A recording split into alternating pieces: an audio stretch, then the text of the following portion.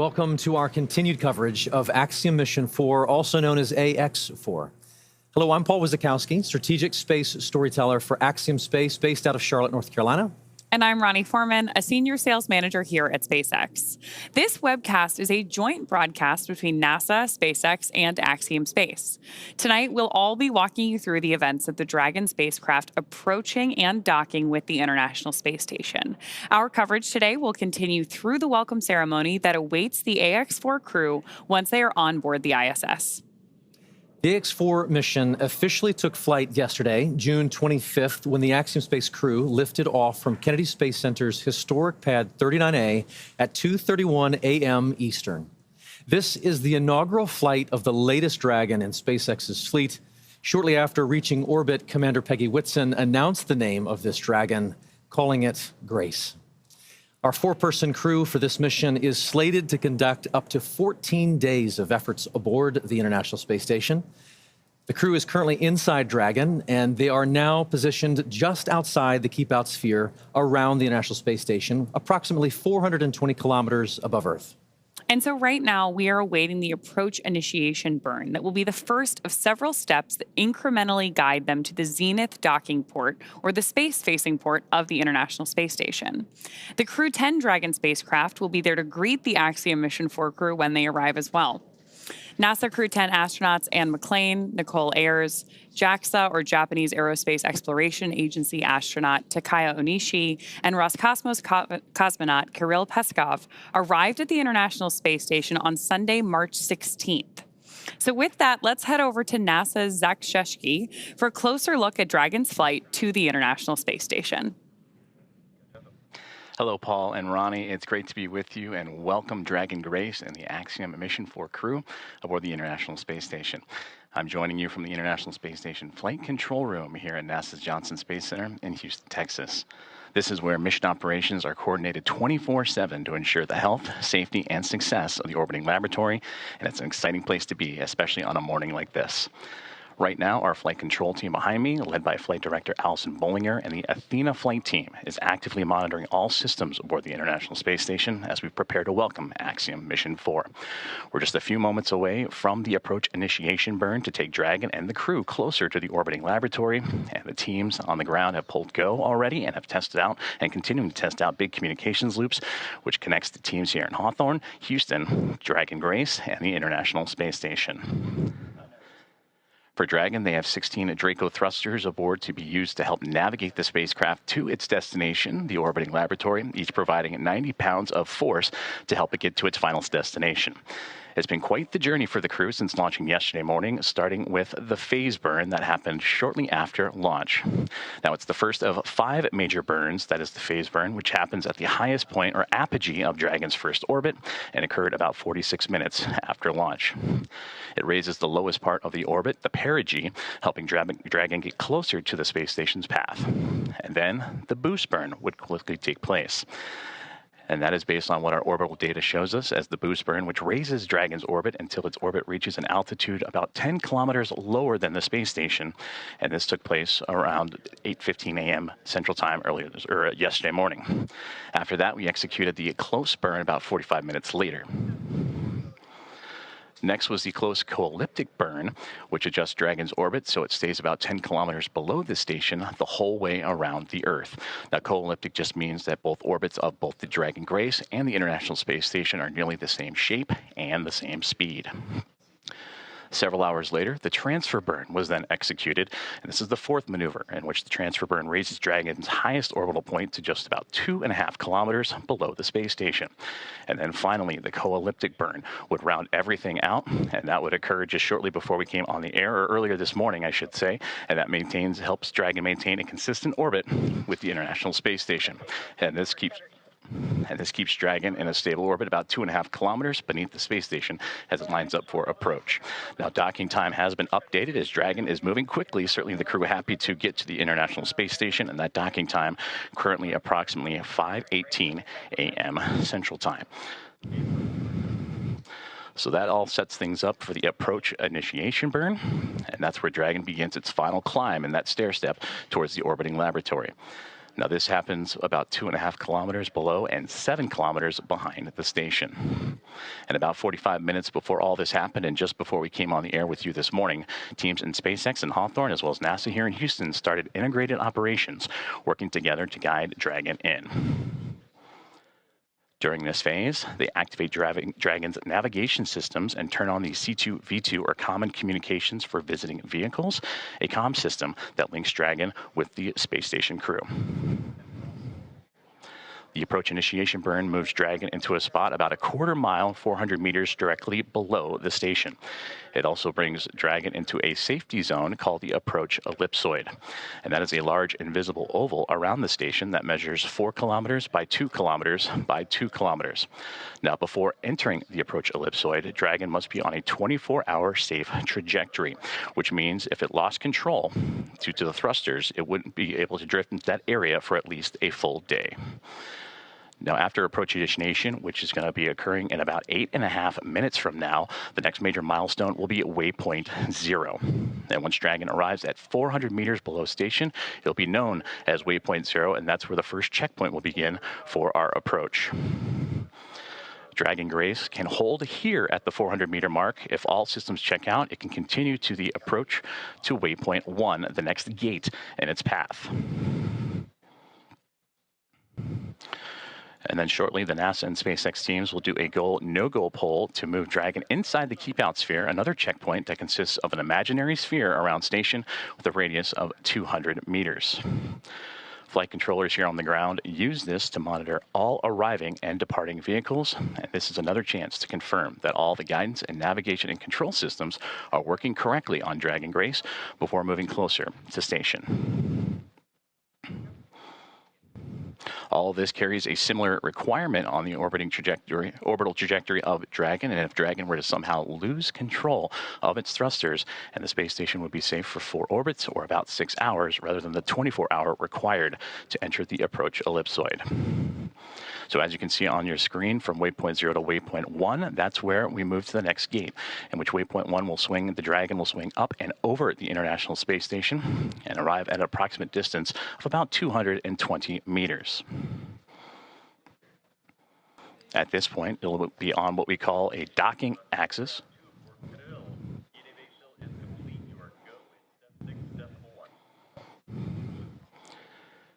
And at this point, it will be on what we call the docking axis, which essentially means it's just directly in front of the docking port for Dragon. And that's where the crew is heading, to the space-facing port of station, the Node 2 Zenith port on the Harmony module.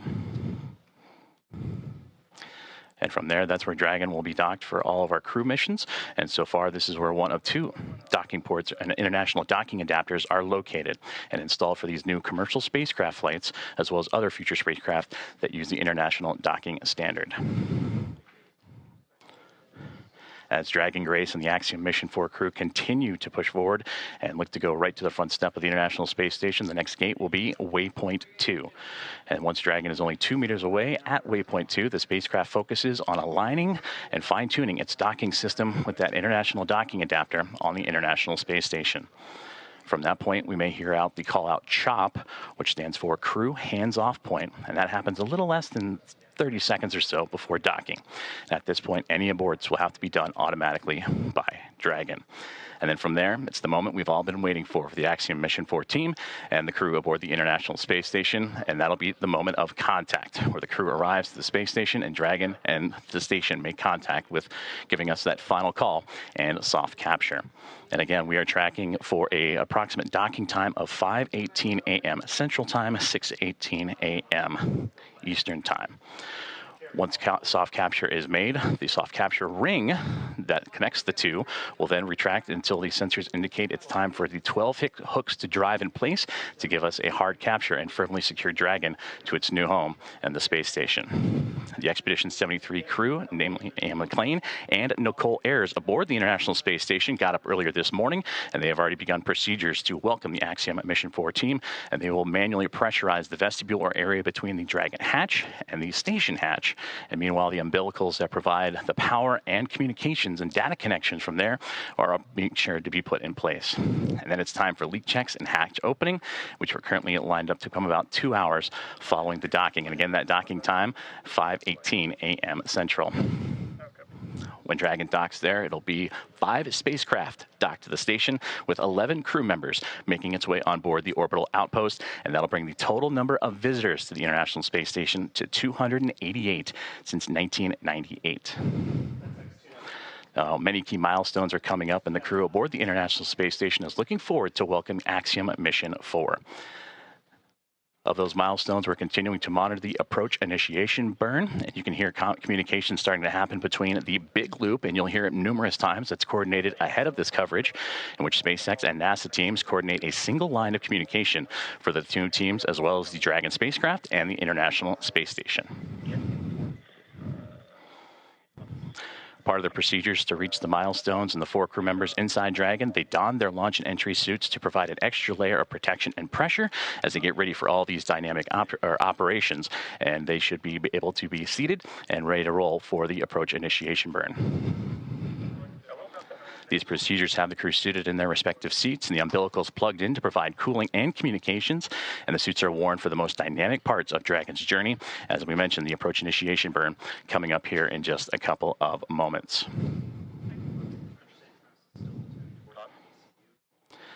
So as we await for the approach initiation burn to be coming in just a couple of moments, let's check back in with our friends in Hawthorne. Thank you, Joseph. As with all things in human spaceflight, every step is methodical and intentional. Reaching the International Space Station is no different. So while we wait for Dragon and the Ax-4 crew's arrival at the space station, let's meet the crew on board.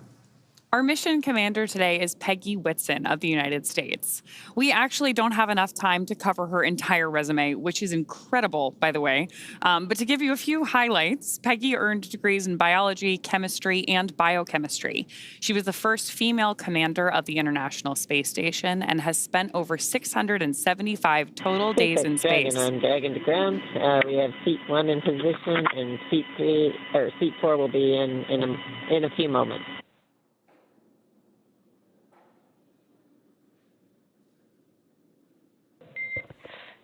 And Peggy, I copy on Dragon to ground. Seat 1 is in position, and seat 4 is almost there. I've got a quick update for you on the big loop configuration. ISS side is troubleshooting some audio packets with the C2V2 unit that's currently active. So I'll get back to you with more words when we have next steps there. Standing by. Thanks for the update. So we were just in the middle of talking about our commander, Peggy Whitson, when we heard her communicating here with our crew operations resource engineer at SpaceX Mission Control, which we hear called out as CORE over the nets.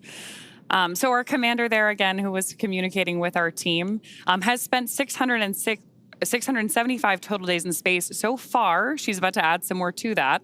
But so far, she has also logged 60 hours across 10 different spacewalks. She's a 2-time commander for Axiom Space, having previously also served aboard Ax-2. She was also just inducted as a member of the 2025 Astronaut Hall of Fame class. So congratulations, Commander Peggy.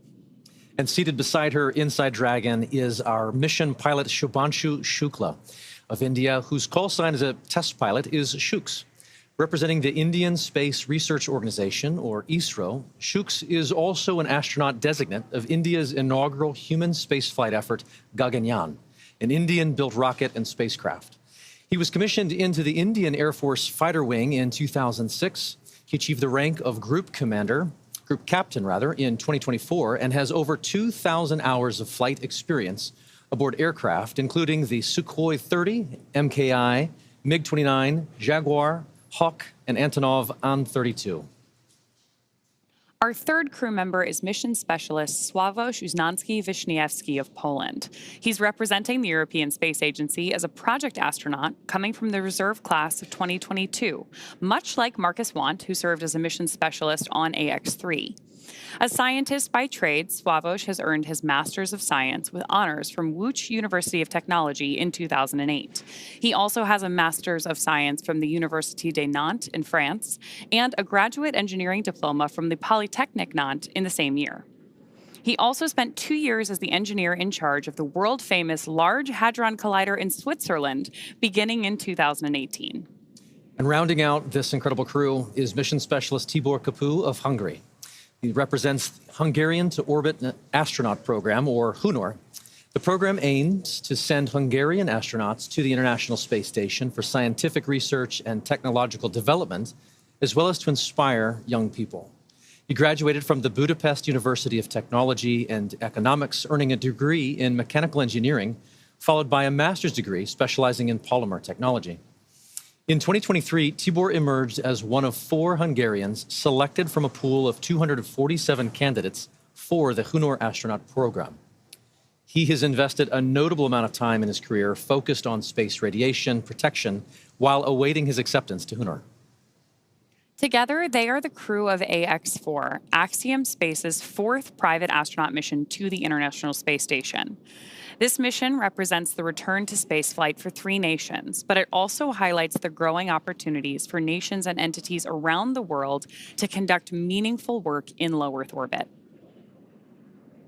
And this is an incredible crew. They have spent 10 months of training together. They reported to Houston last August and have been kind of shepherded through a variety of training efforts since then, all leading up to this moment. It has been truly an honor to see them come from different parts of the world and come together as one team.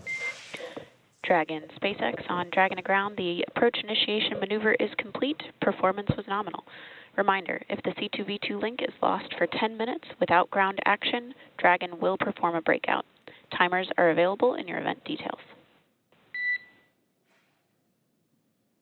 Dragon copies. Good AI, and watch for C2V2 and event details. That's a good copy. And for another status update on C2V2, ISS side is working a swap to C2V2 Bravo unit. Good to hear. Thanks.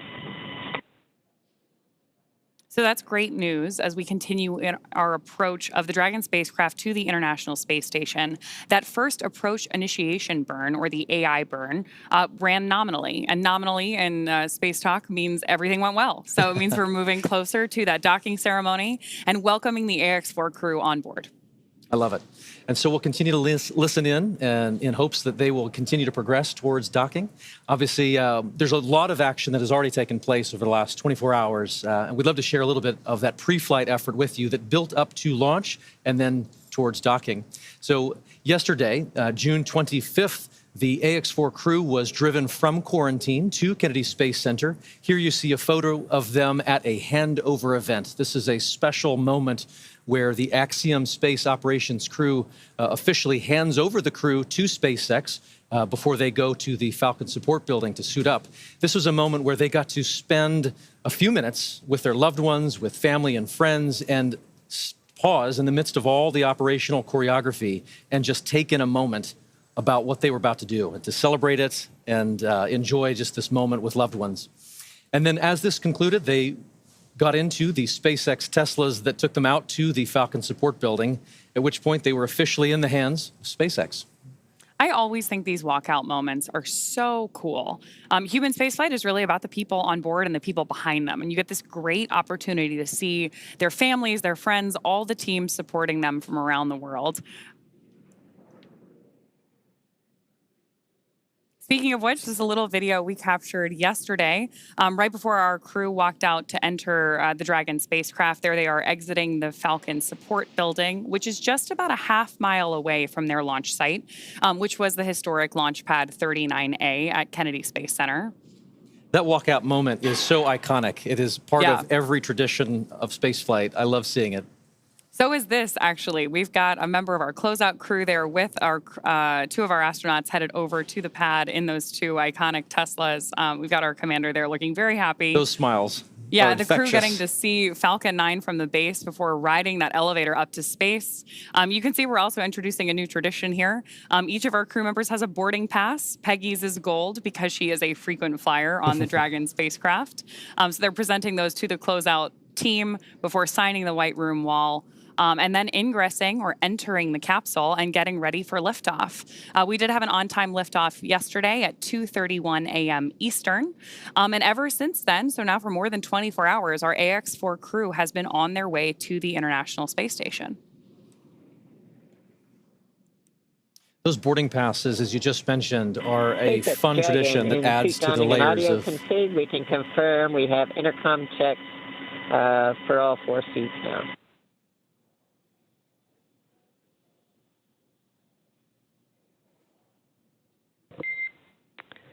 And Peggy, could you repeat your last? Just wanted to verify we had successful intercom checks, step 5.2, and suit donning and audio config. And we're just moving on. Okay, I copy successful intercom checks and suit donning and audio config complete and ready to move on. Good copy. So you'll hear us continue to talk from mission control here at SpaceX and the big loop, right? We've got NASA in the loop now too as we approach the ISS to our crew on board to perform comm And checks. SpaceX Dragon suit donning and audio config is complete for all 4 crew members. And to provide status updates. SpaceX copies. 4.010 suit donning and audio config complete for all 4 crew members. So that's particularly good news for mission control because one of the things that we have our astronauts do anytime we enter a dynamic phase of flight is put on those IVA suits. So when we talk about suit donning, they've been comfortable, right? Like we had those spacesuits on for liftoff, and hopefully we'll have some shots of liftoff from yesterday here for you in a moment. But we put those spacesuits on for liftoff, and then once we're safely in orbit, the astronauts can doff or take those suits off. But now that we're approaching the International Space Station, again, we're going to don the suits, put them back on, because we're moving into that dynamic phase of flight. So we're getting some confirmation there from our crew to mission control that we're moving forward in each of these careful steps, preparing both the capsule and the Ax-4 crew for docking to the ISS. And these are all good call-outs. These Yeah, are what great we need to hear. Yeah. Perfect. I love it. We were talking about ingress just a moment ago. We'd love to show you shots of launch from yesterday. The teams at Kennedy Space Center, the SpaceX teams and the NASA teams, were able to get some great shots of this Falcon 9 and Dragon lifting off. This was also the second liftoff and landing for our booster yesterday, so pretty exciting to see that flight-proven launch vehicle once again flying from 39A. And there you have it, Grace taking to the air for the very first time. That's a good point, Paul. This is our 5th and final Dragon in the fleet, which received its name yesterday from our commander, Peggy Whitson. Great shots of our crew there on their way up to space yesterday.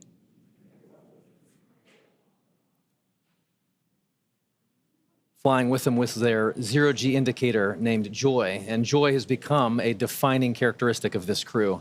As you saw there, the smiles and the joy on the faces of the crew members as they experienced launch, felt that acceleration, and then ultimately the lack of acceleration, the silence of microgravity at the end of all of that ascent.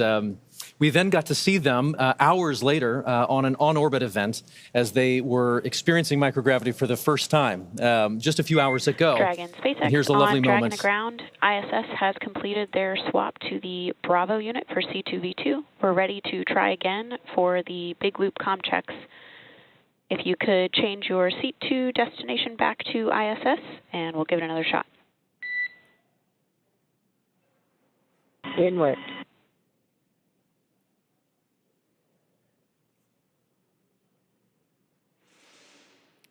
So Joseph mentioned this earlier, but C2V2 stands for Common Communications for Visiting Vehicles. And what we're doing now is that final comm check as Dragon approaches the ISS to make sure that we're ready for our visiting vehicle. Station on the big loop. We are very excited to have you loud and clear, Peggy. And we are excited to hear your voice, and looking forward to seeing you guys shortly. We can't wait to see you either, Peggy. Excited you guys are here. And SpaceX copies Dragon loud and clear on the big loop.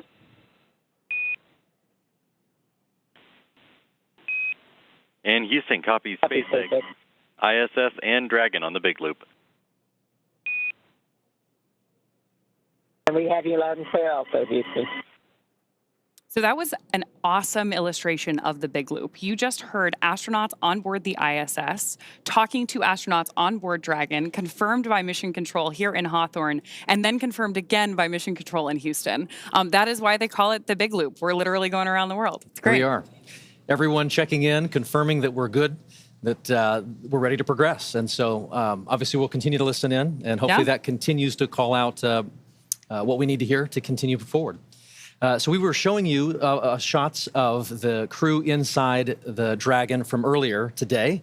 This is the four of them with their spacesuits off, as you mentioned. They doffed the spacesuits. This is in their other attire. And this was each of them taking a moment to speak to their country in their own language, as well as just acknowledge what it was like to see Earth Dragon, for the first time SpaceX out those on windows. the big loop, you are go to begin your suit leak check procedure 4.011. 4.011 is in work.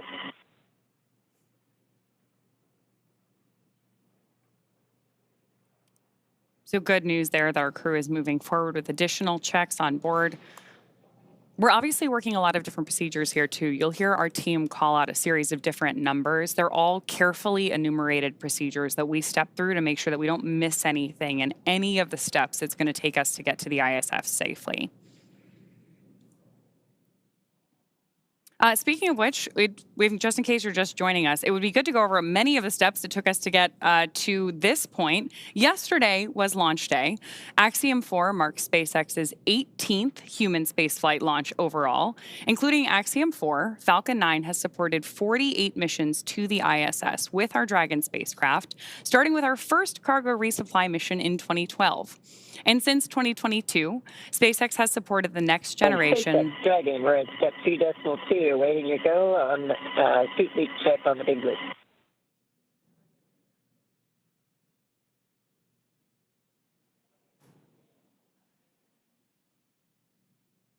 We're moving through that suit leak check procedure now. Dragon, SpaceX on the big loop, you are go to initiate suit leak check. That's in work now.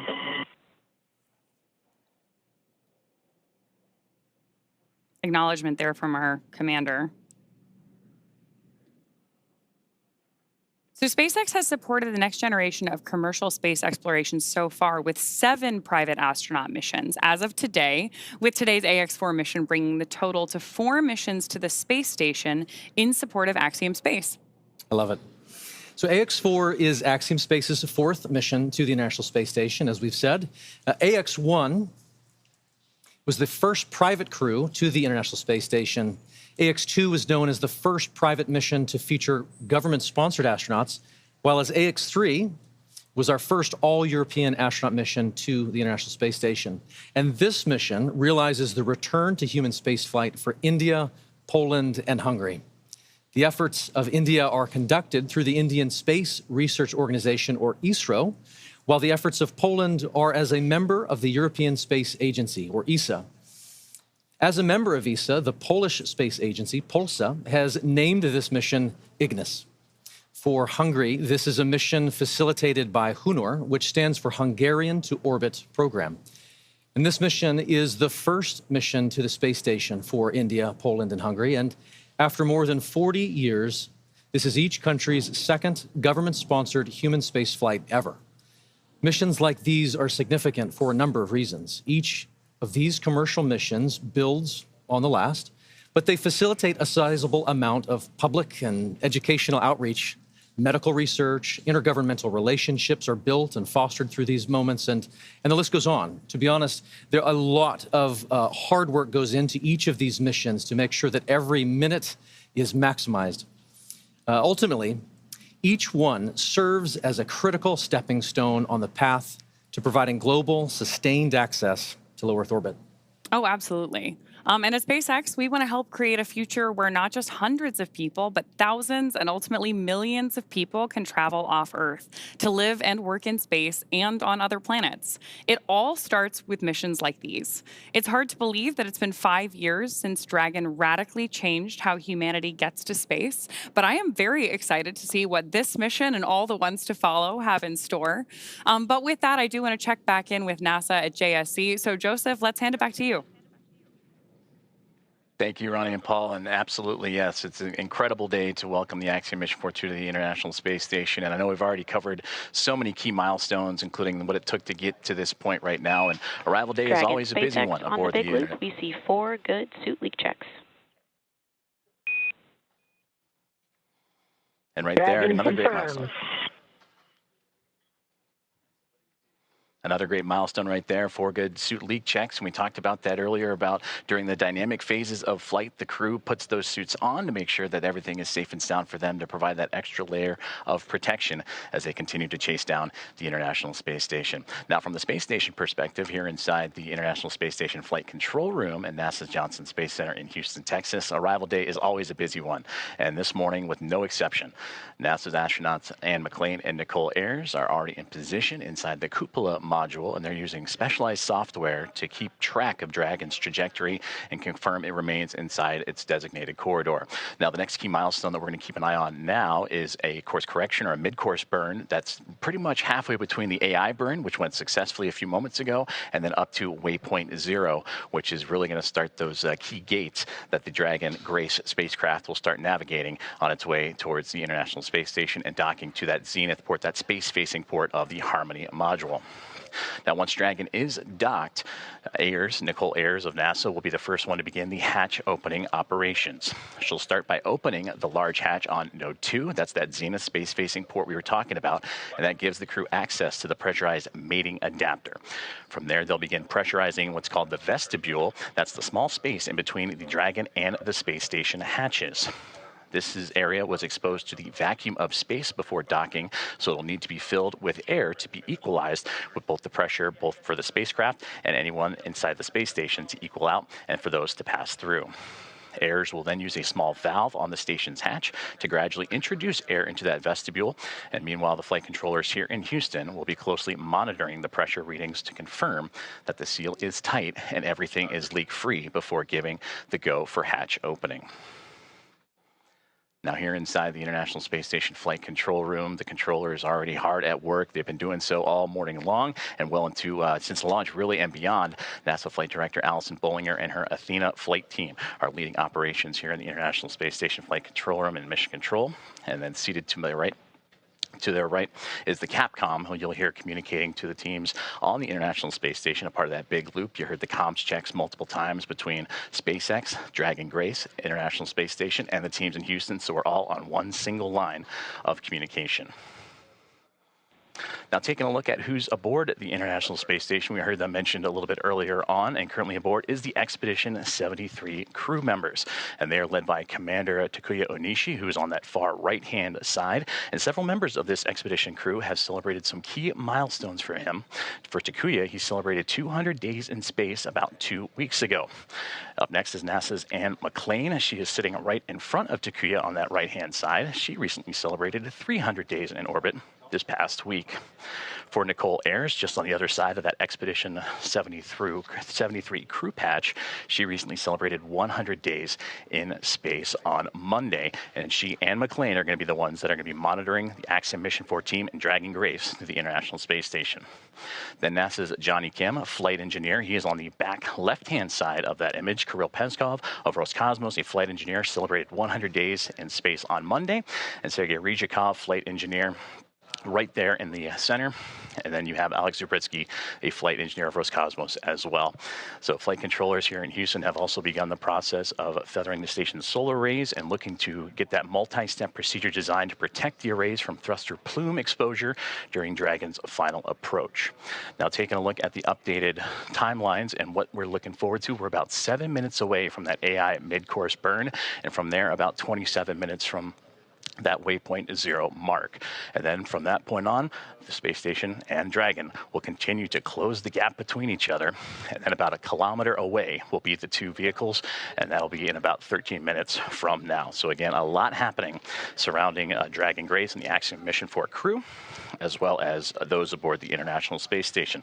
We mentioned earlier that this will become a team of 11 that'll be joined together, and after docking, which right now is continuing to be adjusted, and working closer to about 5:22, approximately 5:22 a.m. Central Time. And then we'll have the hatch opening, which we just walked through the procedures of having to equalize the pressure between Dragon and Space Station so those could pass through. And then we'll have the welcome remarks shortly thereafter. So still a lot of key milestones coming up for everyone on board. But to dive deeper into that that AI mid-course burn, again, that's about the halfway point from the AI burn to waypoint 0, and that gives Dragon the ability to perform a mid-course maneuver, and that will give them to be about 400 meters or so below the International Space Station, and then of course will swing up and over top to then line itself up for waypoint 0, which will be again to the zenith port of the International Space Station. And from there, Dragon will execute a small mid-course maneuver, and that's just to fine-tune its approach and bring it to about that 400-meter mark and get ready for the remainder of its gates and those checkpoints it has to come to for the International Space Station and Dragon to eventually meet up. Now, about 90 minutes ahead of docking, attitude control of the International Space Station will be handed over to the Russian thruster system, giving the station a finer point capability as Dragon closes in. We're looking forward to welcoming the Axiom Mission 4 astronauts aboard the International Space Station. Now, as we continue to get ready for that approach initiation burn, or that mid-course burn in about 5 minutes or so, we're going to continue to check in with our teams in Hawthorne and here on the ground in Houston. As you can see right there, the process that it took for Dragon to get to the International Space Station, starting about 45 minutes after launch yesterday with the phase burn, and then that stair-step approach to get to the front door of the International Space Station with those 5 key burns leading into the approach initiation. Now, all teams on board the International Space Station have been up and at it early this morning. We talked about the roles for Nicole Ayers as well as Ann McLean getting ready to welcome the Axiom Mission 4 team. You heard the great communications between the two already as they're eager and anxious to welcome Peggy Whitson, the former NASA astronaut and commander of Axiom Mission 4. She continues her record-setting mark as the most experienced astronaut, American astronaut in the history.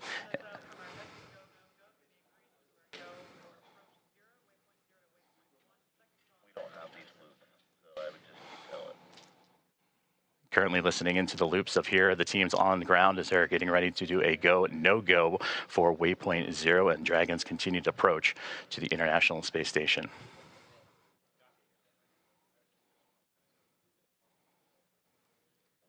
We have no views, so you're going to have to keep tap dancing, and we don't have these loops in our broadcast, so you're pausing. There's no loops broadcast. As we continue to follow along and continuing to tune in, we take momentary pauses just to listen into both the big loop of communications as well as the communications here in Houston and in SpaceX. As again, the team's pulling a go, no go for the International Space Station side of things to get ready for Dragon's arrival to the International Space Station. As I mentioned, once the mid-course maneuver is complete, it's then on to waypoint 0 and getting them to that 400-meter mark. And hopefully we can take a look at a little bit of that graphic of what's to come for the Dragon Grace and the team aboard Axiom Mission 4.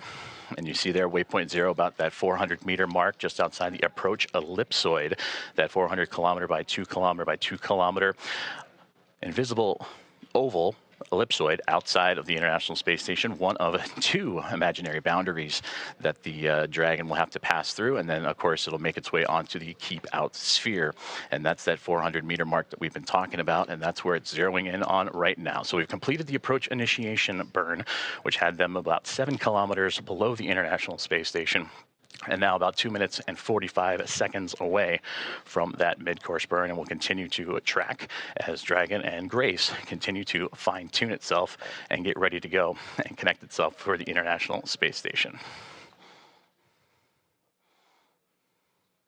Now, of course, before Dragon is given permission to move inside the approach ellipsoid, the spacecraft configured to be known as what is a 24-hour safe trajectory.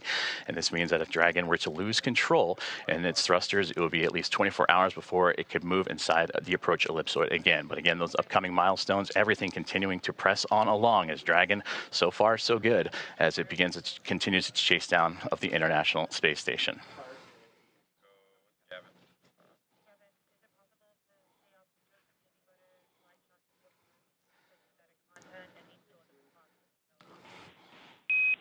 Now this maneuver continues on the big loop.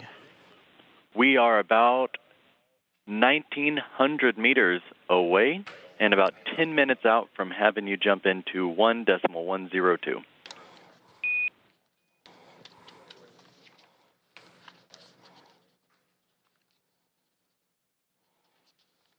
Great call outs there, as you heard the team saying, about 1,900 meters away, that separates the Dragon Grace spacecraft and the International Space Station.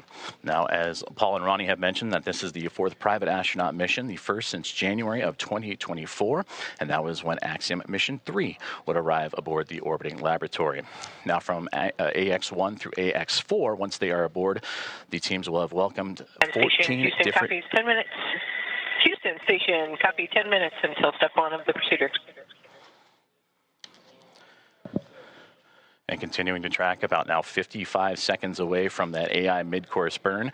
And was saying from AX-1 through AX-4, the International Space Station will have welcomed 14 different private astronaut crew members representing 11 different nations, and showcasing again how private astronaut missions truly expand access to the space station for more nations, people, and opportunities. And we'll continue to tune into all of the loops here inside of the International Space Station Flight Control Room as we await the AI mid-course burn. And now standing about 20 seconds away as it continues to fine-tune, Dragon Grace continues to fine-tune its path towards the International Space Station.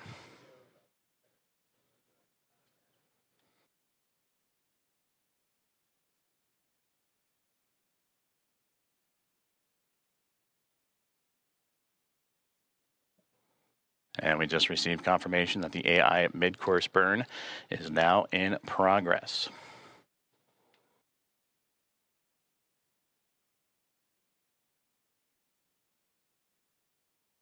And again, this is done about halfway from our starting point, which was the approach initiation burn, and that'll get Dragon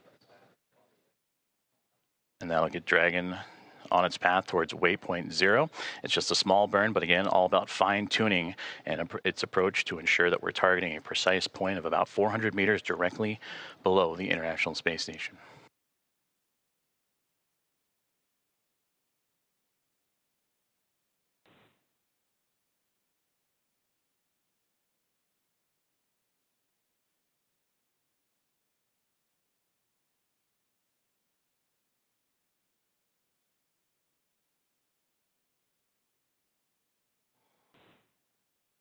As you can see on your screen, the team on the right-hand side is those working and monitoring the AI mid-course burn, as well as the teams on the left.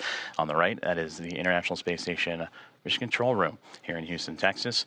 And on the left-hand side, the SpaceX teams and their Mission Control Room in Hawthorne, California, as we continue to follow along with the AI mid-course burn, now a little over a minute and 20 seconds in.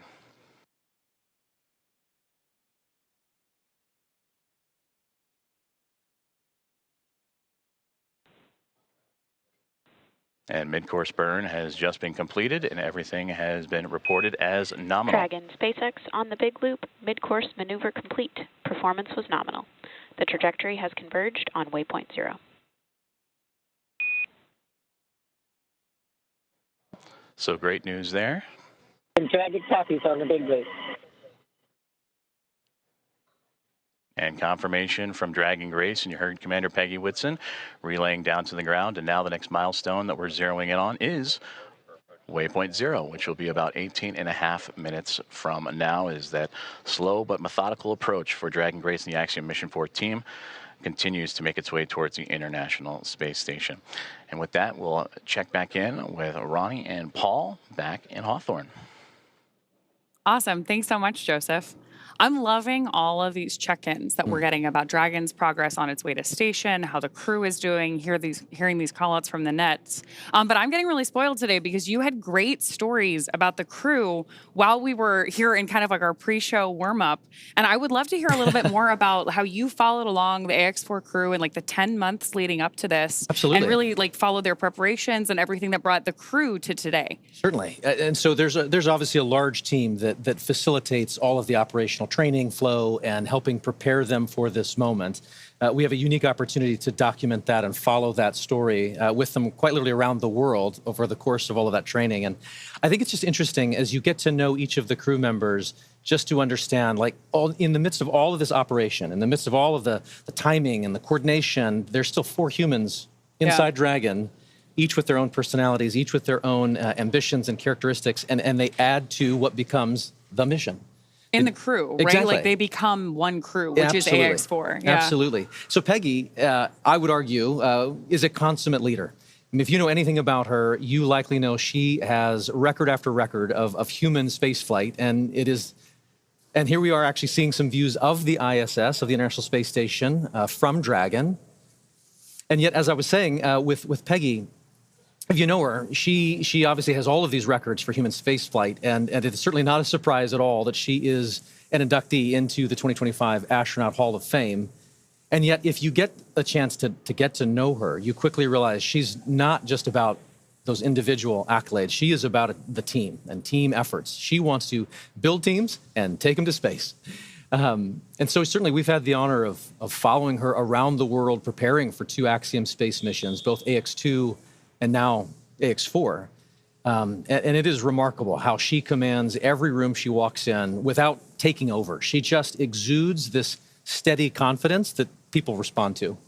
Speaking of how she is commanding the capsule, we just had a great shot of her inside of the Dragon spacecraft, looking up at those touchscreen displays. And so we're going to keep bringing you views like the one we have on your screen right now of the International Space Station whenever we have ground station coverage. When we have good views, we'll obviously share them with you. This one is particularly cool because we're watching the International Space Station come into focus through a camera that is under Dragon's nose cone. So right after we got through launch and orbital insertion yesterday, we deployed the nose cone and exposed those docking hooks that we're going to use for the hard capture. Station Houston on the Big Loop. Dragon range is approximately 1,000 meters. Monitor long-range approach per steps 1 to 4 in 1.102. Dragon approach and retreat monitoring. ISS crew is now primed for vehicle approach monitoring.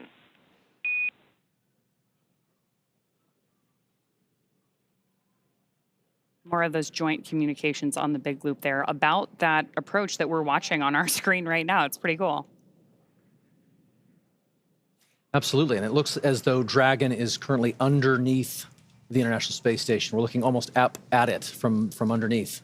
Yeah, and we had those great graphics earlier that showed how we're balancing this really careful geometry and approaching each step with these methodical burns.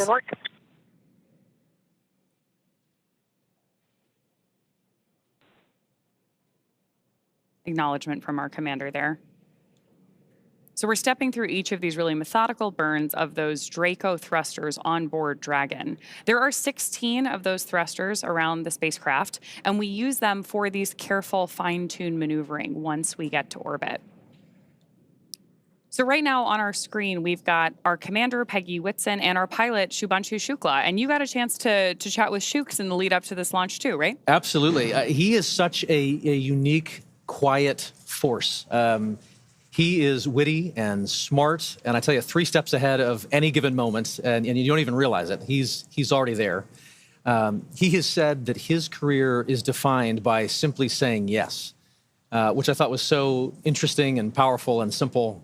I mean, effectively, he was saying that every opportunity, whether it was to get a chance to learn to fly or join the military or even pursue this mission, he simply said yes. And in doing so, he walked through the door and made the most of it.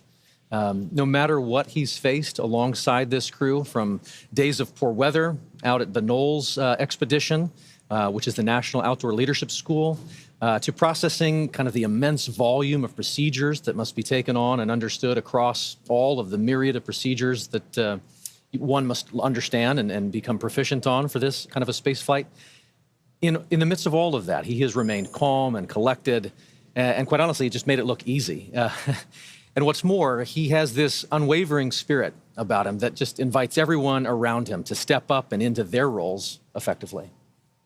It's awesome to hear these stories about the way this crew really came together and everything that brought them to the mission today. For those of you who are just joining us, we have some great graphics along the base of your screen to help you follow along the mission the same way that we have been eagerly following it for the last several weeks, really, in the lead up to today. So along the bottom left-hand corner, we've got some telemetry on where our Dragon spacecraft is, including its speed and altitude. And then on the bottom right-hand corner of the screen, you actually see our location around the Earth.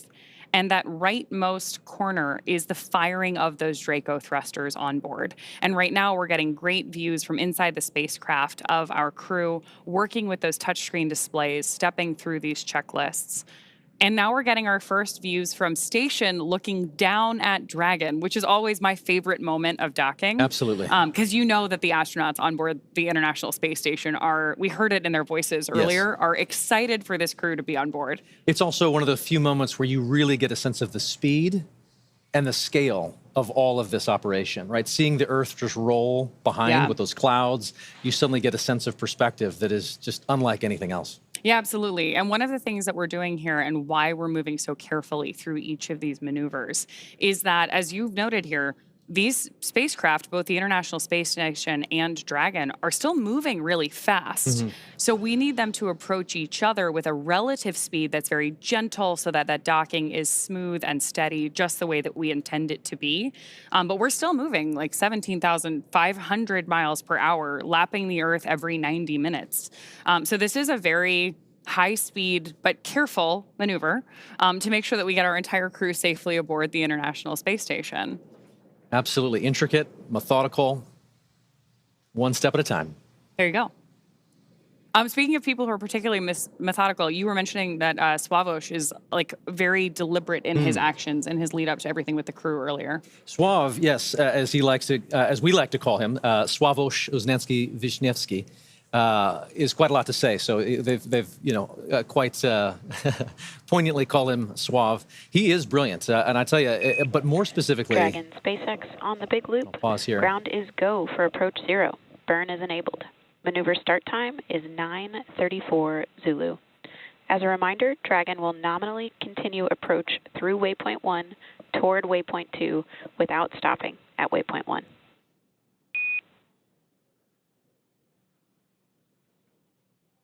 And there we have another. Dragon copies all, and we're go for the approach as well. Another call out between Core and our commander, acknowledged by Commander Peggy Whitson. And that was a cool call out too, because we told the crew that we're going to move right through waypoint 1. Each of those waypoints are an opportunity for us to pause and make sure that everything's going well. So that means that everything's really going on track, right? We're ready to move into this next process of approaching the station. So we were talking about Sław, and just to finish that thought, I have often described him as somebody who is brilliant, but more specifically, he is curious. Sławomir is certainly one who is genuinely in pursuit of knowledge and understanding. I've actually never seen him to shy away from asking the next question. Throughout all the training, you can expect him to raise a hand and lean in, and everyone else does as a result. I mean, you just kind of get pulled into that earnest pursuit of knowledge, and he wraps it all up in a pretty good charm. He's exciting to learn beside. You know, I for one found myself wanting to lean in and learn alongside him as an outsider here. But his curiosity is probably matched only by his love for exploration and being out in the unknown. Like from sailing to hiking to kind of peering over that next ridge, he is one who is constantly seeking and experiencing something new.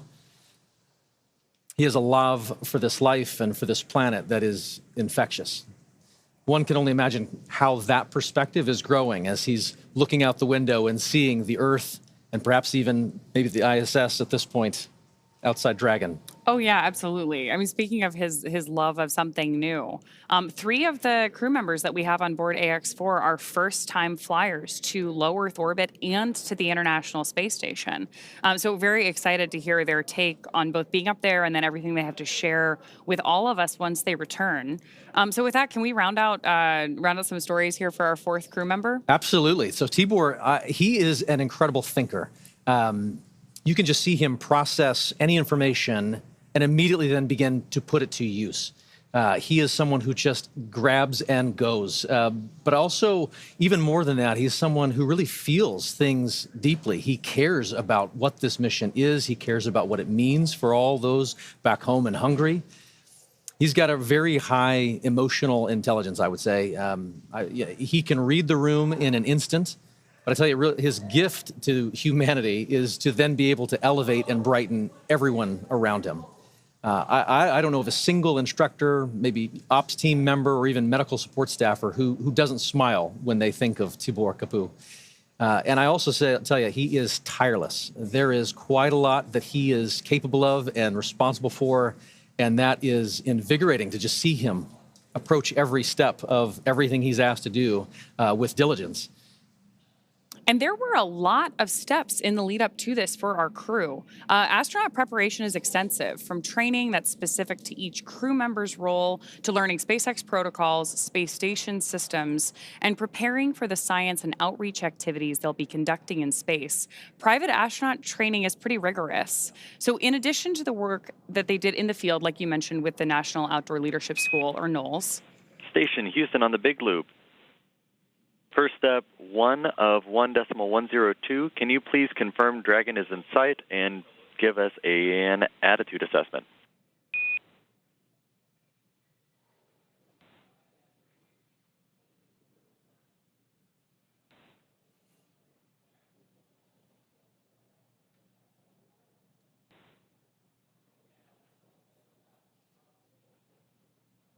So we are standing by for that update there on the attitude of the spacecraft. Attitude, when we're talking about space travel, means the position of the spacecraft. So with that, I do want to bring it back to the training, because this crew on board Ax-4 spent 35 days training inside Dragon. To prepare them for flight, our teams at SpaceX spent the last several months teaching the crew about orbital mechanics and how to live inside the Dragon spacecraft.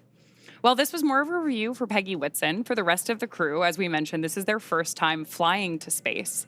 Our training program includes nearly 100 different lessons covering all aspects of the flight. The crew spent time inside our Dragon training spacecraft to run simulations of ascent, space station rendezvous, which we are doing right now, and reentry. And they also spent time at the launch pad in our suit-up room and working through emergency procedures that would be necessary in the unlikely event of a pad abort. And in addition to the critical training from SpaceX associated with... on the Big Loop, com check. Houston reads you loud and clear.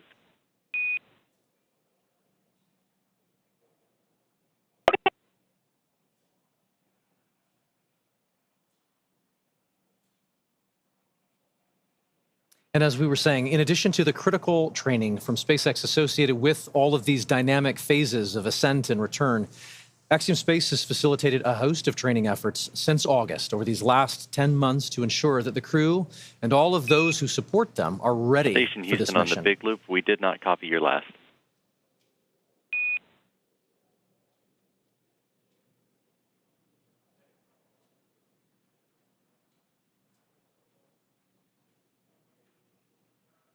Houston Station on the Big Loop. We have Dragon in sight, and attitude looks nominal. Houston copies. That's a good report. That is a great report. It's always nice to hear those confirmations, especially across the Big Loop, because we are coordinating so many teams for missions like this. Absolutely.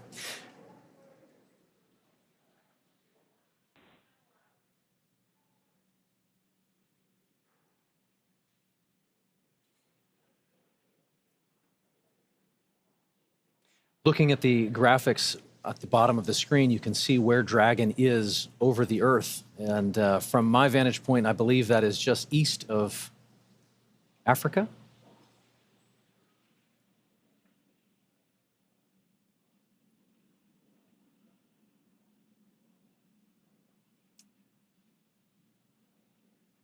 I think one of the things that's the most striking to me is that as we watch all these different visuals come into play, which again, we are bringing you whenever we have them. So when we've got good views, we're sharing them with you. We're really seeing how quickly Dragon is approaching the station.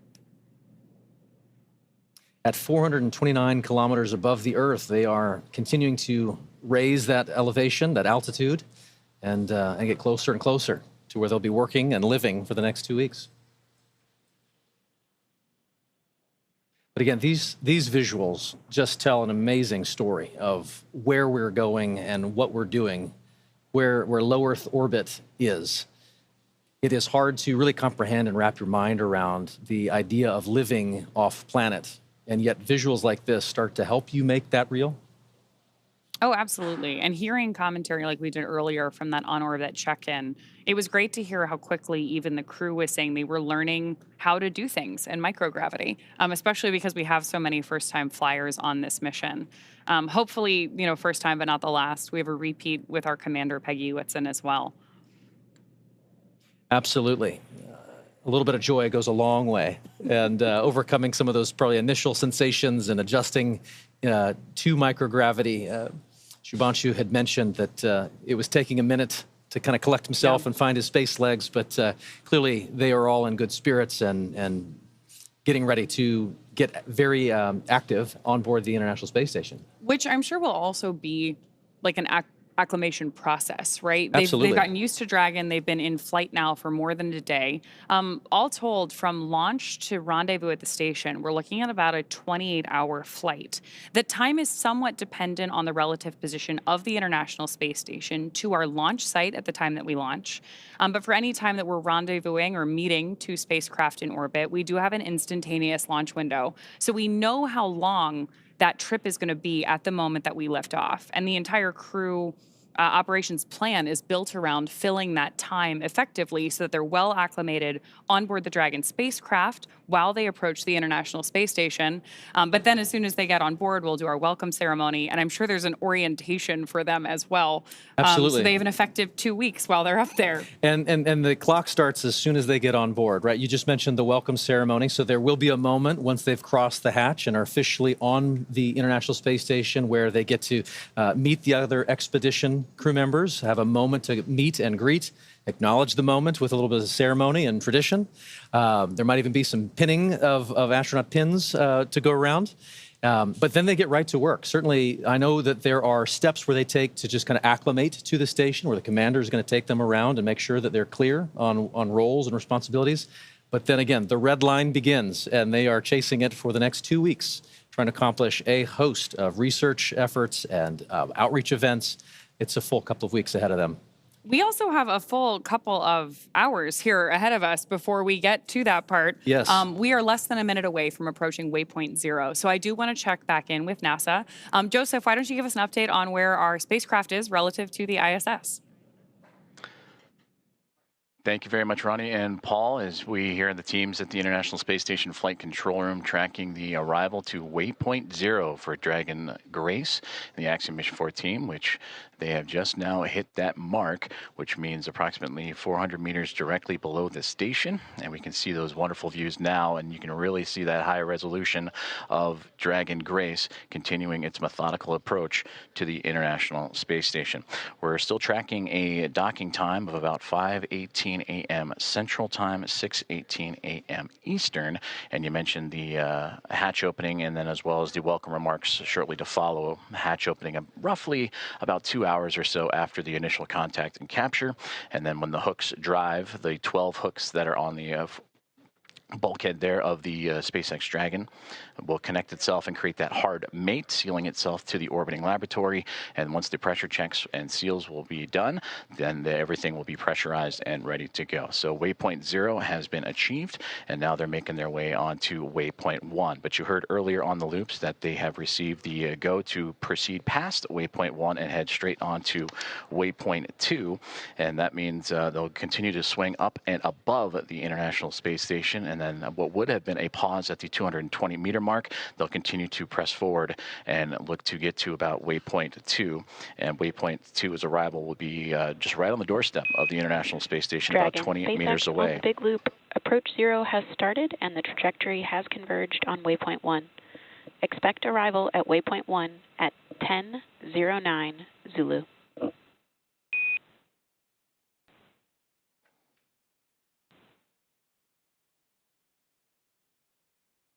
Expecting arrival at waypoint 1 at 10:09 Zulu.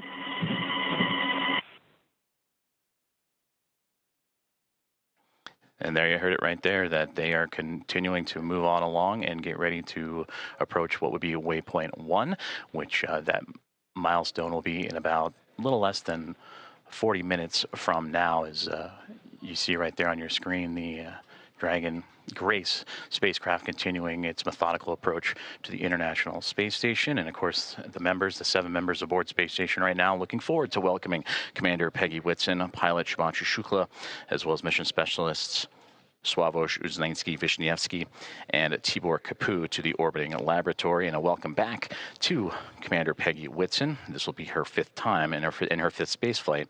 All of her space flights, what are the previous 3 with NASA and now 2 with Axiom Space, all key components and key missions involving the International Space Station.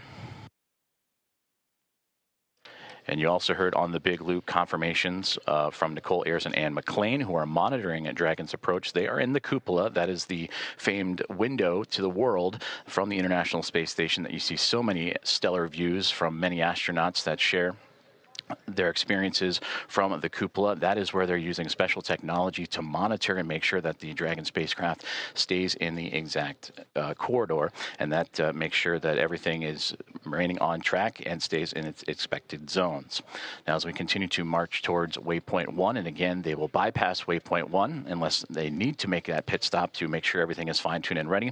Once Dragon continues through waypoint 1, waypoint 2, and then eventual capture, Nicole Ayers will be the primed NASA astronaut to start the hatch opening process. And that'll begin by opening the large hatch on the Node 2 Zenith port. That is the port facing outer space, and that gives them access to the pressurized mating adapter. And there, Ayers and McLean and company will then move in and make sure that everything is sealed up once checks have been done and the relative dampening motion has been removed between Dragon and its connection to the International Space Station. And Ayers will pressurize the vestibule, and that is the small space between the hatches of the Dragon spacecraft and the space station. Now, that vestibule has been exposed to the vacuum of space, and that was all due to prior to docking. So the crew will need to fill it with air to make sure its pressure is nearly equal with the atmospheric pressure on Dragon and in the station. That pressure, similar to what we experience here on Earth at sea level, about 14 psi is what they need to bring it up to, again, from the vacuum of space. And that's where Ayers will use a small valve on that station's hatch to slowly introduce the air into the vestibule. And flight controllers here in Houston will monitor and verify that pressure readings, and everything is making sure to be leak-free before we get ready to open up the hatches. As you can see, Space Dragon Grace making its way with the nose cone open, and you can see that strobe in the middle. And it's always fascinating to watch. Now during an orbital daytime, you can see the sun shining brightly on the spacecraft and the thrusters firing, and you can follow along in that bottom right-hand corner which thrusters are being activated again to fine-tune Dragon's path to the International Space Station. But seeing that strobe, always fun when it illuminates from the Dragon perspective on the International Space Station, and we may get some of those great views closer to docking. And again, that docking time tracking closer to 5:18 a.m. Central Time, 6:18 a.m. Eastern, and that is where the soft capture will connect, and then the hooks will drive. The 12 hooks in 2 sets of 6 will drive and form the hard mate and bring Dragon and the space station closer together before the leak checks, the umbilicals for communication and power. Everything will be connected, and then the pressurization of that vestibule from NASA astronaut Nicole Ayers and team will begin.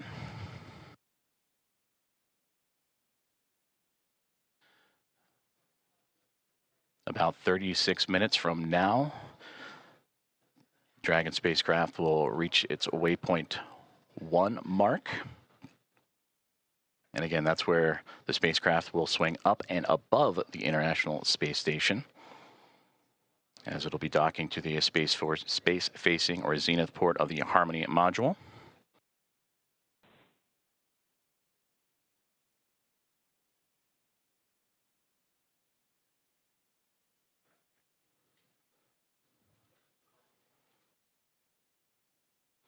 see great views Stand again station of on the Dragon. big loop per block Bravo. Dragon attitude is as expected. Houston copies. Thank you.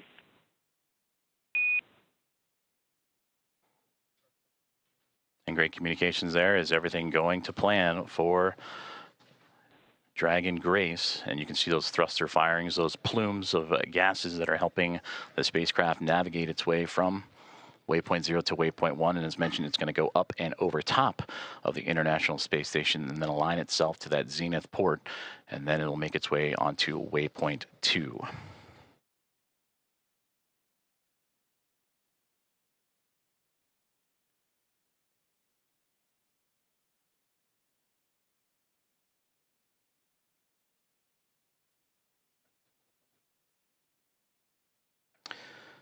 As mentioned previously, all visiting vehicles that arrive to the International Space Station take this phased approach when going to the orbiting laboratory, stopping at those predetermined gates. And that's for teams here on the ground, both in SpaceX and in Houston, to run quick checks on vehicle performance before approaching the laboratory.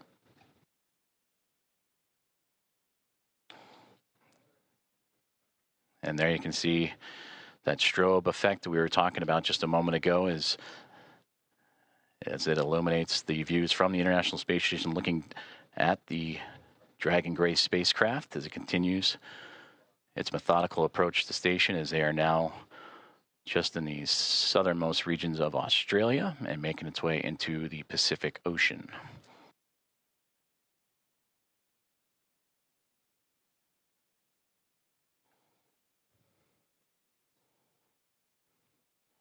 Both Dragon and Station just began an orbital nighttime period, so we'll continue to lean on that strobe effect on the spacecraft to follow along.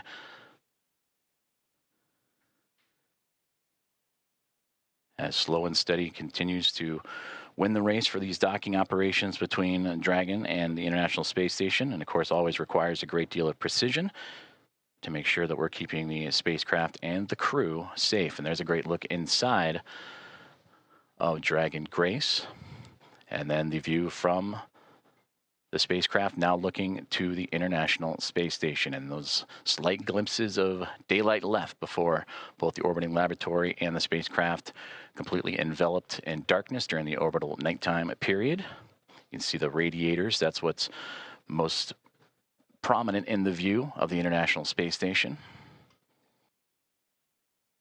And at the very top of this view of the International Space Station, you can see what was Dragon Endurance. That is the Dragon spacecraft vehicle that Crew 10 took to the International Space Station back in March.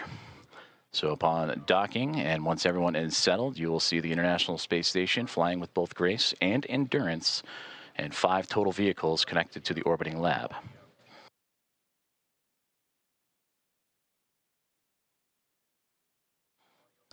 View inside of the Dragon spacecraft, and you see from just over the shoulder of Peggy Whitson and Shubhanshu Shukla, the commander and pilot, as they are continuing to monitor the progress of the spacecraft. And there, the final faint views of the International Space Station before the orbital nighttime period. And as mentioned, these two chasing each other just off the southeast coast of Australia as we speak.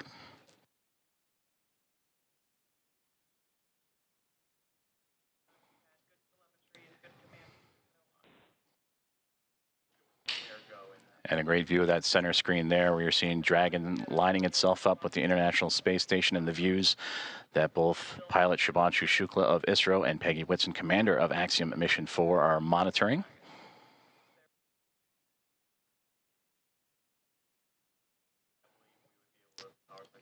Now approaching about 31 minutes until we reach waypoint 1.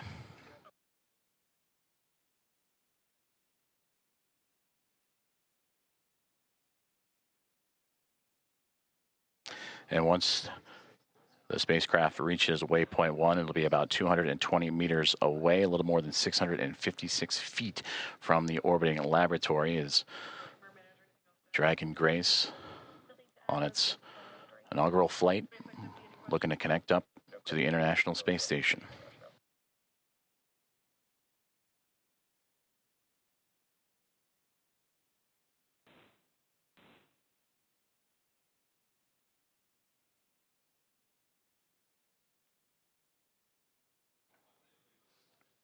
Before we reach waypoint 1, which will be in about 30 minutes from now, the teams here on the ground, about 10 minutes outside of that milestone, will conduct a go, no-go poll, which we've been talking about throughout today's broadcast, just that step-by-step process, that slow and steady methodical maneuvering of the spacecraft to connect to the orbiting laboratory.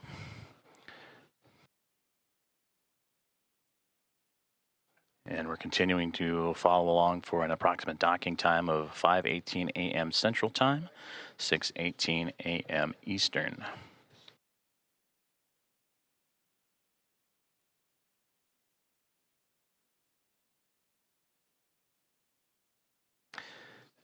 And the only light you're seeing from that shot was bouncing off of the International Space Station and what it provided, but now inside Dragon Grace and its Axiom Mission 4 crew of Peggy Whitson, commander, Shubhanshu Shukla, pilot. That's who you see in the field of view there, just that over-the-shoulder shot as they monitor Dragon's maneuvering towards the space station, but also joined alongside by mission specialist Sławomir Uznański-Wiśniewski and Tibor Kapu, respectively, of ESA and Hunor.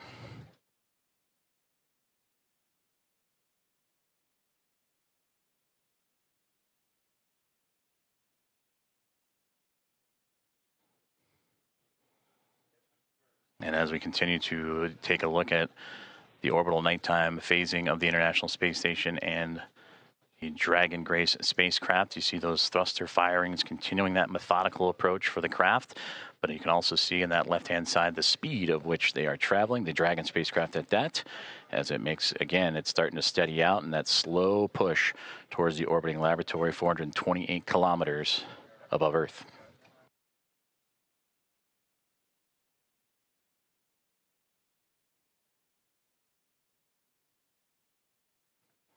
Once aboard the orbiting laboratory, the Axiom Mission 4 crew will participate in about 60 research investigations representing 31 countries, and more than 24 of those experiments supported by the ISS National Laboratory.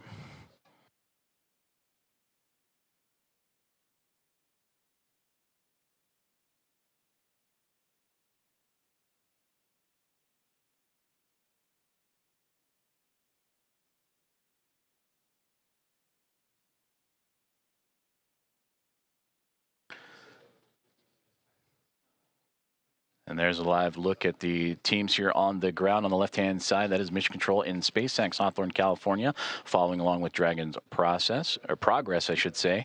And on the right-hand side, it looks to be Axiom Space here in Houston, just down the road from Johnson Space Center, NASA's Johnson Space Center, where we are located. And the International Space Station Flight Control Room, all three teams working together in integrated operations. That began just before we went live for today's broadcast. We're all three monitoring the progress of the Dragon spacecraft to the International Space Station. And you've been hearing communications on what is the big loop, which is that single line of comms that allow for the Dragon spacecraft and Grace to communicate with the International Space Station, but also for the teams on the ground here in Houston and in California and Hawthorne, all to communicate together. So everybody on the same page as the spacecraft continues its push towards the orbiting lab.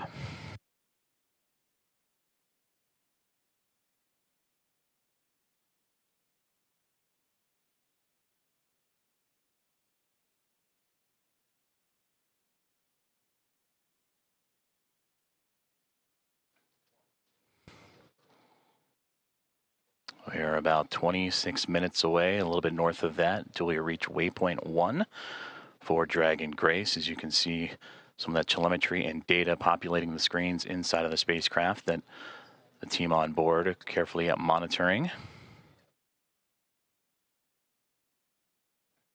And this is the view from the Dragon spacecraft looking up at the International Space Station as these two now making their way into the southernmost regions of the Pacific Ocean, having just passed underneath the south and then the southeast of Australia. They will continue into an orbital nighttime period until they reach roughly about the east coast of North America, and then you'll get some of those great views of the sunlight radiating over top of both of the craft.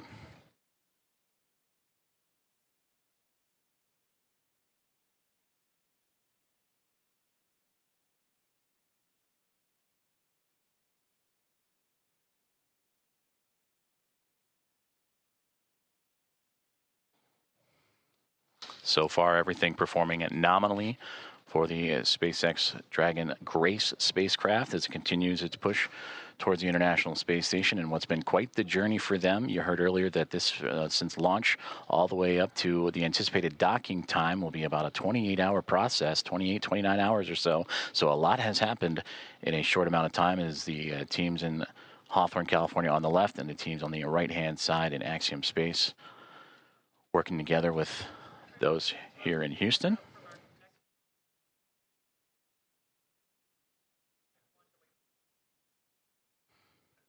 And those teams right now communicating with each other on those internal communications loops that we monitor and follow along with as they now prepare the teams for waypoint 1 about 24 minutes from now. The go no go for that will be in about 15 minutes or so. And we'll keep an ear out for those comms as, again, Dragon starting to slow down its approach towards the International Space Station, a very methodical journey. That all started shortly after launch, what was yesterday morning at 1:31 a.m. Central Time, 2:31 a.m. Eastern. That saw the Axiom Mission 4 team reach orbit and begin its journey to track down the International Space Station, the 4th private astronaut mission and the first since January of 2024, when Axiom Mission 3 would join the expedition aboard the orbiting laboratory.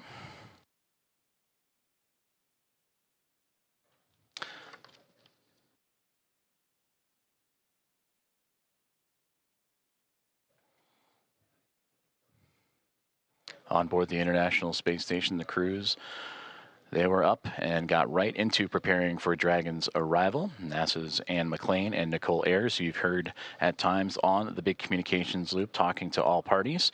They are in the station's cupola using specialized software to track Dragon's approach and making sure it stays in the expected zones with that orbital nighttime currently enveloping the station and the Dragon spacecraft.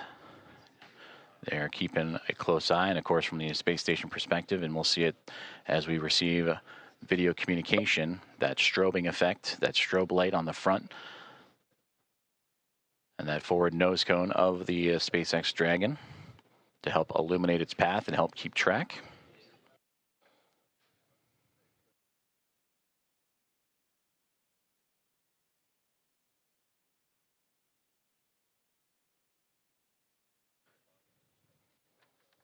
Earlier, we also received that as the Dragon spacecraft makes its way towards waypoint 1 about 22 minutes from now, that the teams on the ground were looking to bypass this milestone, but will again do a go, no go poll, make sure everything looks exactly as it should before allowing that bypass of the spacecraft, and then its maneuver up and over top of the International Space Station, and then proceeding onto waypoint 2.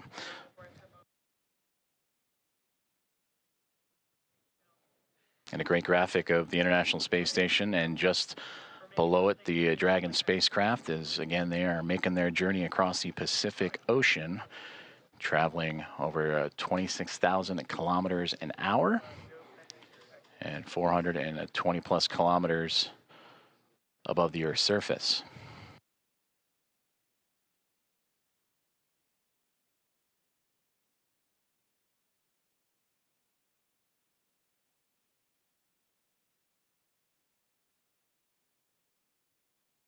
We've been talking about that methodical approach for the Dragon spacecraft that started immediately, or 45 minutes or so immediately after launch yesterday morning, in which they would execute a series of burns from the phase burn to the boost burn, co-elliptic, or close burn, transfer, and co-elliptic burn. Those 5 burns allow for the stair-stepping of Dragon to climb up in altitude, but also to close the gap, the distance between the International Space Station and the spacecraft itself.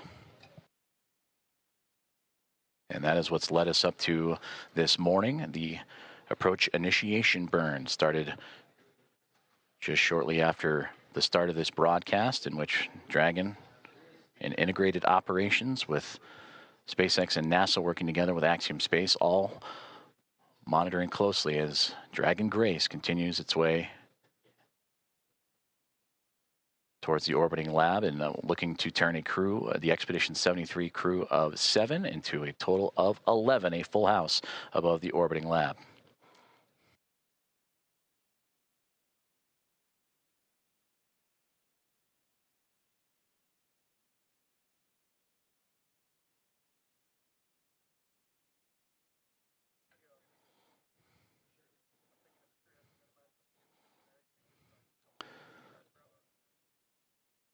Now inside 20 minutes to the waypoint 1 arrival.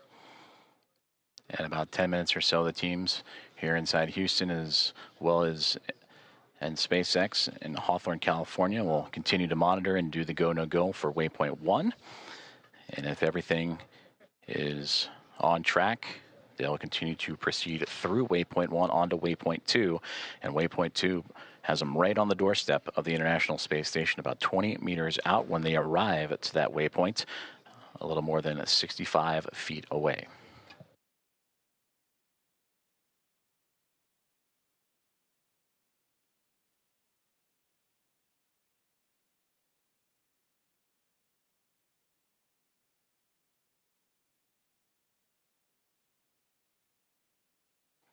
If you are just joining us, we are continuing to follow along the progress of Axiom Mission 4 and the 4 astronauts aboard, Commander Peggy Whitson, pilot Shubhanshu Shukla, and mission specialists Sławomir Uznański-Wiśniewski and Tibor Kapu, the 4th private astronaut mission and the first since January 2024 to make its way towards the International Space Station, in which they will spend approximately 2 weeks doing research investigations and outreach activities, expanding commercial space.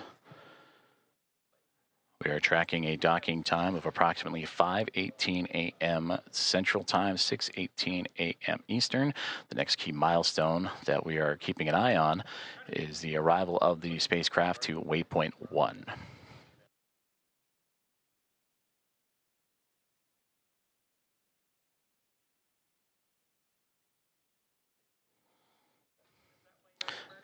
And to gain perspective, waypoint 1 will be about 220 meters away between the Dragon spacecraft and the International Space Station. And that's the second checkpoint. They have already reached waypoint 0 to begin this process. Waypoint 0, waypoint 1, and then on to waypoint 2, which we mentioned is about 20 meters away.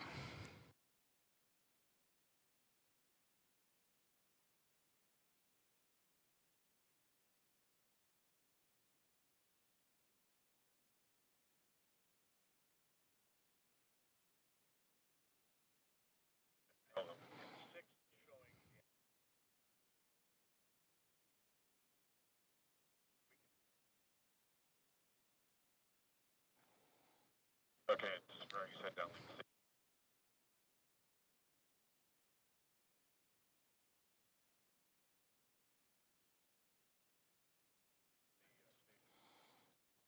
Great views there from the International Space Station, looking at the Dragon Grace spacecraft, that strobe light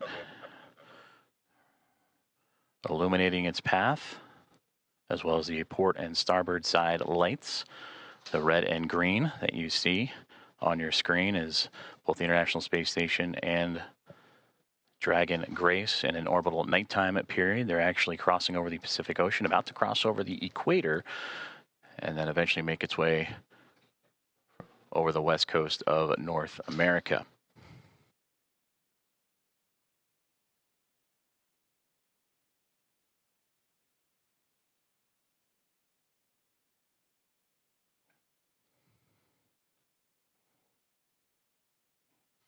We'll start to see the spacecraft and the International Space Station once again become illuminated with an orbital sunrise. In a few more moments, that'll occur as they continue their journey over the Pacific Ocean. And for the Dragon spacecraft, approaching waypoint 1, now about 15 minutes from that point.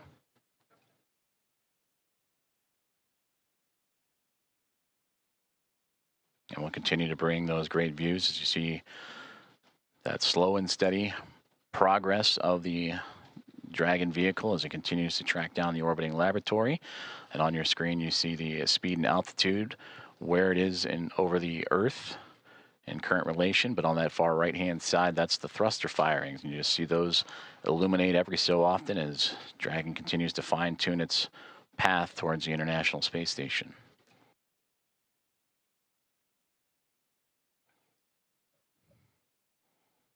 And this mission since launch approaching now 1 day, 3 hours or 3.5 hours of time. That's the time you see in the middle there, the T plus. 1 day, 3 hours, 28 minutes and 40 plus seconds. As the crew aboard, anxious and ready to join the Expedition 73 crew aboard the International Space Station. And as we take a look at those crew members and introduce them to you, that'll welcome the Axiom Mission 4 team. They are led by Commander Takuya Onishi of JAXA, the Japan Aerospace Exploration Agency, who just recently celebrated about 2 weeks ago his 200 days in space. Anne McLean, NASA flight engineer, will be there as well. Her and Nicole Ayers, the two NASA astronauts monitoring Dragon's approach to the International Space Station. For McLean, celebrating 300 days in space last week. And for Nicole Ayers, this past Monday, celebrated 100 days in microgravity. They're also joined by NASA astronaut Johnny Kim, flight engineer, and Roscosmos cosmonauts Kirill Peskov. For Peskov, he would also celebrate 100 days this past Monday as a part of the Crew at 10 team. And then Roscosmos cosmonauts Sergei Ryzhikov and Alexei Zubritsky also joining the cadre of 7 astronauts and cosmonauts aboard the International Space Station.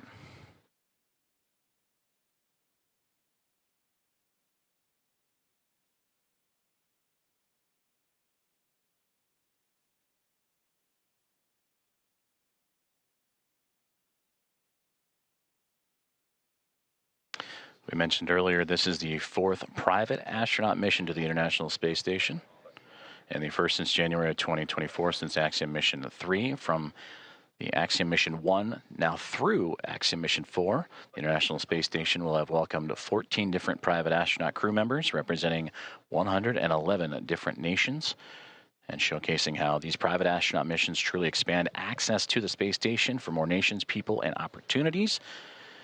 And we talked about this crew, in approximately their 2 weeks on board the orbiting laboratory, will participate in around 60 research investigations representing 31 countries, with more than 24 of those experiments sponsored by the ISS National Lab.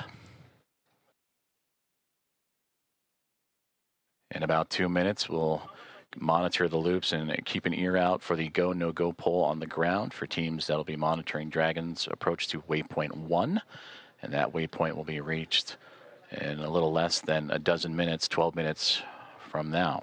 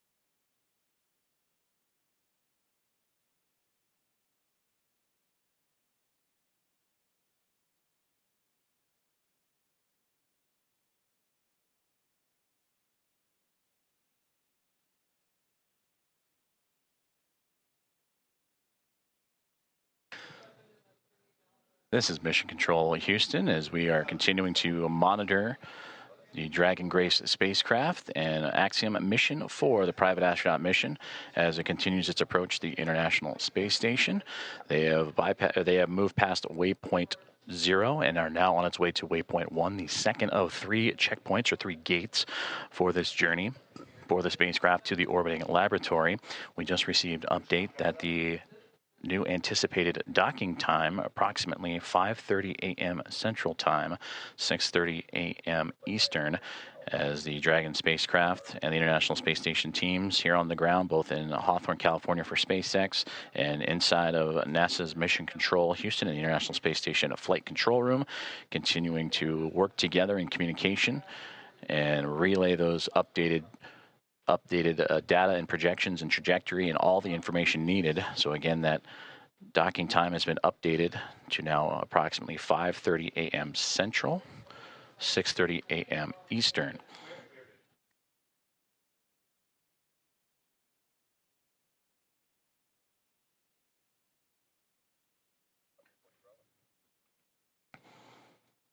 And the flight control teams here in Houston and listening in on the loops on overall communications have just pulled go for Dragon's approach to waypoint 1. And they will reach that milestone waypoint 1 in about 9 minutes from now.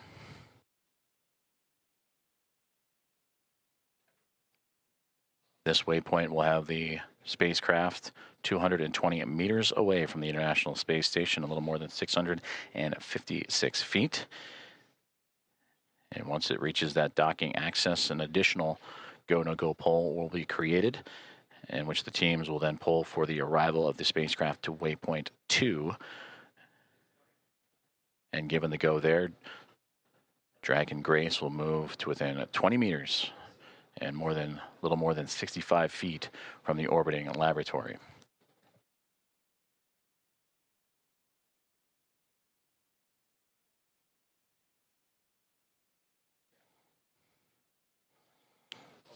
And earlier we also had communications that if everything goes to plan and Dragon continues to remain on its trajectory, that they would bypass waypoint 1 and go straight from 0 to waypoint 2. But once it arrives to waypoint 1, this will be the point in the spacecraft's journey in which we will be on what we call the docking axis, which will essentially mean that it is directly in front of the docking port that it'll connect itself to. The crew are right now heading to the space-facing port on the International Space Station, node to zenith of the Harmony module. That zenith meaning it is the side of the space station facing space. So its journey brings it from underneath the International Space Station, Dragon Grace, to swinging up and over top of it, and then arriving at that docking access en route to waypoint 2.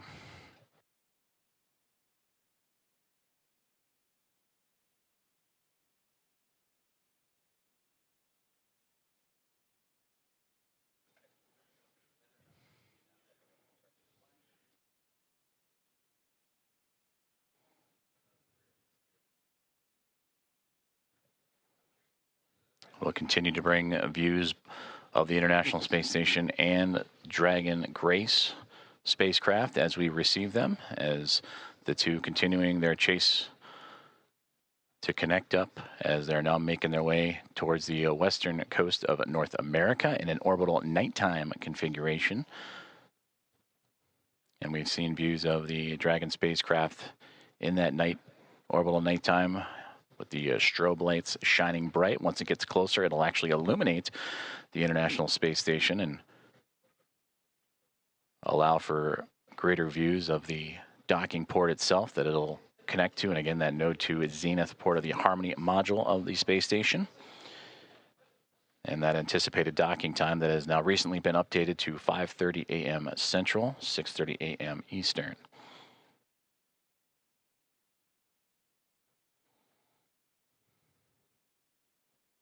Teams on the ground have pulled go for Dragon's approach to waypoint 1. And that arrival to that checkpoint will be a little more than 5 minutes from now.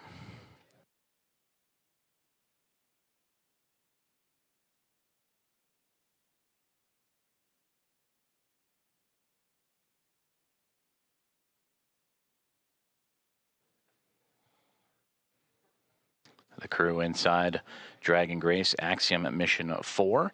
They are in their launch and entry suits and ready to continue their journey towards the International Space Station. And there you see it, the view from the orbiting laboratory, looking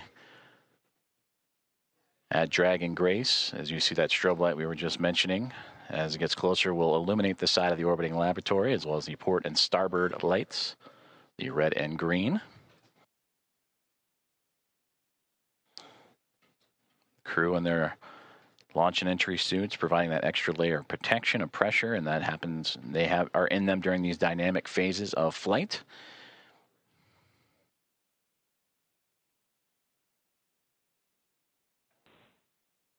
Now inside 5 minutes from waypoint 1.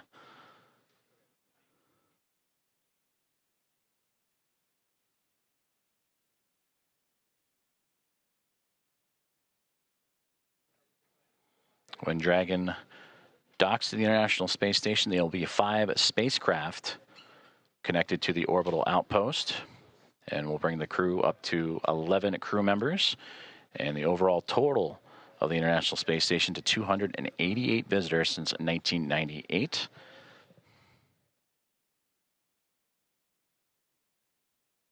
They will join the Dragon Endurance spacecraft that brought up Crew 10 back in March. They will also join with the Soyuz MS-27, a spacecraft that brought NASA astronaut Johnny Kim to the International Space Station in early April. And then 2 cargo craft, Progress cargo craft from Roscosmos also aboard the station, and then eventually the Dragon Grace spacecraft, as we get now views inside of Dragon Grace and looking over the shoulders of Commander Peggy Whitson and pilot Shubhanshu Shukla of ISRO. And you see them adjusting their monitors as the approach continues on for Dragon. And then a great view in the middle of the screen there of the path Dragon is taking. Last time we saw inside, it was more towards the left-hand side of the screen, in which Dragon now flying up and over top of the International Space Station.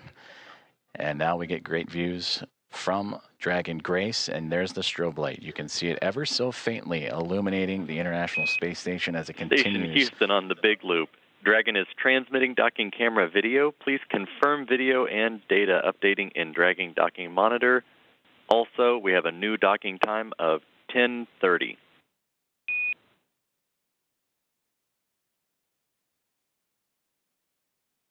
Copies. We are seeing data on the Dragon Docking Monitor, and we copy 10:30 for the new docking time. Houston copies.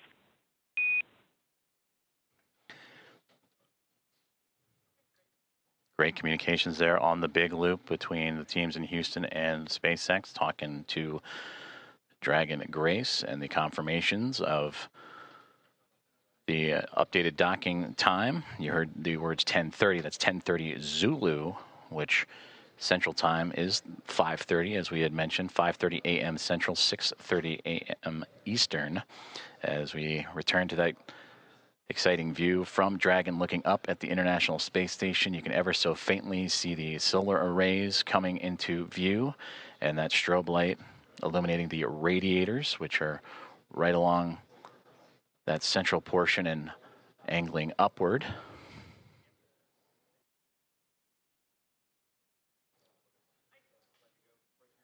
The International Space Station and the Dragon spacecraft now approaching the west coast of North America, right around the Seattle area, that border between the United States and Canada, as we are approaching 1 minute away from waypoint 1, the second checkpoint and second series of waypoints for the spacecraft to reach to. The teams have already pulled go, but we will listen for the call outs for that waypoint 1 arrival. Dragon SpaceX on the Big Loop, approach 1 and soft capture ring extension will begin shortly.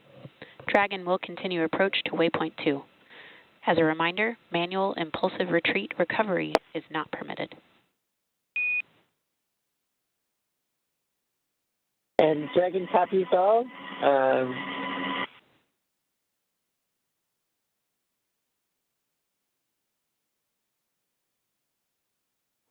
And there you heard communications on the Big Loop about that soft capture ring And that is the initial contact that will occur between the Dragon spacecraft and the International Space Station, a soft capture, with that soft capture ring then retracting and the 12 hooks that will drive and connect and form a hard mate between the spacecraft and the International Space Station. From there, power communications will then be connected up, and astronaut Nicole Ayers will make her way into the pressurized mating adapter and get ready for hatch opening procedures, which will require bringing the vestibule, the space between the two hatches, between the International Space Station and Dragon Grace, together. And there we see the orbital sunrise making its way over top of the International Space Station as they continue their pursuit of each other, now angling over at North America.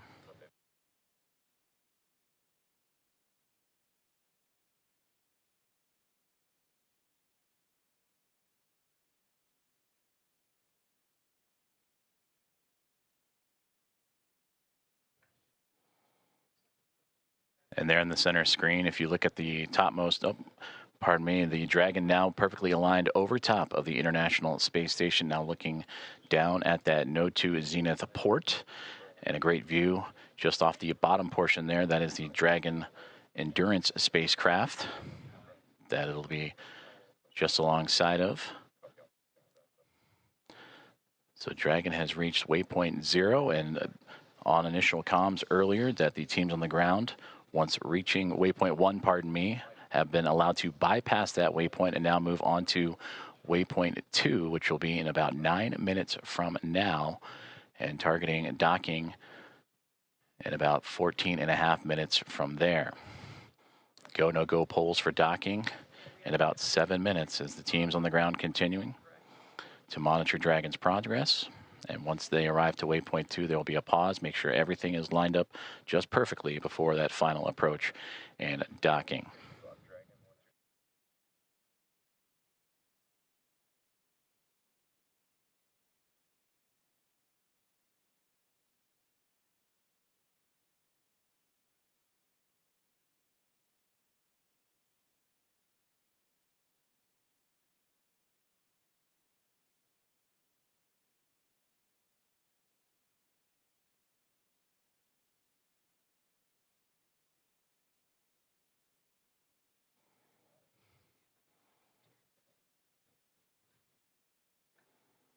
This is Mission Control Houston as Dragon Grace and the spacecraft carrying Axiom Mission 4 and their 4 astronauts continuing their approach to the International Space Station. They have just made their way past waypoint 1, which had them at 220 meters away from the space-facing port of the International Space Station's Harmony module.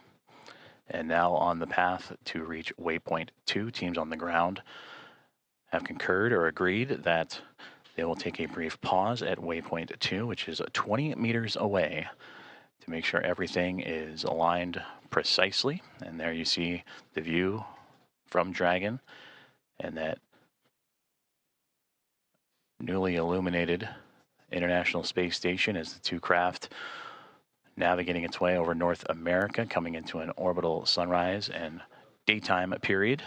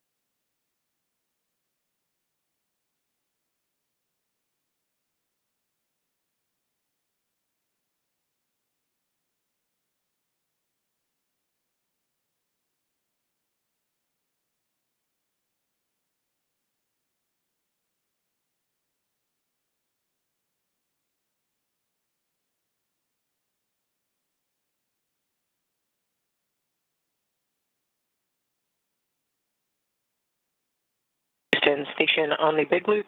Dragon attitude is still as expected, and station is ready for docking. Houston copies. At waypoint 2, Dragon will briefly pause to align for docking, then automatically resume approach. Station copies. Commentator Rob.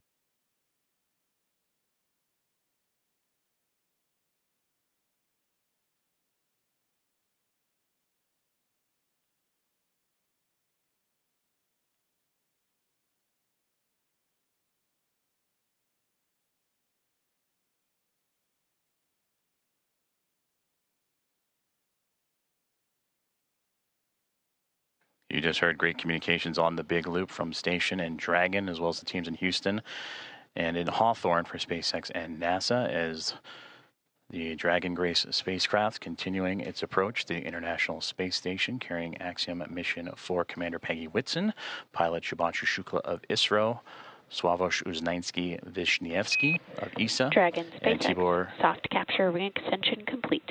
Dragon will continue through waypoint 2 without a hold. Second copies, no hold at waypoint 2, and good rating extension. Great communications there. They were anticipating a brief hold to make sure everything aligns, but Dragon Grace continuing on what has been so far so good. A great rendezvous with the International Space Station. They will proceed to continue past waypoint 2. And you also heard in the communications with NASA astronaut Nicole Ayers, the station ready for docking.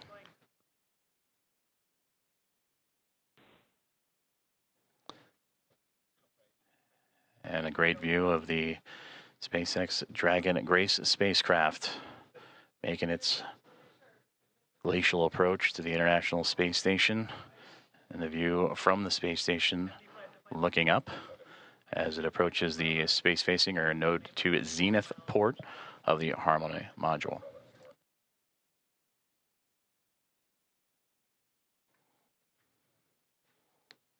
We are about 4 minutes away from the waypoint 2 arrival, which again, they are expecting to move right past through without a hold. That is at the 20-meter mark, and proceed right on into docking, a soft capture, and then soft capture ring retraction and hooks to drive.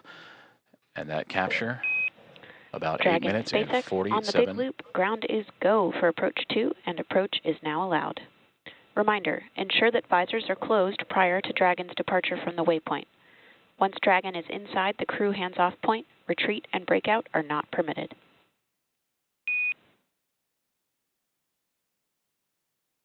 Dragon copies, and we have visors down, and we are go for docking as well. And copy on the approach. Inside 2, chop. SpaceX copies, visors down. SpaceX crew is go for docking.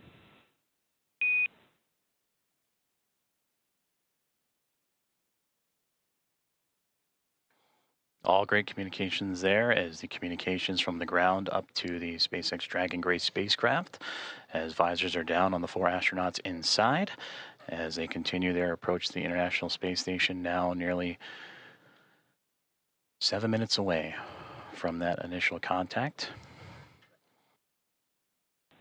Dragon and the International Space Station now making its way over the northernmost territories of North America and Canada, and heading towards the Atlantic Ocean, as we are now 7.5 minutes away from the approximate docking time, as Dragon will move smoothly past waypoint 2, about 20 meters away.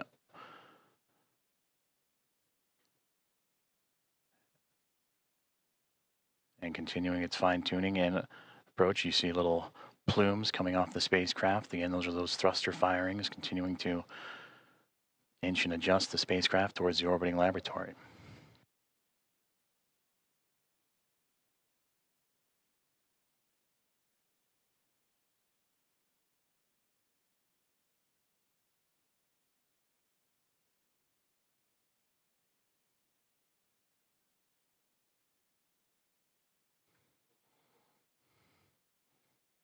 Dragon continuing to get bigger and bigger from the viewpoint of the International Space Station as waypoint 2 about 90 seconds away, and there it'll be just a mere 20 meters away. And there the spacecraft will focus on aligning its docking system with the docking adapter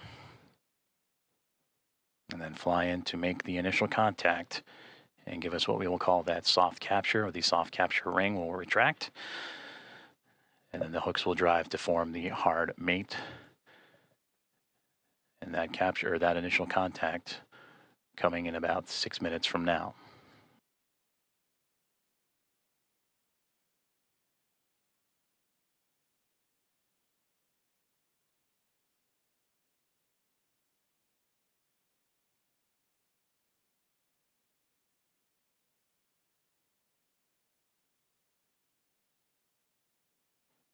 Yes, they have it.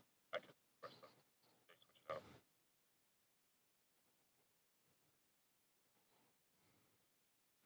Approaching 30 seconds away from waypoint 2 arrival, in which the Dragon spacecraft will be about 20 meters away, just called out 30 meters, so continuing its close in to the International Space Station.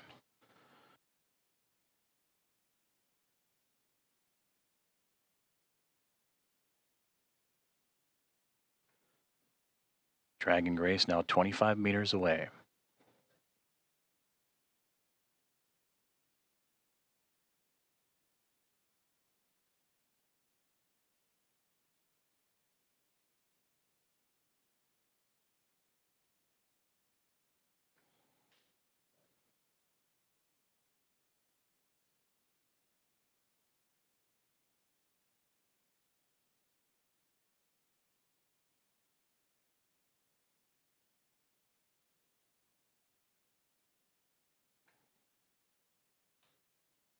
Dragon has now reached waypoint 2, 20 meters away from the International Space Station,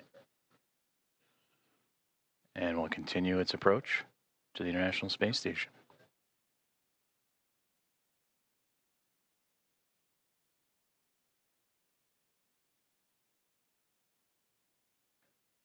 And there you can see a great view of that zenith port, that space-facing port on the International Space Station's Harmony module.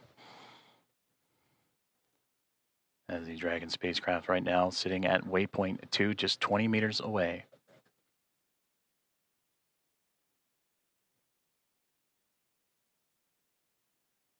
Houston station per step 4 and block Bravo. Dragon attitude is as expected. Houston copies.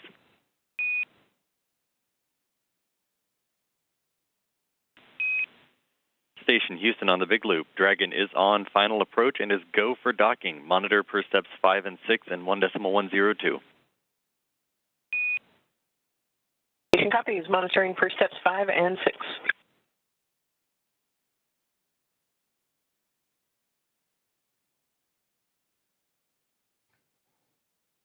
And there you heard it. The final steps relayed up to the crew for final approach and docking have been given as we continue to see Dragon Grace spacecraft close the gap between them and the International Space Station.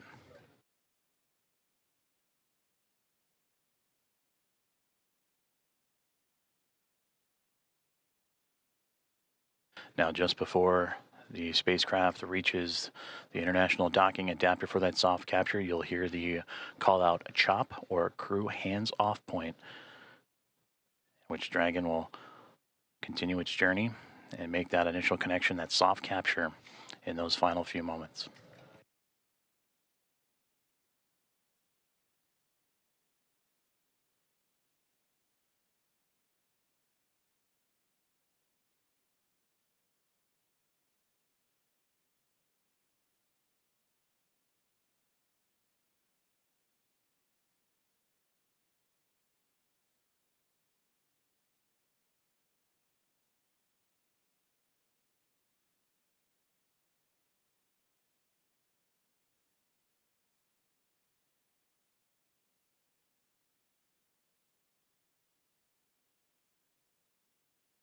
SpaceX Dragon, 10 meters. 10 meters.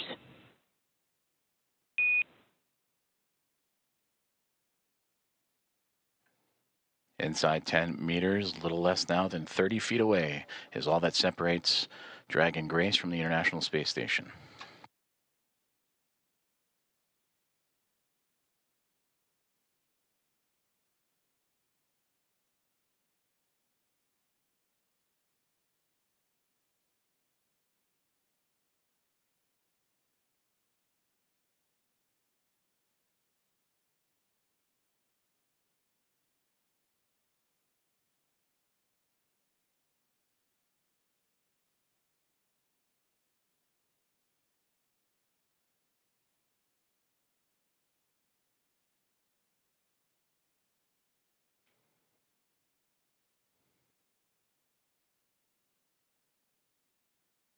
Five meters.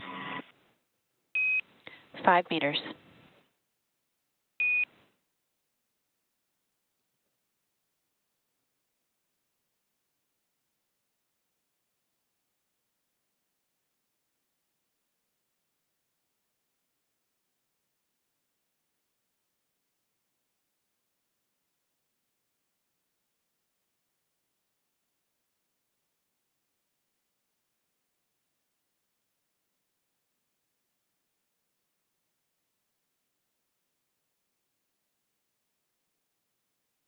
Two meters. Chop. Houston Station, 2 meters, chop. We have chop. 1 meter. 1 meter.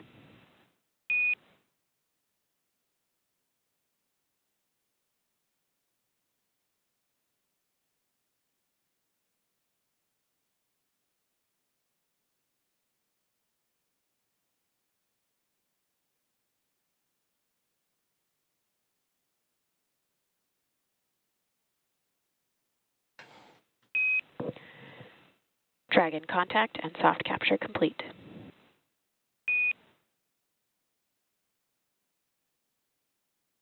Dragon copy.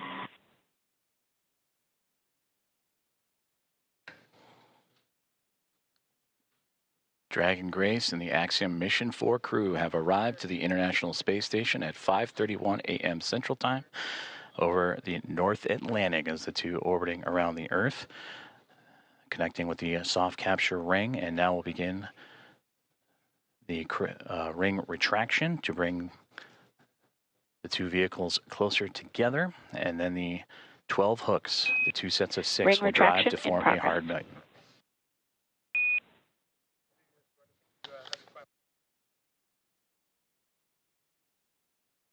And there you heard there, the soft capture ring is retracting, and then we'll do so until sensors are indicating it's time for those hooks to drive in place and give us a hard capture and firmly secure Dragon to station.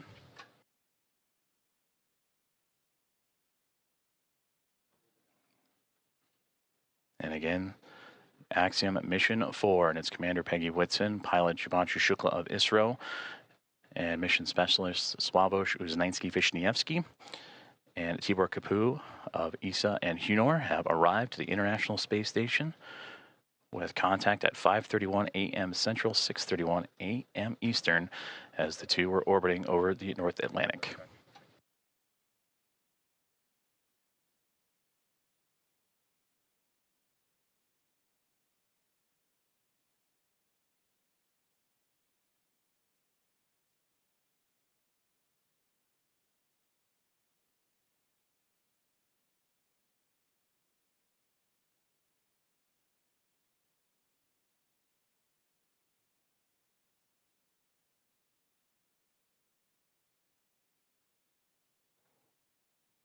The soft capture ring, that initial contact between Dragon Grace and the International Space Station, continuing to retract, and we'll await for the calls that the sensors read that it'll be time for those 12 hooks on the Dragon to then begin driving and connecting itself to form a hard mate to the International Space Station.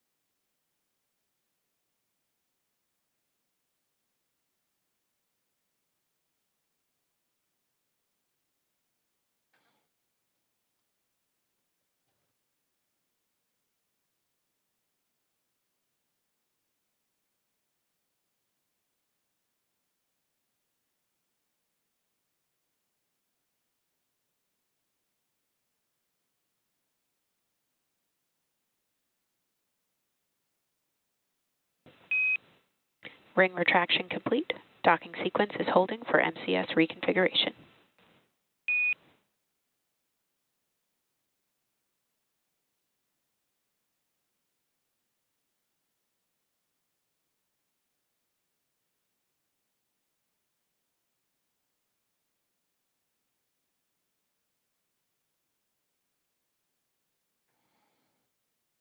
This is Mission Control Houston, as you are seeing a live view of the recently connected Dragon Grace spacecraft with the Axiom Mission 4 astronauts and Peggy Whitson, Shubhanshu Shukla, Sławosz Uznański-Wiśniewski, and Tibor Kapu arrive to the International Space Station, soft capture and contact at 5:31 a.m. Central Time, 6:31 a.m. Eastern, as the two were orbiting above the North Atlantic. And right now, the two mated with that soft capture, the soft capture ring retracting to pull the spacecraft closer to the International Space Station. And once given the go, the ring or the hooks around the Dragon nose cone will drive and connect to form a hard mate.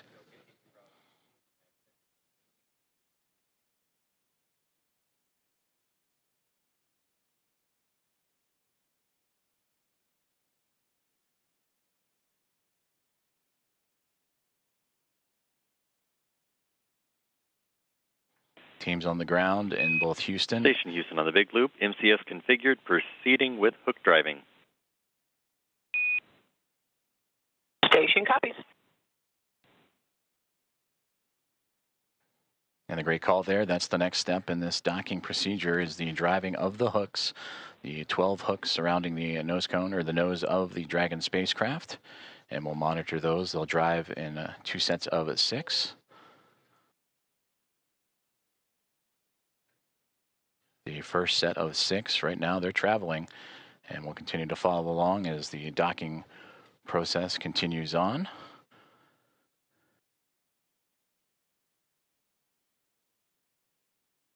And then after that first set of 6, the second set will drive and connect Dragon to form a hard mate to the International Space Station. And once the docking is complete, NASA astronauts Anne McClain and Nicole Ayers, who have been monitoring from the International Space Station from the cupola of the Dragon's arrival, it'll be Ayers that'll begin the hatch opening or hatch operations. And that'll start by opening up the main hatch on the Node 2 Zenith section of the Harmony module. That's what you see Dragon connected to. And what's separating that module and the Dragon spacecraft is that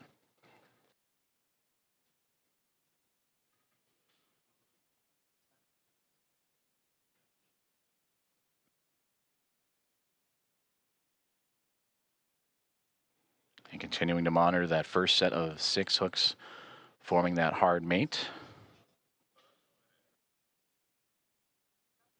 And once the full set of 12, Ayers will continue the docking procedures with the leak checks and then begin making its way into the pressurized mating adapter. That's what you see between the Harmony module and the Dragon spacecraft, and access into there to then what we begin pressurizing the vestibule, that small compartment between the 2 hatches. And that vestibule has been exposed to the vacuum of space prior to Dragon Grace's arrival. So the next step is to carefully reintroduce that air and pressure inside so it matches both that of the station and the Dragon spacecraft.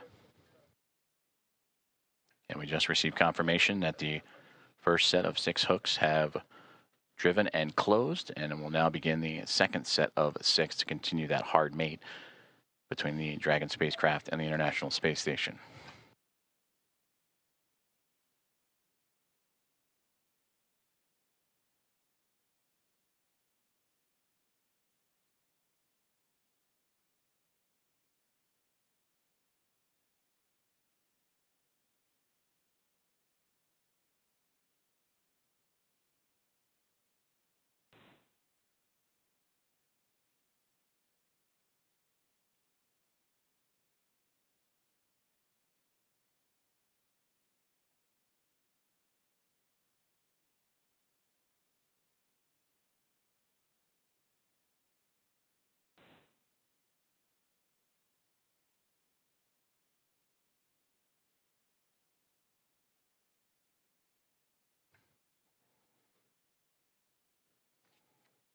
If you are just joining us, this is Mission Control Houston, where Axiom Mission 4 aboard the Dragon Grace spacecraft have connected to the International Space Station at 5:31 a.m. Central Time, currently in the process from soft capture to the hard mate to the orbiting laboratory.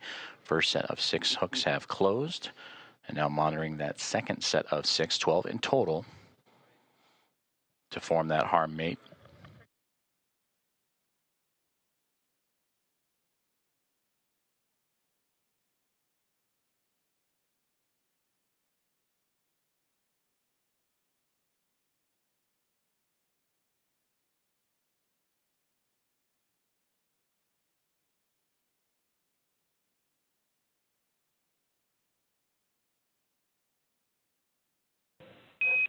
Dragon SpaceX on the big loop, hard capture complete.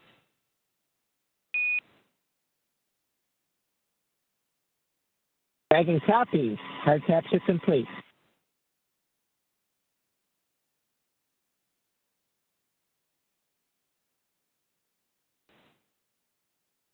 And we just heard confirmation there. All 12 hooks have closed, and that is a hard mate to the Dragon Grace spacecraft and the International Space Station, completing from soft capture to that hard mate. And these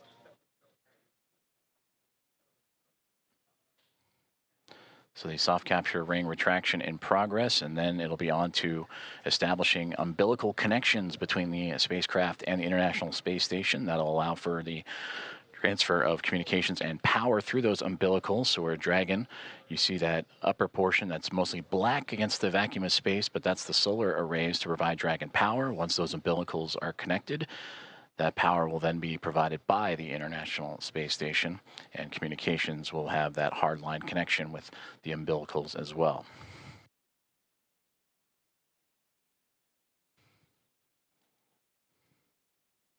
And once those umbilicals have been connected, that'll complete the docking process, and that's when NASA astronauts Anne McClain and Nicole Ayers, namely Ayers, will jump into action and begin the leak checks and hatch opening procedures. And that'll allow the pressurization of the vestibule, the space between the Dragon spacecraft and the International Space Station, to be brought to pressure equal to that of what is inside station and inside the Dragon spacecraft, about 14 psi, what you experience here on Earth as sea level.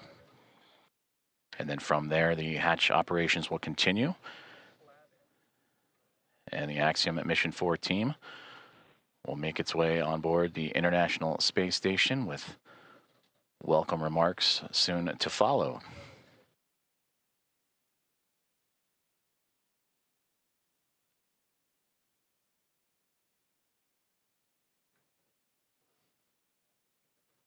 Soft capture ring has now been stowed away, and the umbilicals are in motion again to connect Dragon Grace and the International Space Station, providing that communications, that direct line of communications and power.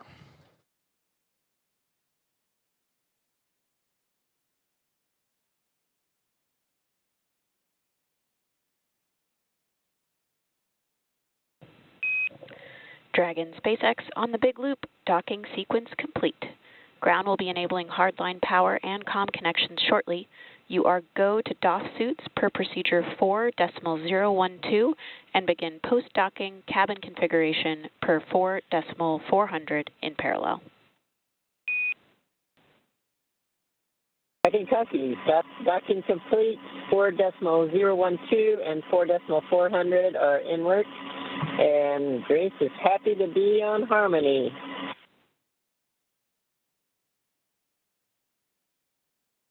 And Grace Station, we are excited to welcome you. Peggy, Shug, Suave, and Tibor, we cannot wait to open the hatch and give you guys a hug. We'll see you soon. Looking forward to it.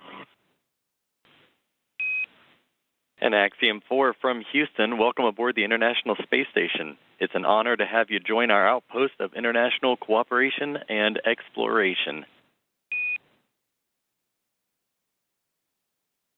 We are honored to be here. Thank you.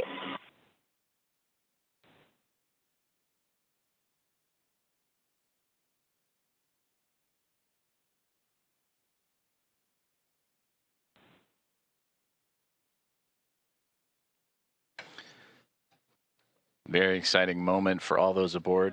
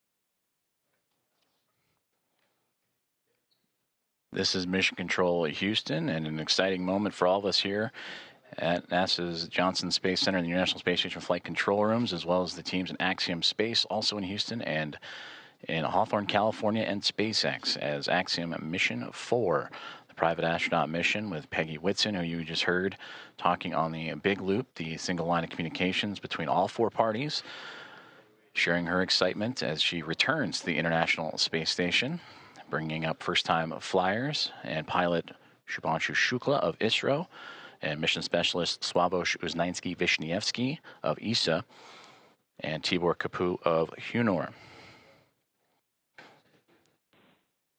Contact between the two, between Dragon Grace and the International Space Station at 5:31 a.m. Central Time. And now that the hooks have connected, all 12 and umbilicals deployed, providing power and communications. Now the team inside the International Space Station, namely Nicole Ayers, is going to start beginning the hatch opening procedures. And now that we're docked, she will secure some hardware and then move right into those operations. And first we'll open the large hatch at the Node 2 Zenith, or the space-facing port side of the Harmony module. And that's what you see, similar to where that NASA logo is. That's the Harmony module that the pressurized mating adapter is jettisoning up into and connecting to the Dragon Grace spacecraft.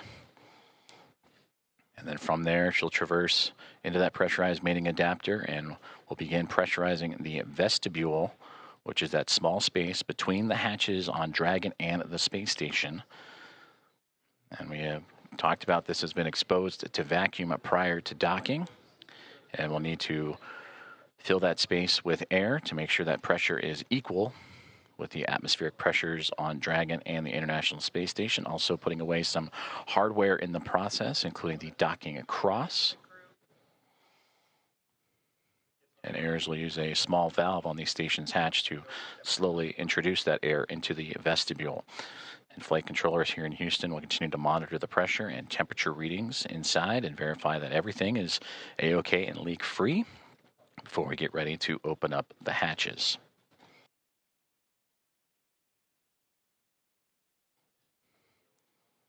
From that capture moment, which again was 5:31 a.m. Central, 6:31 a.m. Eastern over the North Atlantic. It takes roughly about 2 hours to get everything pressurized and checked out before we open up the hatches and welcome in Axiom Mission 4 to the International Space Station.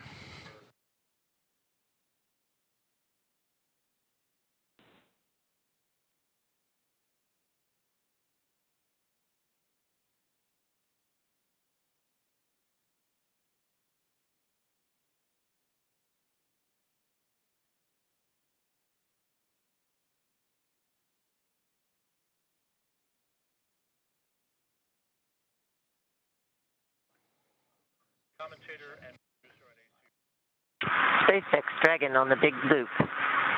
Com check on the cabin mic. Peggy, I have you loud and clear on the cabin mic on the big loop.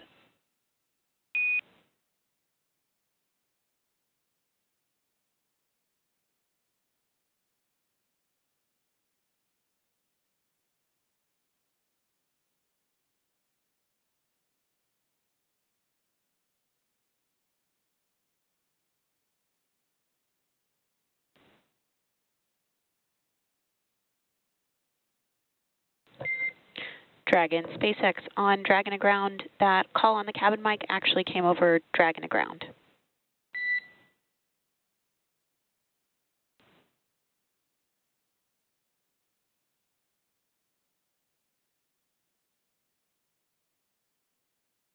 Thanks for the catch. We reconfigured.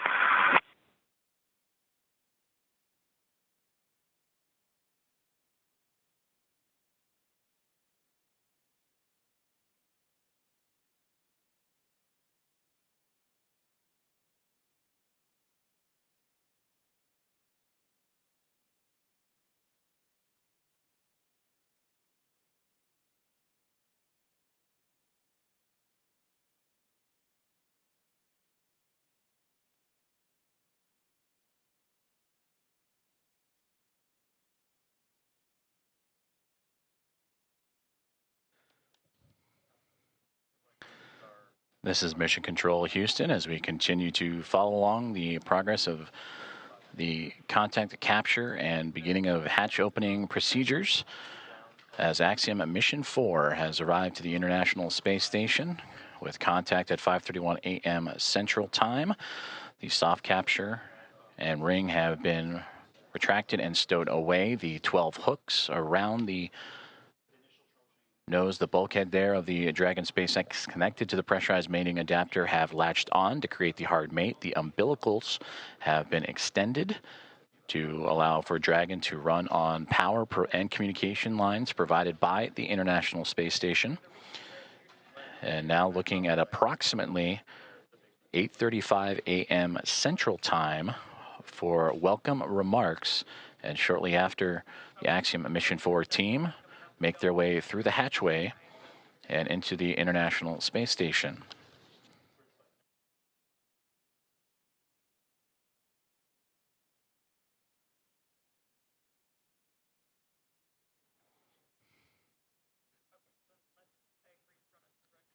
The docking procedures between the soft capture ring, the hooks, and umbilicals have been completed. Station on the big loop. Node 2 overhead hatch is open. Houston copies.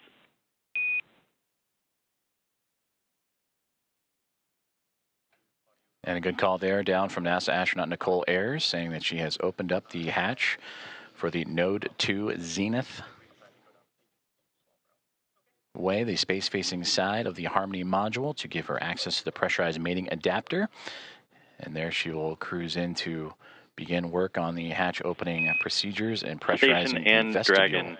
Houston on the big loop. We are troubleshooting the big loop audio comm issues from earlier, and the action we're about to take will take down big loop comm between ISS and the Axiom crew for about 5 minutes. We may require additional comm checks after.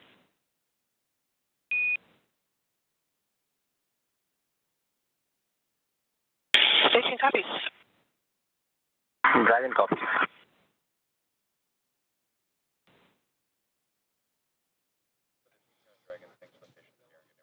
Communications there on the big loop between the teams here in Houston and up to the International Space Station as they troubleshoot some communications, and the big loop that you have been hearing that have connected everyone here inside of Mission Control Houston and the International Space Station Flight Control Room, those aboard the space station and inside the SpaceX Dragon Grace spacecraft, and the teams in Hawthorne, California, those 4 parties, that's the big loop. They will troubleshoot those communications for about 5 minutes and then recheck. But you heard just prior to that NASA astronauts Anne McLean and Nicole Ayers have begun the hatch opening procedures, in which the large hatch at the Node 2 Zenith, that's the space-facing side of the Harmony module, has been opened, and that will allow for them to begin the hatch opening procedures and pressurize the vestibule, which is what, in addition to the comms checks, we will monitor, as Ayers will use a small valve on the station's hatch to slowly introduce air into the vestibule. That's the gap between the Dragon spacecraft and the International Space Station that has been exposed to vacuum. And from there, they will match the pressure, the atmosphere inside both station and Dragon.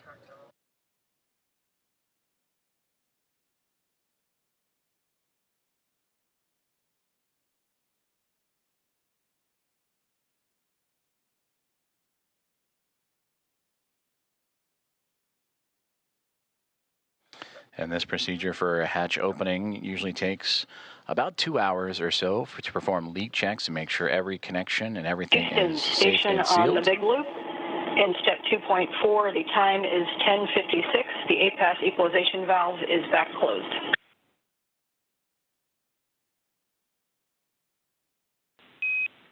Houston copies of the good config. Expect at least 15 minutes before we continue. Station copies. And that communication between the International Space Station and the International Space Station Flight Control Room.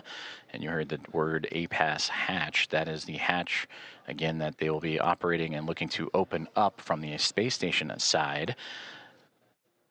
But in doing so, they will need to pressurize, as we've been talking about, the vestibule, and then allow for the atmospheres to match between the Dragon Grace spacecraft and Axiom Mission 4 crew, the vestibule itself, and the International Space Station, all equal throughout to allow for the parties to pass through for the hatch opening and eventual welcome remarks. The contact for Axiom Mission 4 to the International Space Station about a half an hour ago at 5:31 a.m. Central, 6:31 a.m. Eastern. And as they continue to configure the hatch opening procedures for NASA astronaut Anne McClain and Nicole Ayers, between the two of them, we'll continue to work those procedures, and we'll hear those communications throughout in anticipation of Axiom Mission 4 and Commander Peggy Whitson making her return to the International Space Station, her 5th flight, 2nd as a member of Axiom Space and the commander of Axiom Mission 4, and her previous 3 as a NASA astronaut servicing key missions to the International Space Station. And a big part of the coming up in November 25 years of continuous operations and humans on board the orbiting laboratory. And there she will welcome also first-time flyers and pilot Shubhanshu Shukla of ISRO, Sławomir Uznański-Wiśniewski of ESA, and Tibor Kapu of Hunor for Shukla, Uznański, Wiśniewski, and Kapu representing India, Poland, and Hungary. This will be those nations' first time visiting the orbiting laboratory.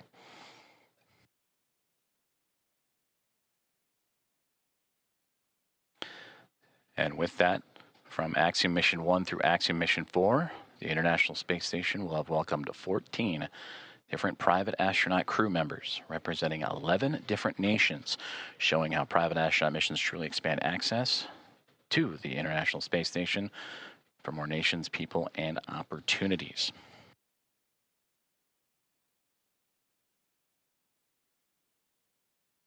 And on your screen, you see the clock counting upwards at the bottom, the T+, that is 1 day, 4 hours, 28 minutes, and now SpaceX Dragon.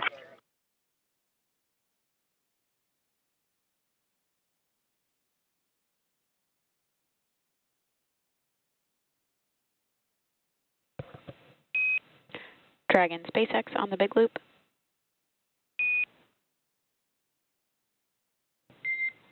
Dragon SpaceX ComCheck on Dragon ground.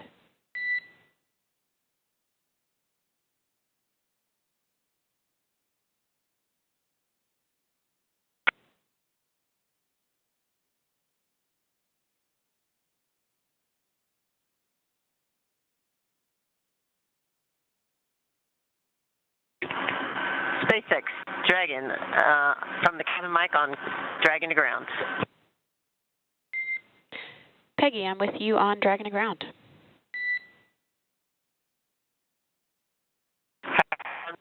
Here. Did you call for me, or did I misunderstand? I was returning your call. Okay, stand by for inventory. Copy, standing by.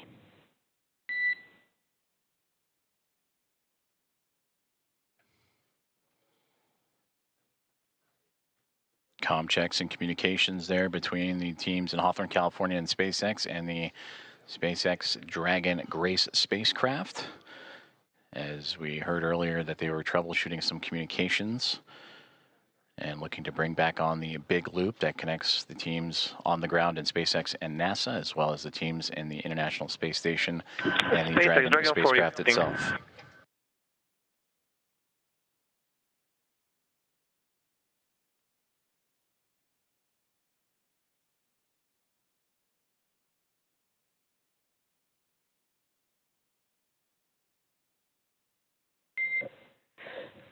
SpaceX Dragon 4, inventory reporting on Dragon to ground. And I'm with you on Dragon to ground. We are about to enter a LOS period for about 4 minutes, so we'll need to stand by.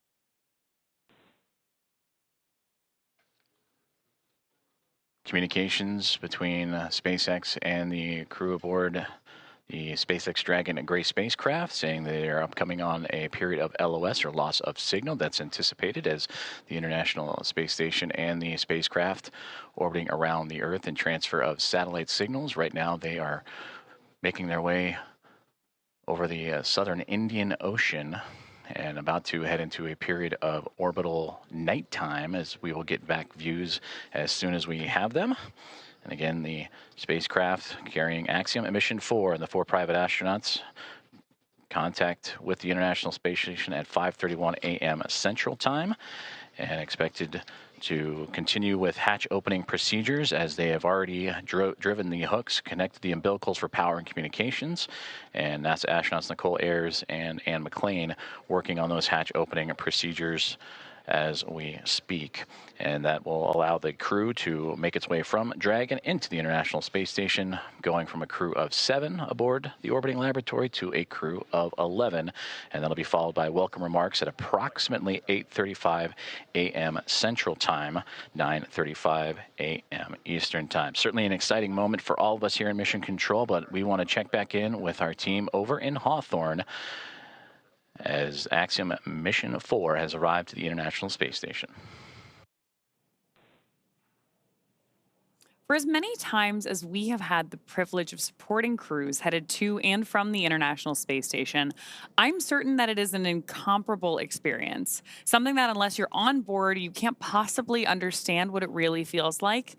Paul, and I'm confident that you and I cannot do it justice even attempting to tell everyone joining us today about it. So instead, we have invited Axiom Space's own commander, Michael Lopez Alegria, to share from his previous experiences. LA, MLA, or Commander, you've got a few designations, right? For those who may not know. How you doing, Paul? Good to see you, Ronnie. Hey, it's good to see you as well, sir. Thank you for joining us this morning. Yeah, good to be with you. So for those who may not know, I've got to share a few stats here just to make sure people understand who we have joining us today on the show. You've flown to space 6 times, 2 of those to Dragon, on Dragon for Axiom Space. You've got a running total of, say, 296 days, 16 hours, and 15 minutes, give or take or so, in space. You've conducted 10 EVAs over the course of your career, and when you're not in space, you're helping get others at Axiom Space to space, right? As our chief astronaut. Do I have all of that right? Sounds good. I'm not sure about the minutes and seconds, but everything else sounds right. That's awesome. Well, we want to spend some time with you and just ask you some questions about your experiences getting to the International Space Station. Obviously, you know a thing or two about rendezvous and docking. So the first question is simply, we've just watched Dragon Grace dock to the space station. You've done this several times. What's the mindset for a crew at this point in the mission? So as we get closer and closer, you know, we're transitioning from the phase where you're basically waiting to get to the ISS, and you're laser focused, especially the last 220 meters from what they call waypoint 1 into docking, a lot of focus on what's being shown on the displays. We have several parameters that we're monitoring: closure rate, the what they call the corridor, et cetera.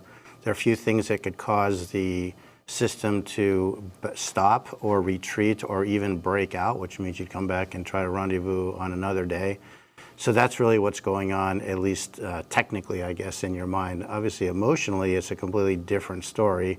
You know, you've been in there. In these cases, their cases, they've been in there for almost 30 hours since launch. Not a ton to do, and so they're very eager, I'm sure, to get aboard the ISS and start working.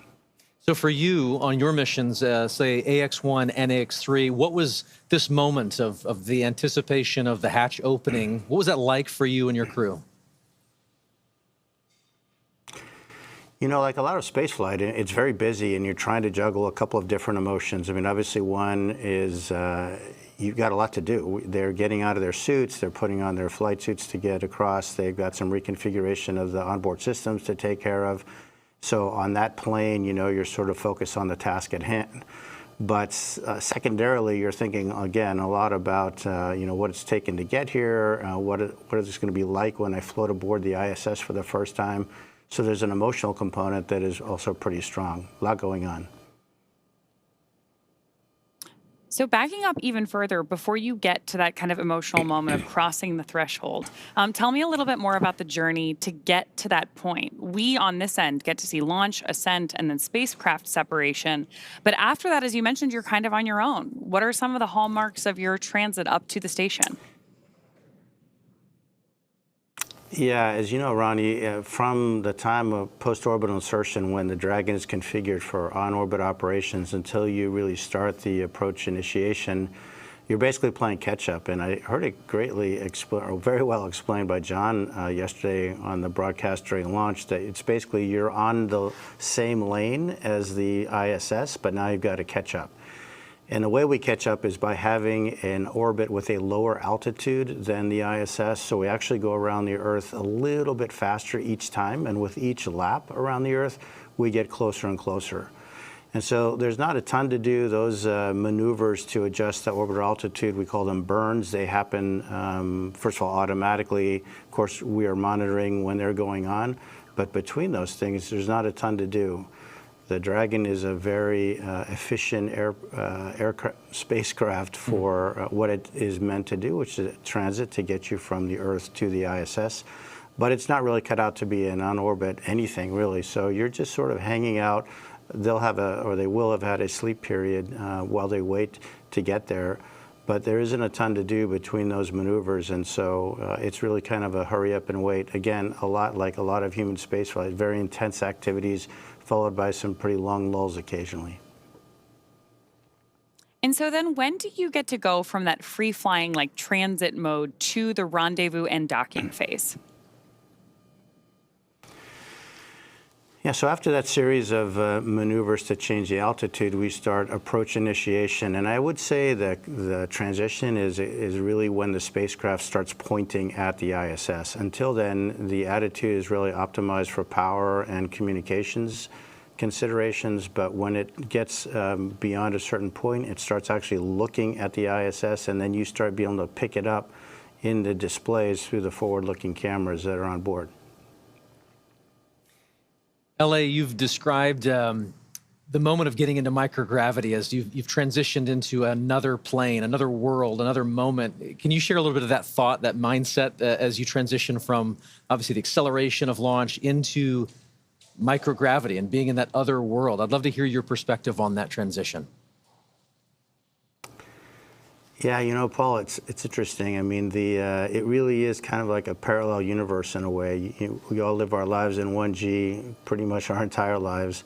But when you make that transition, it really is a very different sensation. For the first time you feel it, you can't even believe it. I mean, it's a little bit like the zero-G airplane that we are trained in, but of course, instead of lasting 20 seconds or so, it lasts effectively forever. And so that sensation, I mean, it just brings a smile to your face when you let go of something and it just stays hovering in front of you. And it just never gets old. It's really quite remarkable. I love it. And obviously our crew in Dragon right now is in that other plane, in that other world of microgravity being constant. So we're walking forward. We're progressing towards this moment where the hatch will open and they are going to enter the space station. You've mentioned this already a little bit, but I'd love to just kind of unpack that some more. What is it like to just kind of float through that hatch and realize you're no longer in Dragon, you're now in the station? Yeah, think about the experience that these guys have had. I mean, they've been training in the mock-ups that look just like the ISS, but you're obviously walking around in there, you're not floating. So now they've experienced microgravity, but in the fairly confined spaces of the spacecraft. Once the hatch is open, it's a special moment, and as a commander, you really never get to see it because generally they go in first. But you can just feel their wonder as they float across the hatch, and they are actually in that environment that on the one hand looks so familiar, but in a different way feels very different because now you're floating and not walking through it. It's a similar experience, and I remember on Ax-1 when the three first-time flyers saw the Earth from the first time from the Dragon spacecraft after we got into orbit. And again, I didn't see their faces because they were glued to the windows, but I could just feel, hear, and sense how excited they are, and it's a magical feeling. And I'm looking forward to to trying to perceive what that must be like for these three as they float aboard the ISS. One of the things we're really looking forward to with this crew is the welcome ceremony that's going to be today at 8:35 a.m. Central. Tell us a little bit about the history or the tradition associated with welcoming a new crew on board. Yeah, that goes back obviously 25 years or so when we first started having handovers aboard the ISS. But recently what we've done is added a pinning ceremony to that, and that is where Peggy, as a commander, will provide astronaut pins to the three new flyers, Shuk, Suave, and Tibor. And those pins will have a number associated with them, which is the number of orbital astronaut they are. So they will be the 634th, 35th, and 36th humans to have orbited the Earth in the history of humanity. So when you think about it, it's a pretty small number considering humans have been around quite a while. But it's pretty nice, and of course, to be greeted by the onboard crew, all 7 of them, lots of hugs, lots of different languages being spoken, and a lot of smiles. And so then after you have this great welcome moment, sharing all of that across different cultures, different teams, how quickly do you transition then to working together on station? Pretty quickly. You really have to hit the ground running. There are a few safety things that we go through with the ISS commander where they'll tell us some things that, of course, they have learned in the mock-ups again, but now this is for real. These are where things are located. This is what we expect you to do if this or that goes wrong. And then really it's off to work. We start transferring a lot of cargo out of the ISS. Most of that will be to support various scientific experiments that we're bringing on board. And then our lives get ruled by what we call the Optimus Viewer, which is basically a moving map of your schedule from the time you wake up to the time you go to bed. And it's pretty hectic. You've got, in this case, 14 days to get a lot of stuff done. Every detail is pre-programmed by the teams on the ground working with NASA. And we really have an effort to try to maintain that pace. Obviously, it takes a bit of time to get accustomed to floating around. Even though they've been in zero-G for over a day, they haven't been in zero-G in such a big open space. And so moving around, you've heard the term or the phrase slow is smooth and smooth is fast. They definitely will be practicing that.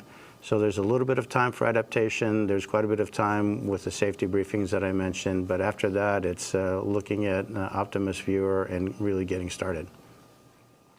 LA, you've just mentioned that schedule is full and you jump right on into it, trying to stay ahead of that red line in that Optimus map you mentioned.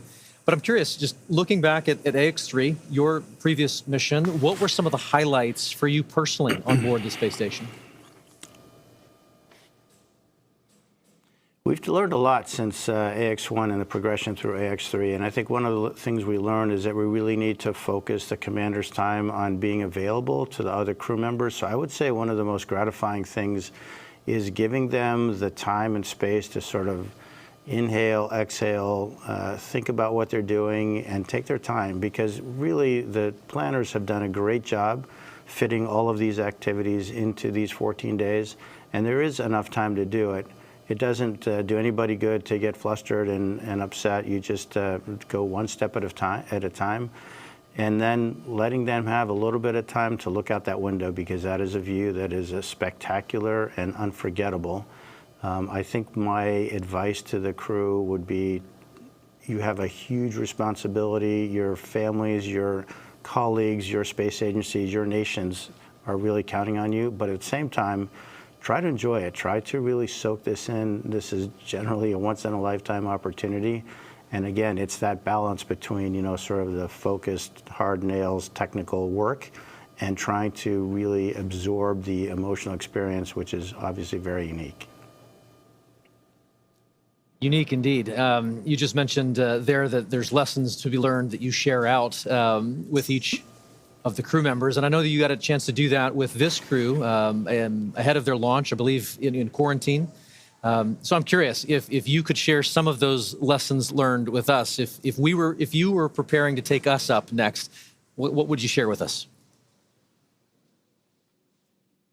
Well, the good news is that, Peggy has done this a time or two herself, and her crew will probably be as ready as anyone that you can imagine. So my time with this crew was pretty short and pretty informal because of A, her experience, and B, the training that, as I mentioned, has evolved since Ax-1 to the point that I think we have it pretty well suitcased in terms of what to train, what not to train, and how much of each.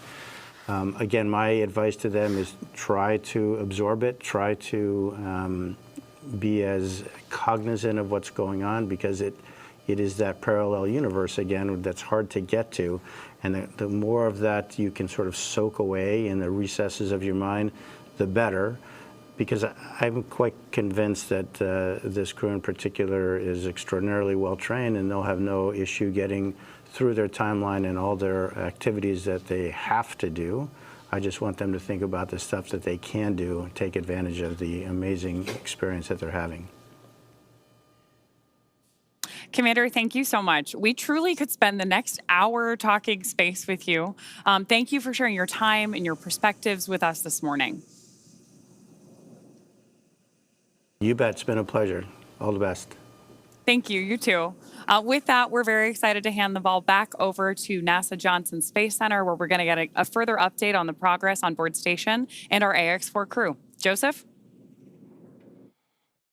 Thank you very much, Ronnie and Paul. We appreciate it, and great interview there with Michael Lopez Alegria.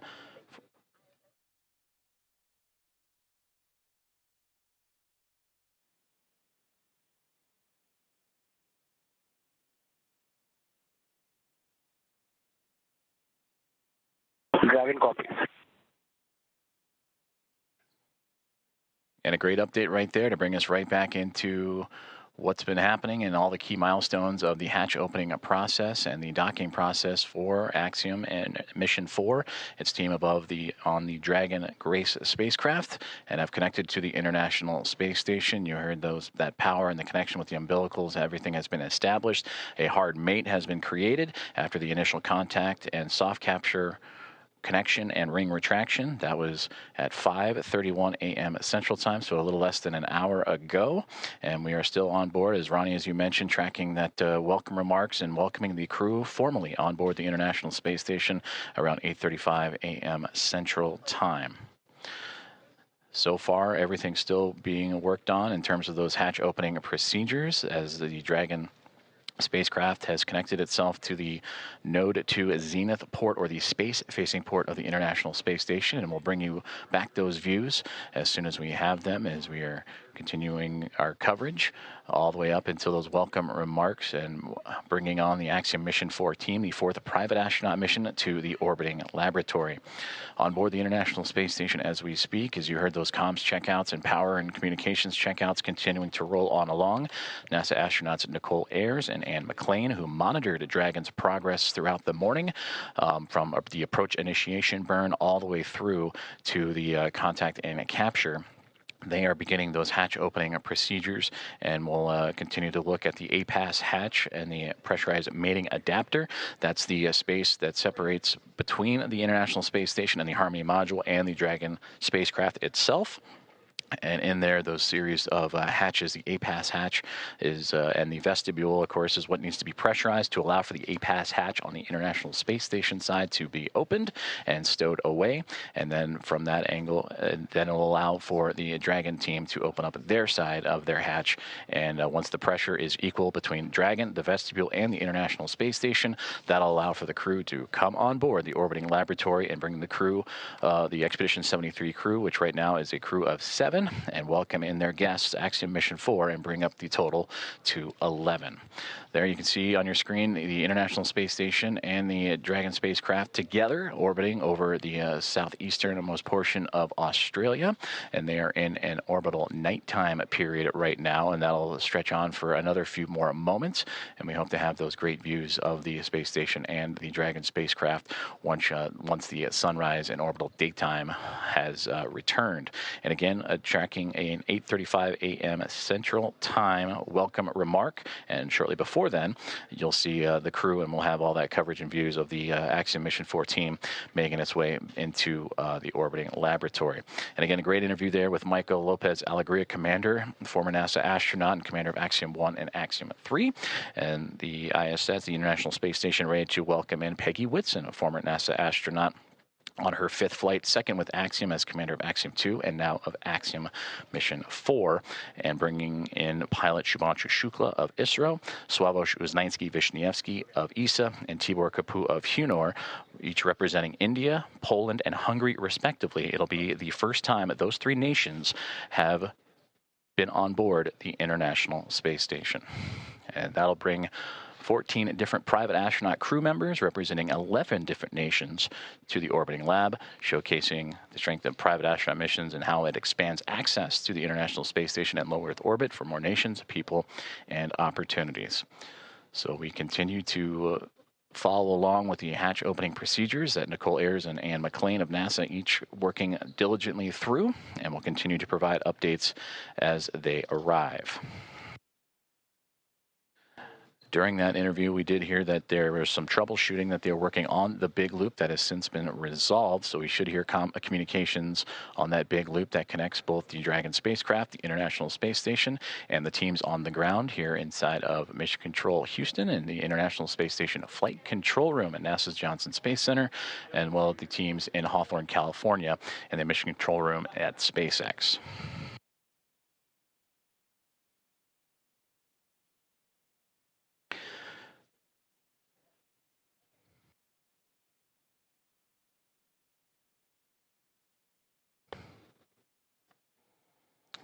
Currently on board the International Space Station. Station Houston on the big loop for PMA.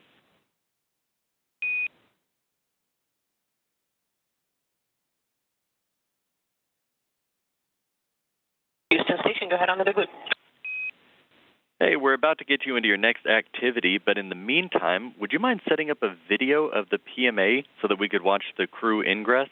You can use the Node 2 Camera 1 or Camera 2. Okay, that's in work. Thank you.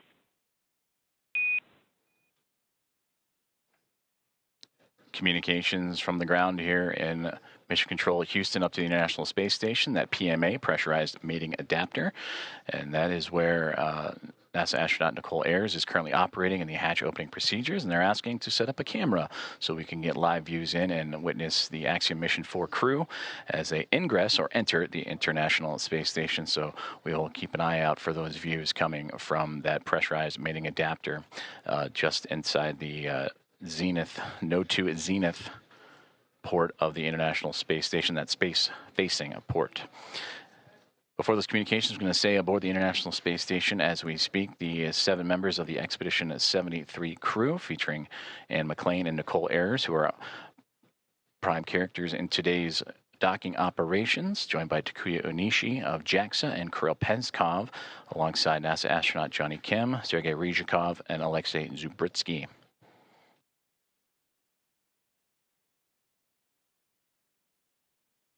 You heard during the interview with Michael Lopez Alegria some of those key milestones and celebratory moments that he celebrated in his time as the commander of Axiom Mission 1 and Axiom Mission 3 earlier, bringing those first-time flyers in Shubhanshu Shukla, Sławomir Uznański-Wiśniewski, and Tibor Kapu into microgravity for the very first time. The International Space Station also featuring first-time flyers Nicole Ayer and Kirill Peskov, alongside with Johnny Kim and Alexei Zubritsky for Ayers and Peskov. They recently just celebrated their 100th day in orbit this Houston past Station, Monday. you actually have both Node 2 cameras on. You guys are welcome aboard.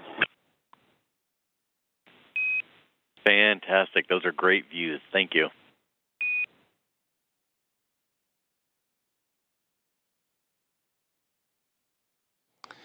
And there you see the live view that the team on board the International Space Station has just set up for us to see as we are inside the pressurized mating adapter, looking into what will be the APAS hatch that will eventually be pressurized, and the vestibule pressurized, pardon me, to welcome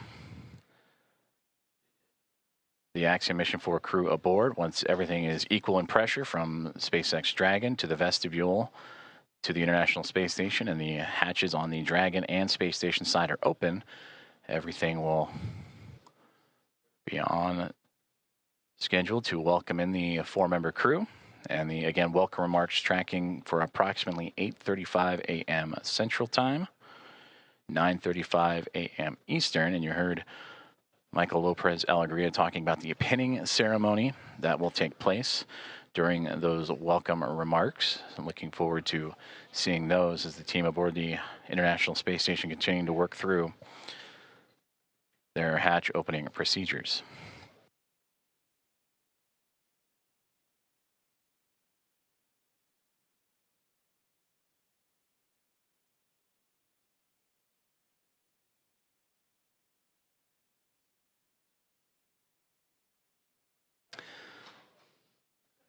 Since launching from Launch Complex 39A and NASA's Kennedy Space Center yesterday morning at 1:31 a.m. Central, 2:31 a.m. Eastern, the Axiom Mission 4 crew above the newly named Dragon SpaceX Grace spacecraft have tracked down the International Space Station through a stair-stepping procedure of multiple burns that occurred from just moments or a few moments after launch up until the early morning hours today, to allow them to catch up to the orbiting laboratory and set up for the final approach and docking, and that contact with the orbiting laboratory at 5:31 a.m. Central Time. And from that point on, it takes about 2 hours or so to allow for the hatch opening and hard mating procedures to be complete, umbilicals to be run, power and communications to be connected. And once everything is set, that's where you'll begin to see the hatch opening procedures and lead up to those welcoming remarks.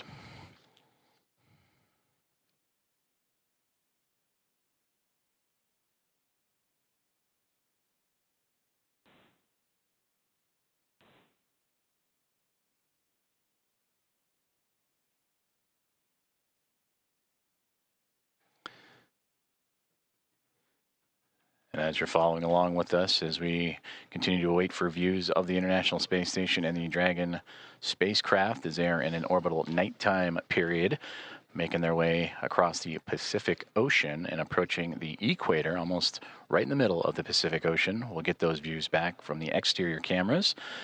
And the astronauts on board the International Space Station continuing to configure the cameras for views inside the orbiting lab.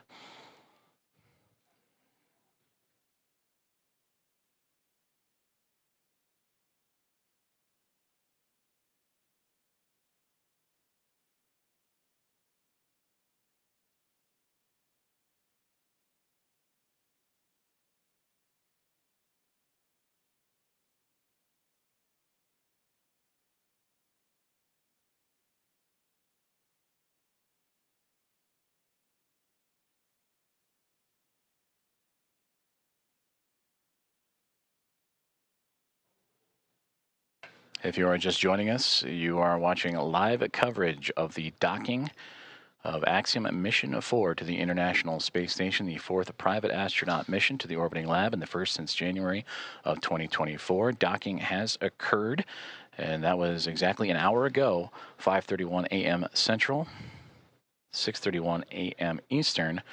And now with Axiom Mission 4 attached to the International Space Station, docking and leak checks and hatch procedures and opening procedures continuing to move along. The crew aboard the SpaceX Dragon Grace spacecraft going through their procedures, as well as the 7 members of the Expedition 73 crew who are in the middle of their workday, and namely NASA astronaut Nicole Ayers and Anne McClain, who oversaw today's approach monitoring from the cupola of the International Space Station, that window to the world that you see so many wonderful views from. And Nicole Ayers currently working in the space-facing hatch of the Harmony module, where on the other side of the APAS hatch and vestibule is the Dragon SpaceX spacecraft. Ayers will use a small valve on that station's hatch to slowly introduce air into the vestibule. That's the space between the Dragon spacecraft and the International Space Station. That area has been exposed to vacuum of space, so that needs to be brought up to 1 atmosphere, or about 14 psi, what we know here on Earth as the pressure at sea level. And the flight controllers here in Houston will continue to monitor that pressure and temperature readings inside and verify that everything is leak-free before we go ahead and open up the hatches.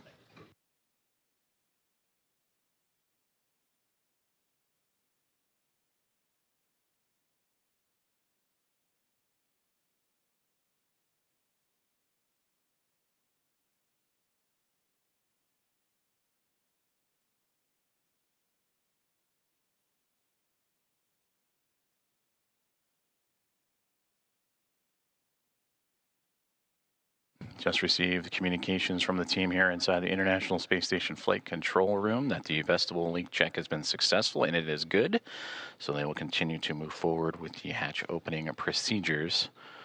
And again, you heard in the interview with Michael Lopez Alegria, slow is smooth, smooth is fast, as these teams making sure everything is sealed up and safe as they continue through hatch opening procedures.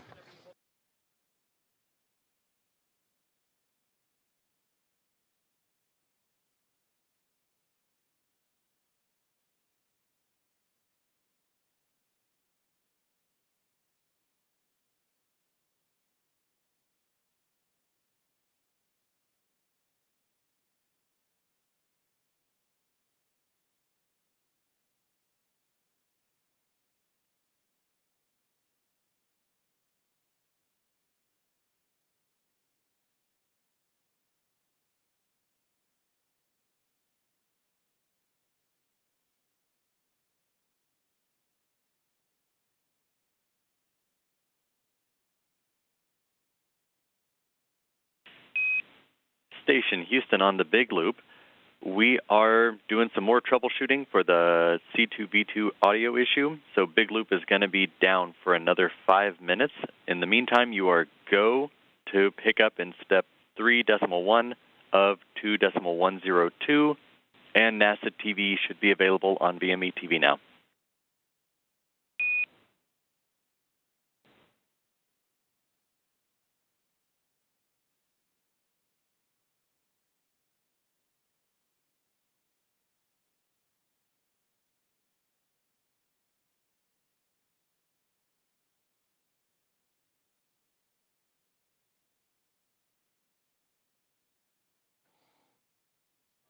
There you heard communications radioed up to the crew aboard the International Space Station on the Big Loop that they are continuing with troubleshooting of that communications as we are looking live up towards that node to Zenith hatch in the Harmony module, and you see several members of the Expedition 73 crew in and out of the field of view. That is Nicole Ayers going into the pressurized mating adapter and continuing hatch opening procedures, and she is wearing the long-sleeved navy polo. And the red polo that just flew by, that is Expedition 73 Commander Takuya Onishi. We've also seen glimpses of Anne McClain in the field of view, as well as certainly everybody aboard the International Space Station anxious and excited to welcome Axiom Mission 4 with Commander Peggy Whitson, pilot Shubhanshu Shukla, mission specialist Sławomir Uznański-Wiśniewski, and the mission specialist Tibor Kapu aboard the orbiting laboratory.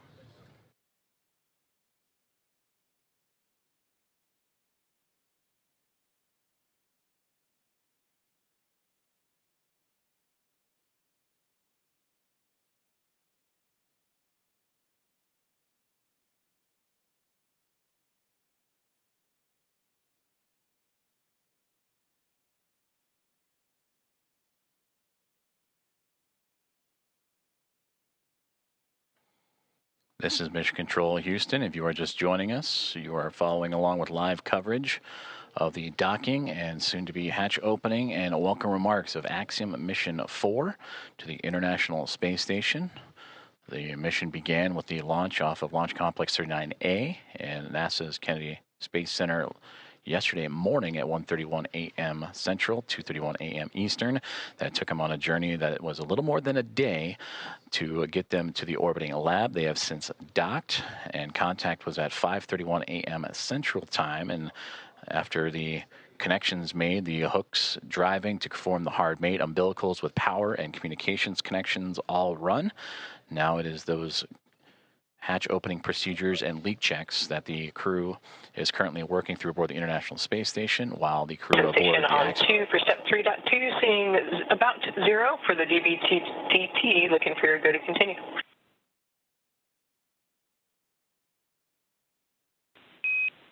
We see the same. You're good to proceed.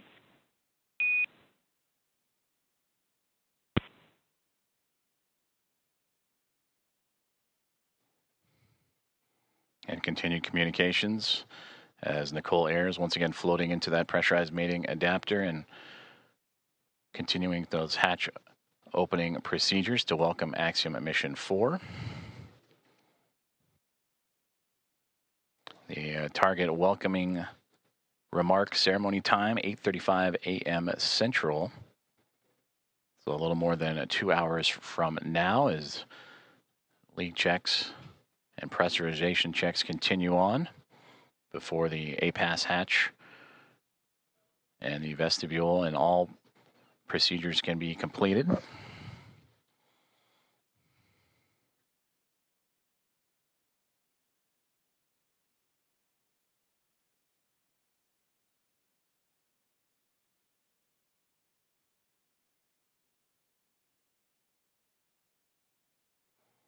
And a great view of some of those procedures as Nicole Ayers again. You can see her with that right hand turning the crank and working on that hatch to continue those procedures.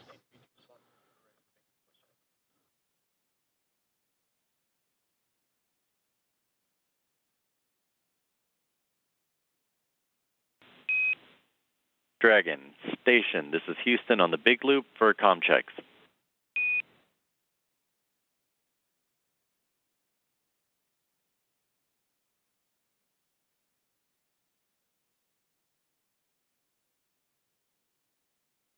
Dragon has you loud and clear.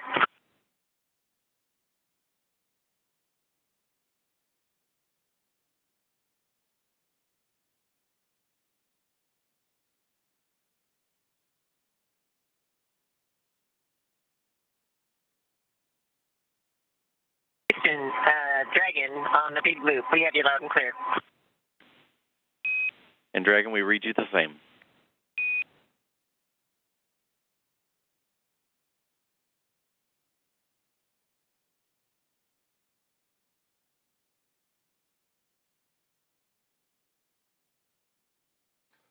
Great communications checks there as the teams on the ground continuing to work on those communications between the International Space Station and the ground, as well as the teams here in Mission Control Houston and Dragon, as we are watching live inside of the International Space Station up into the Node 2 Zenith hatchway as NASA astronaut Nicole Ayers continuing with her hatch opening procedures.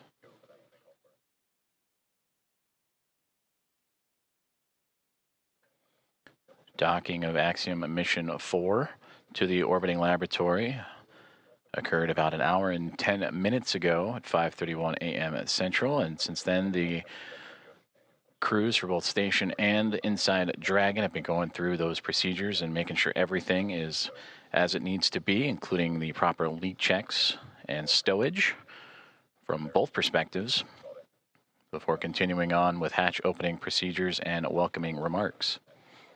We'll continue to provide updates, and you'll hear calls on the big loop of all four parties, NASA's Mission Control and the International Space Station Flight Control Room, SpaceX in Hawthorne, California, and the teams and the Expedition 73 crew aboard the International Space Station, and Axiom Mission 4 aboard the Dragon and Grace Dragon Houston on the big spacecraft. loop. Stand by for hardline audio config.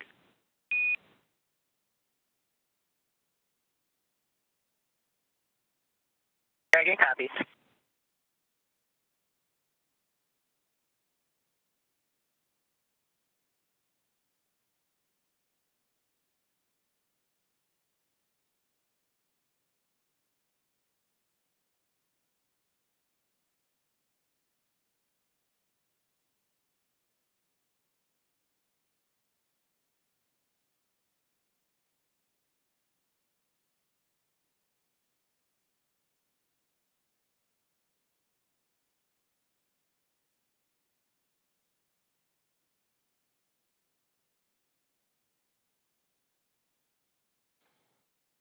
Also a part of these procedures, and once hatch opening continues to move along, the crews will install IMV ducting to help mix the air of the space station environment with the air inside of Dragon and seal up some of those lithium hydroxide cartridges that scrub the carbon dioxide inside of the Dragon spacecraft. And that was on their ride to the International Space Station. They'll also check some vent valves as we go, and maybe need a little bit more time on board, but these last final checks are crucial to make sure everything is good to go, since it will remain docked to the International Space Station for nearly 2 weeks.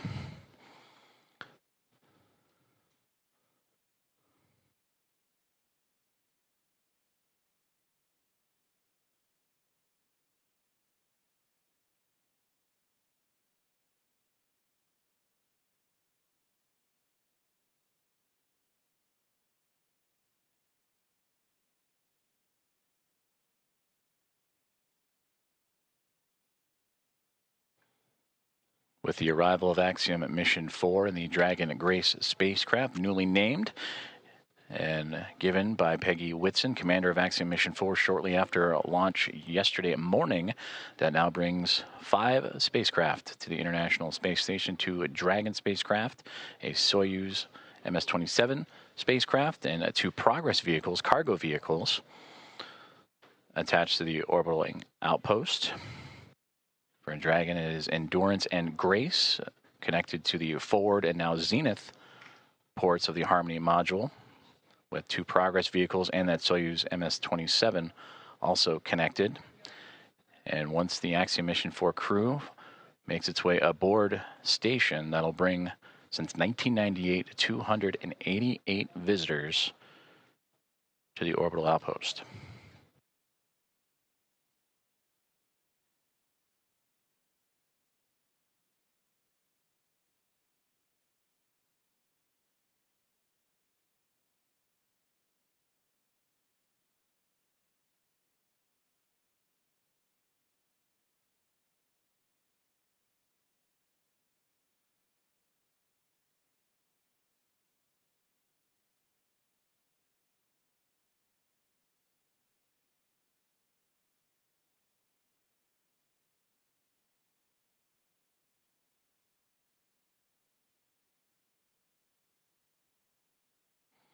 Nicole Ayers, NASA astronaut, has returned to inside the pressurized mating adapter and working on the APAS hatch and hatch opening procedures, as we continue to get great Dragon views from Houston on the inside the big loop. International Space Com Station. check. Hardline audio configuration complete, and we have resolved the audio issues on C2P2.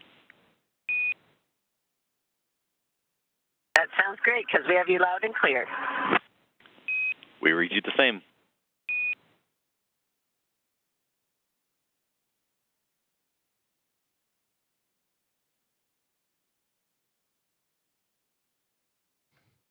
And that was a good communications checkout from the teams on the ground up to Dragon Grace on the C2V2 line, common communications for visiting vehicles, and that communications line connecting all parties.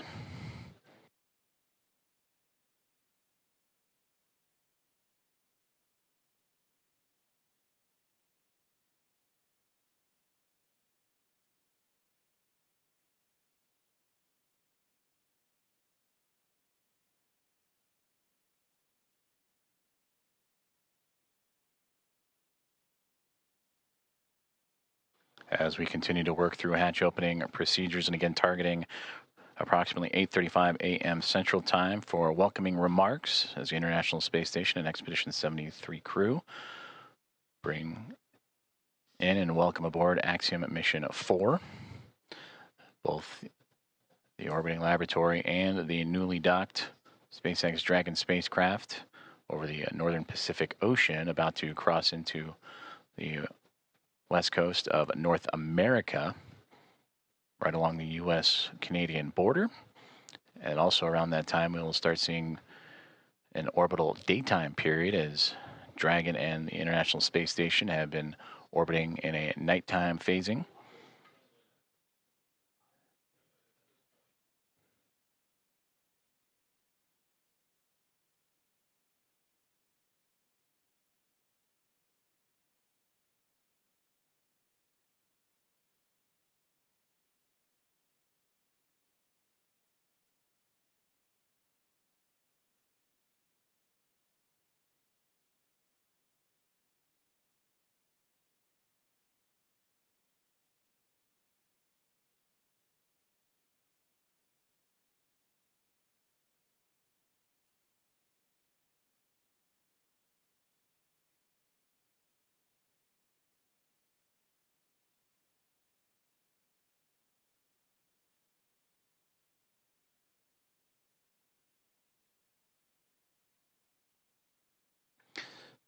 Currently experiencing a satellite handover period, and we'll continue to bring you the live views from the International Space Station, both inside or exterior.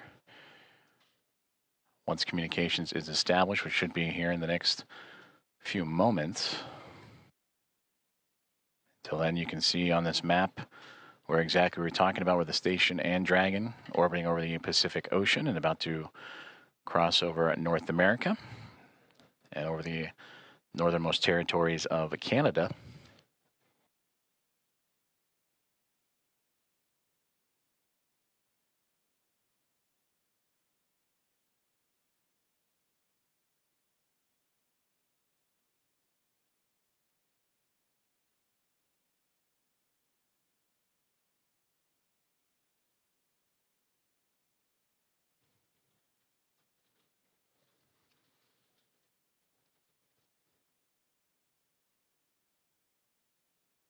As we wait for those communications to return, to recap, Axiom Mission 4 has connected with the International Space Station after launching from NASA's Kennedy Space Center yesterday morning at 1:31 a.m. Central Time to connect with the space station at 5:31 a.m. Central this morning. So a little more than a day's transit, and where it would execute a sequence of burns to raise its altitude and close the distance between Dragon spacecraft, Dragon Grace, and the International Space Station through a phase burn, boost burn, close burn, transfer burn, and then eventually the co-elliptic burn, to make sure that the spacecraft is on the same pathway as the International Space Station and able to make its way up and over top of it to connect to the space-facing port of the Harmony module, the Node 2 Zenith port. As we now get views back inside of the International Space Station, that is the view from the other side. We mentioned the space-facing port. That is looking up into where the hatchways will be to allow for the Axiom Mission 4 crew to pass through and be brought aboard the International Space Station. For Peggy Whitson, commander of Axiom Mission 4, her second flight as an Axiom commander after previously serving as commander of Axiom Mission 2.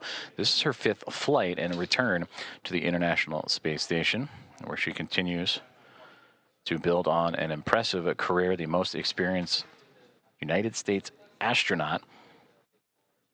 Entered the mission with 675 days to her credit and will certainly add to that record-setting total in her time aboard the orbiting laboratory, and bringing up pilot Shubhanshu Shukla of ISRO, Sławomir Uznański-Wiśniewski of Polsa, and Tibor Kapu of Hunor. And for Shukla, Uznański, Wiśniewski, and Kapu, representing India, Poland, and Hungary, respectively, for those nations, it'll be their first time coming to the International Space Station. Nicole Ayers. And the last one into the hatch, I believe that was Anne McLean making her way in as they continue to work through hatch opening procedures.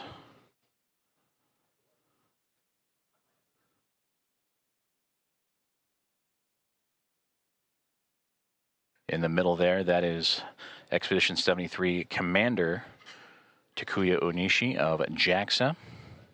And then you just momentarily saw NASA astronaut Johnny Kim float in and out of view as the crew working together to continue these procedures, moving around some equipment and to allow for the access to the APAS hatch. After successful vestibule pressurization and checks.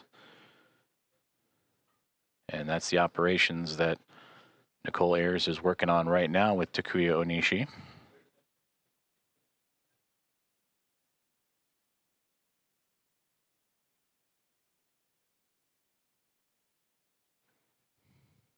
And Johnny Kim with camera in hand to document these procedures.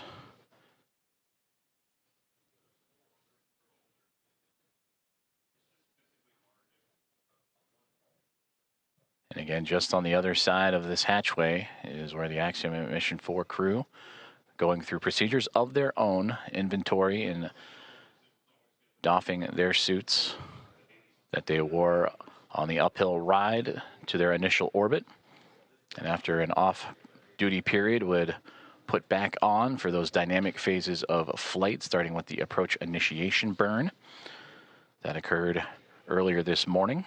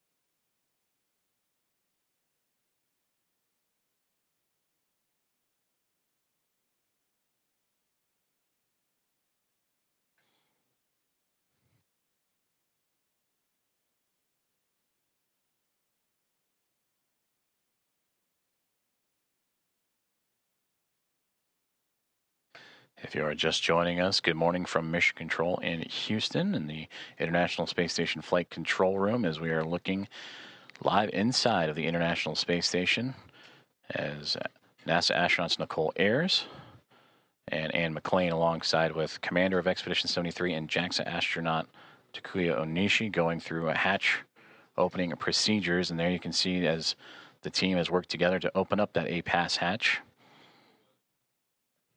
and continue on with those procedures to welcome aboard eventually the Axiom Mission 4 crew with the welcome remarks currently still targeting. The big loop, the APAS hatch is open and no condensation observed on the seals.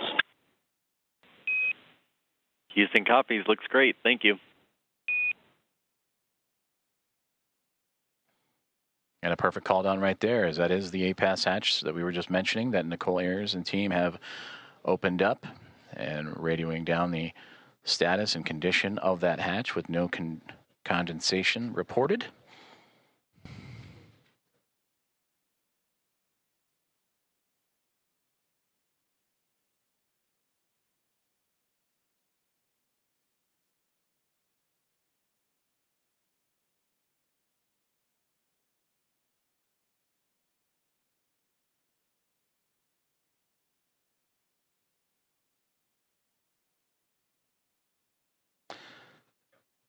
And as Nicole Ayers continues to work on that hatch, you'll also see that hatch be covered up to give an extra level of safety to allow for the Axiom Mission 4 team to pass smoothly without having to worry about any additional hazards as they pass through the vestibule and pressurized mating adapter and eventually into the Harmony module of the International Space Station.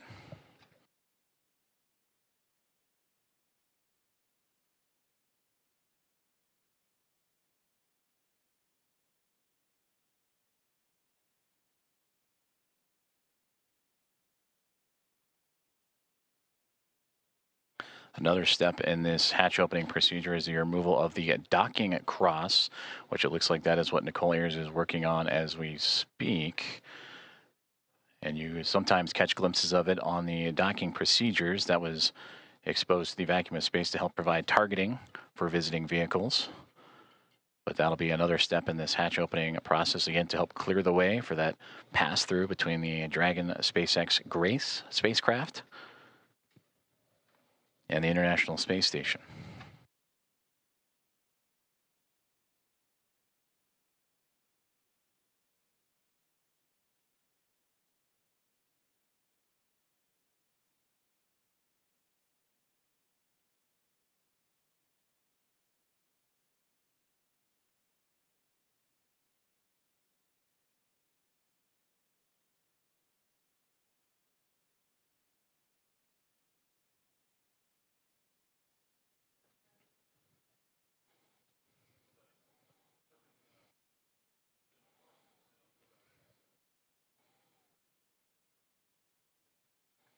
Hatch opening procedures continuing to move along for the teams aboard the International Space Station and Axiom Mission 4 as we draw closer and closer to the anticipated hatch opening and eventual welcome remarks.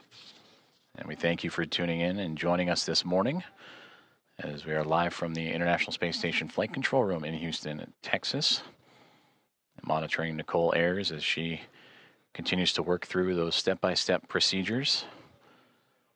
As the hatchway, there you see the large square structure just off to the right-hand side of our field of view with that window in the middle was Station opened up. Houston on the big loop. Just want to clarify, we want the standoff cross stowed in the standoff cross cover bag.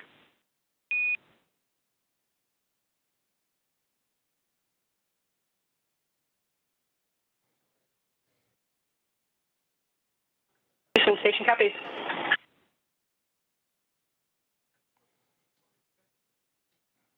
And that's the teams here on the ground assisting the astronauts on board the station with those hatch opening procedures.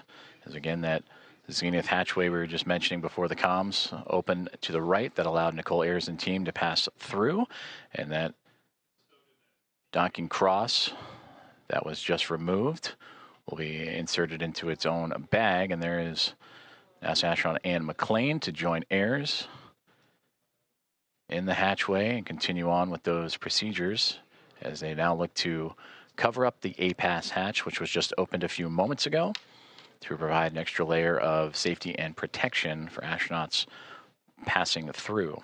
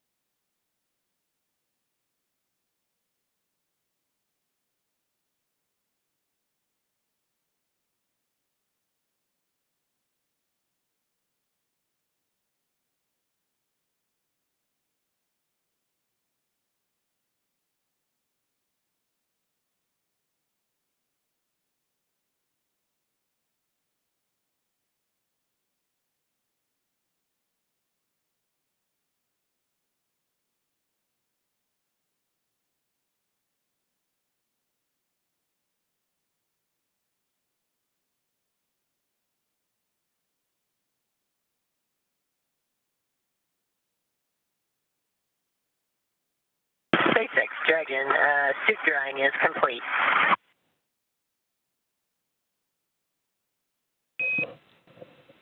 And Dragon, we copy on the big loop, suit drying complete.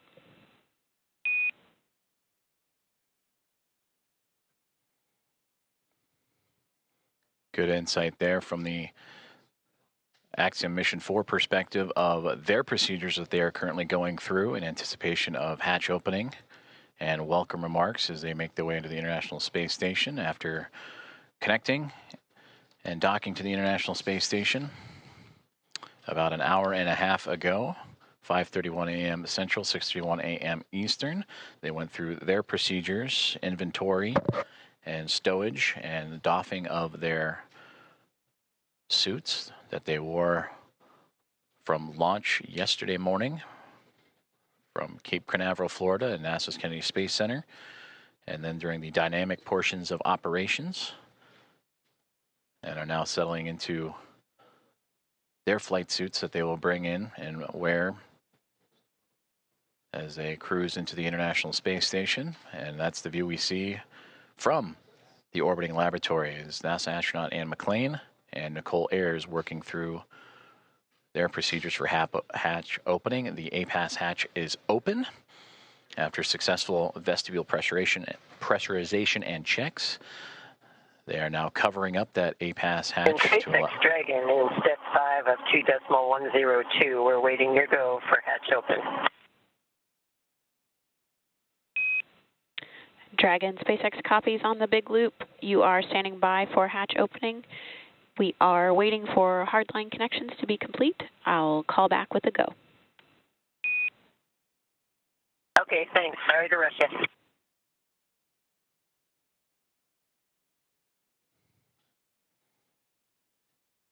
And there you heard Axiom Mission 4 Commander Peggy Whitson radioing down to the team at SpaceX. They are awaiting the go for hatch opening. I'd imagine the crew aboard the Dragon Gray spacecraft anxious and excited to float into the International Space Station for the very first time.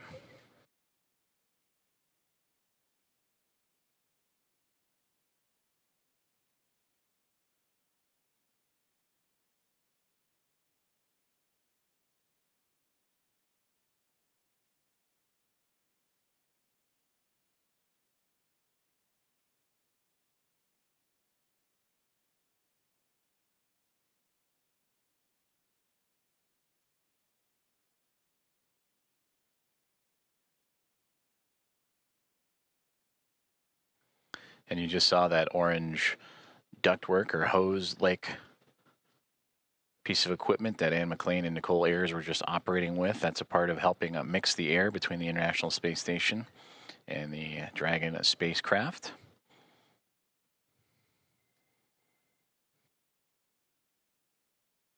They'll continue to check some vent valves as well, so it just might be a little bit more time before we welcome the crew on board. But these final checks, again, critical to making sure that everything is good and sealed tight with no leaks and no issues, as Dragon Grace will be docked to the International Space Station for approximately the next 2 weeks.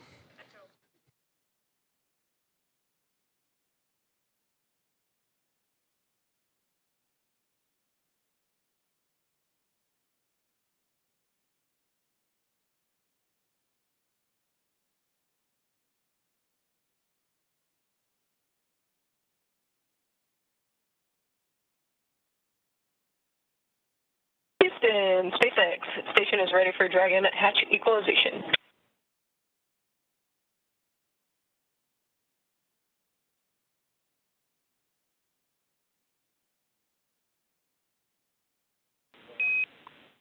Houston, copy. Stand by.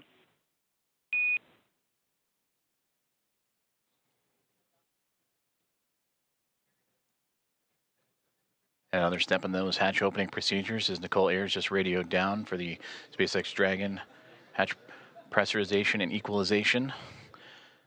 As you see the pop of flash bulbs aboard the International Space Station being documented, and plenty of smiles from the Expedition 73 crew as we draw closer and closer to hatch opening and welcoming Axiom Mission 4 aboard the orbital outpost.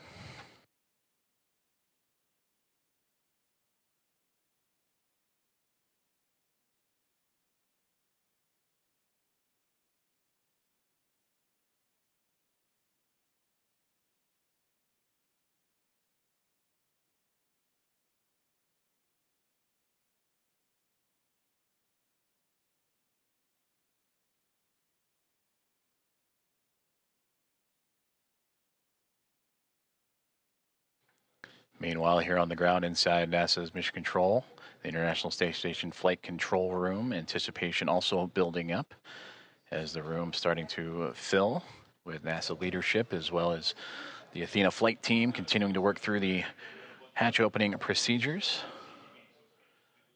Flight Director Allison Bollinger closely monitoring every step of the way as Nicole Ayers is continuing to work through each checkpoint on her list. That's what you saw on the little tablet that she was referring to, making sure every step is covered as she has now floated back into the pressurized mating adapter across the APAS hatch. Station Houston on the big loop. We're still working some ground config actions before we're ready for equalization. In the meantime, can we get confirmation that the standoff cross went into the standoff cross bag? We were unable to tell from the video. It was in there when you guys called. Thanks. Copy, thanks.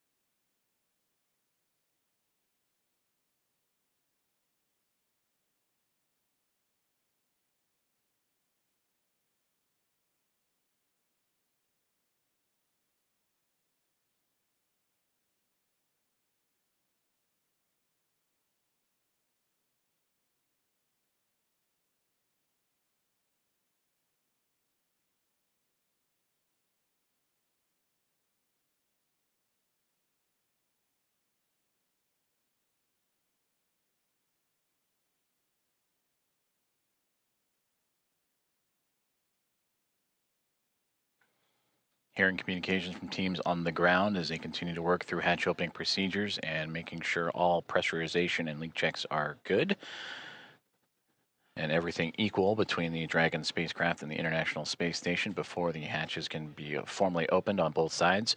You can see into this hatchway the space-facing port, or into the space-facing side of the Harmony module aboard the International Space Station and the International Docking Adapter that welcomed the connection of Axiom Mission 4 at 5:31 a.m. Central Time earlier this morning. And since then, the crews aboard both the Dragon Gray spacecraft and International Space Station have been diligently working and continue to monitor the progress of that hatch opening with teams on the ground also following suit.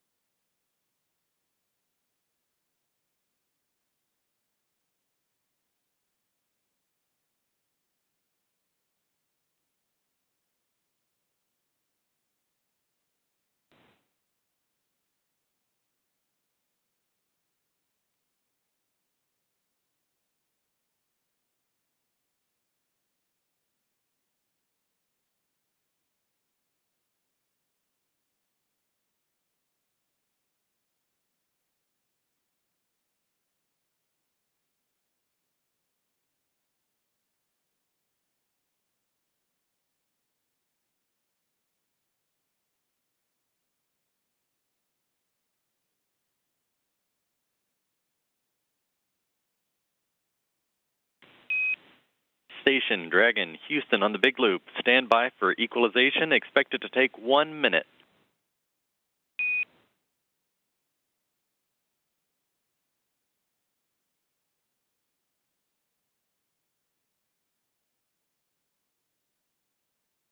Station copies 1 minute. Dragon copies 1 minute.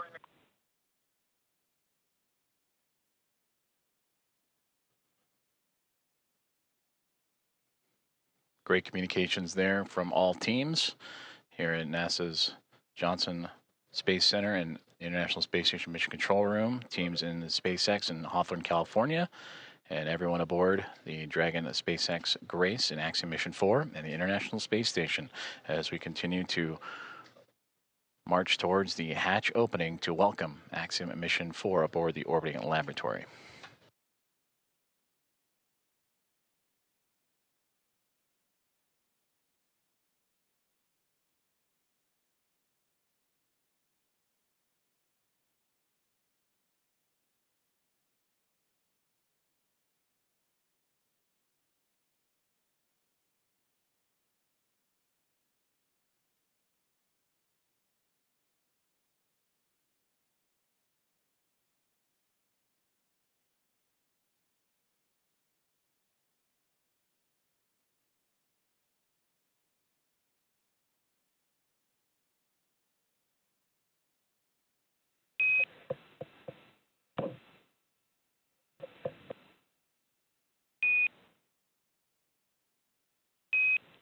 Dragon SpaceX on the big loop, you are go for hatch opening per the decal, followed by the remaining actions in procedure 4.400, section 6.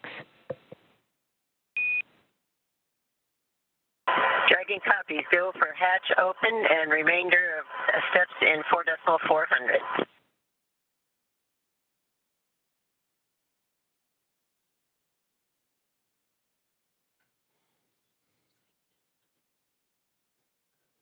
We are go for hatch opening is what you have just heard.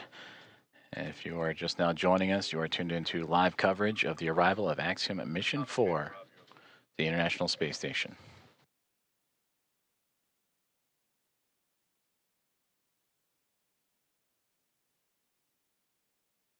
And SpaceX Dragon, hatch is coming open. SpaceX copies.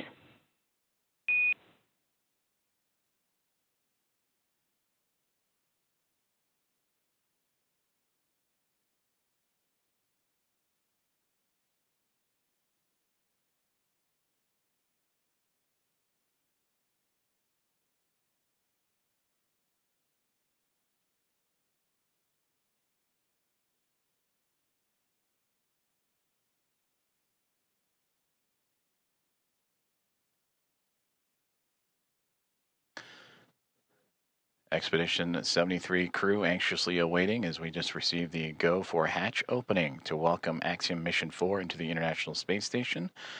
There you see Ann McLean in the foreground working on the tablet, alongside with Johnny Kim on the far right-hand side, NASA astronaut, and then Roscosmos cosmonaut Kirill Peskov next to him, with Alexei Zubritsky and Sergei Ryzhikov, also of Roscosmos in that mix. And right there in the middle, almost standing, if you will, from our perspective, is Expedition 73 Commander and JAXA astronaut Takuya Onishi.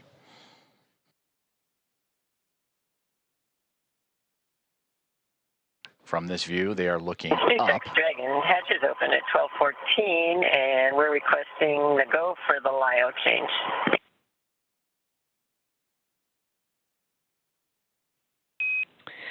Copy 12:14 Zulu hatch opening time, and you are go for LIO swap.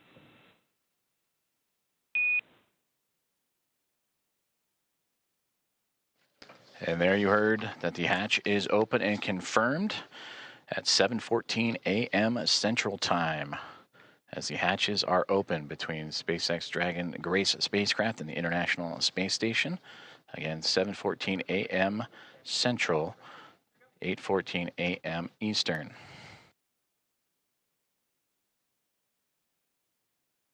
And you heard also the swaps of the LIO canisters. That's the lithium hydroxide cartridges that scrubbed carbon dioxide inside of the Dragon spacecraft on the ride to the International Space Station. Also, Nicole Ayers out of view, but if from this perspective, looking up, she is operating with the Axiom Mission 4 team to help refresh the air and cycle air between the two craft as they continue a few more procedures before floating across and into the orbiting laboratory for the first time.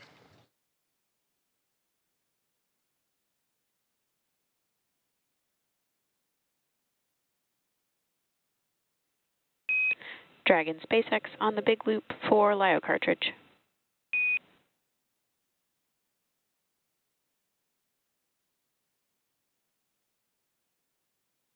Go ahead for LIO cartridge. Just looking for clarification on your next action there. We're tracking LIO cartridge sealing per 2.102 step 6.5. Oh, okay. In my procedure, I had for the instructions on the decal for section.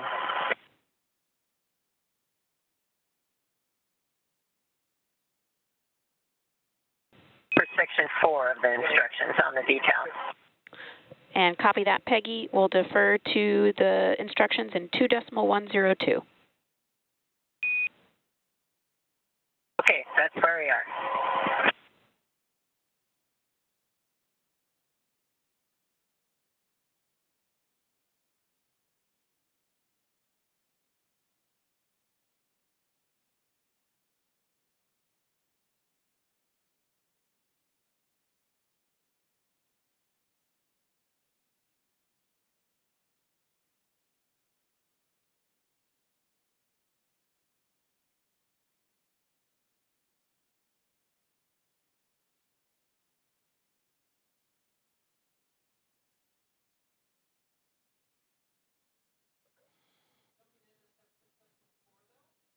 You just heard communications between Axiom Mission 4 Commander Peggy Whitson and the teams on the ground as they were talking about the swapping of the lithium hydroxide cartridges as the hatch has been opened between the Dragon spacecraft and the International Space Station just a few moments ago at 7:14 a.m. Central Time. And this is a view inside the International Space Station, looking forward, if you will, as the astronauts and cosmonauts aboard are looking up. That is towards the space-facing port of the Harmony module. That's where they are in now. If you were to keep going forward, if you will, that is the forward port, which currently is occupied by Dragon Endurance from Crew 10.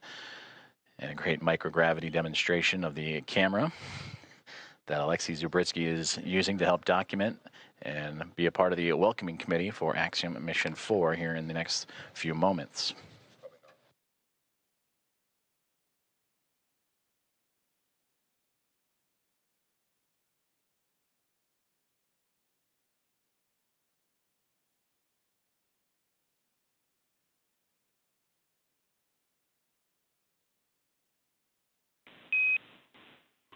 Dragon Houston on the big loop. Just to confirm, we want to make sure IMV duct installation is complete before we do LiO cartridge sealing. Yes, the IMV duct installation is complete. My bad, I didn't get it reported. Houston copies.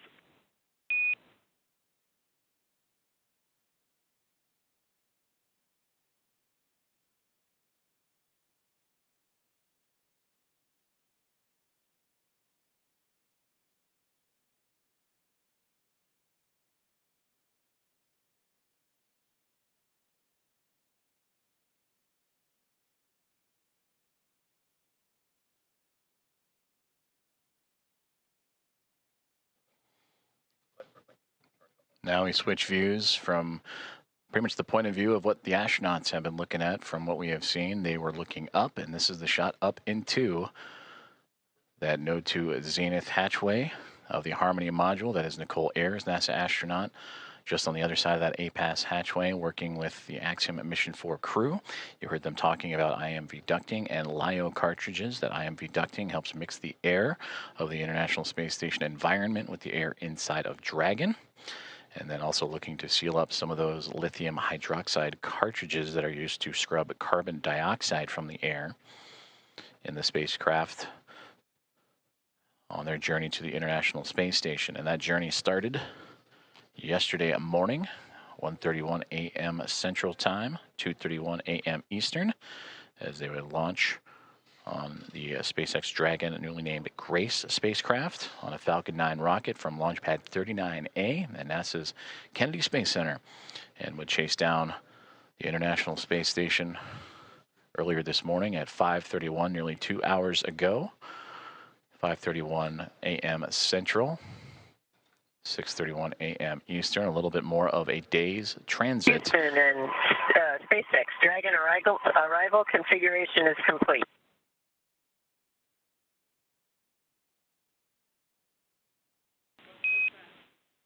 Houston copies. SpaceX copies.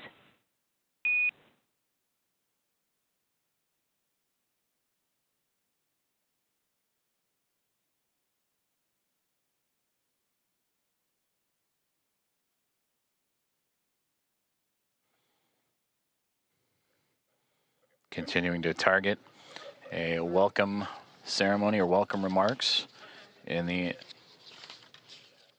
near future at 8:35 a.m. Central Time. So a little bit more than an hour from now is Axiom Mission 4 and the International Space Station continuing to work through hatch opening procedures, but getting close, you can start to see a little bit of a window of opportunity that was just on the other side of astronaut Anne McLean and Nicole Ayers there, as they are working on IMV ducting, mixing the air of the station and Dragon, and lithium hydroxide cartridges, stowage and swapping out.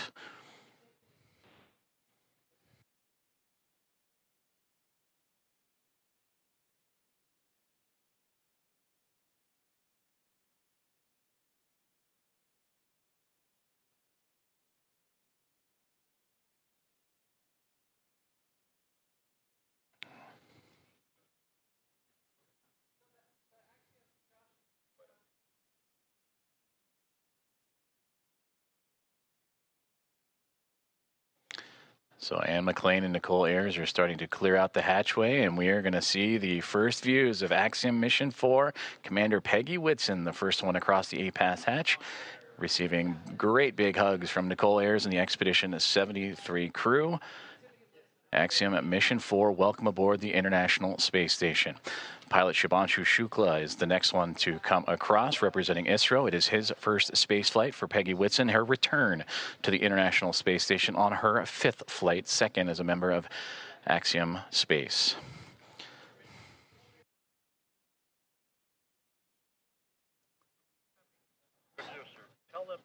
Sławomir Wisniewski of ESA, representing the nation of Poland.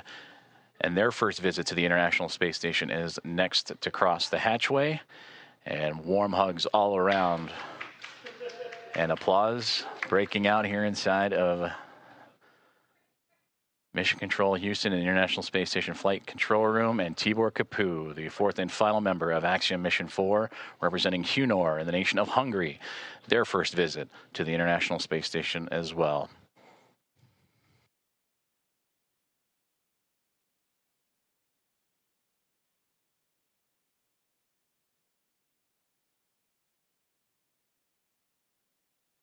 Great big hugs and handshakes across all members of Expedition 73 and Axiom Mission 4 is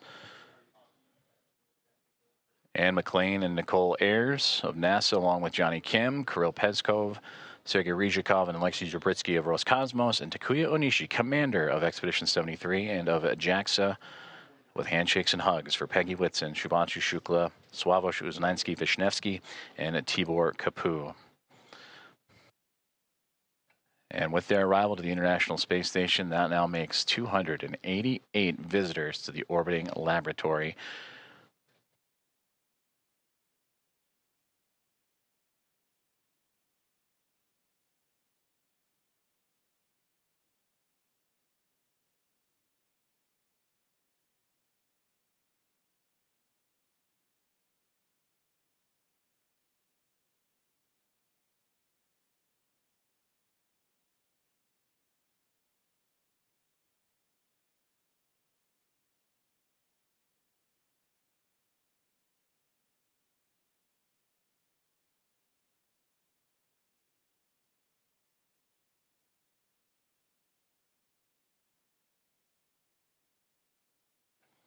Axiom Mission 4 is now aboard the International Space Station.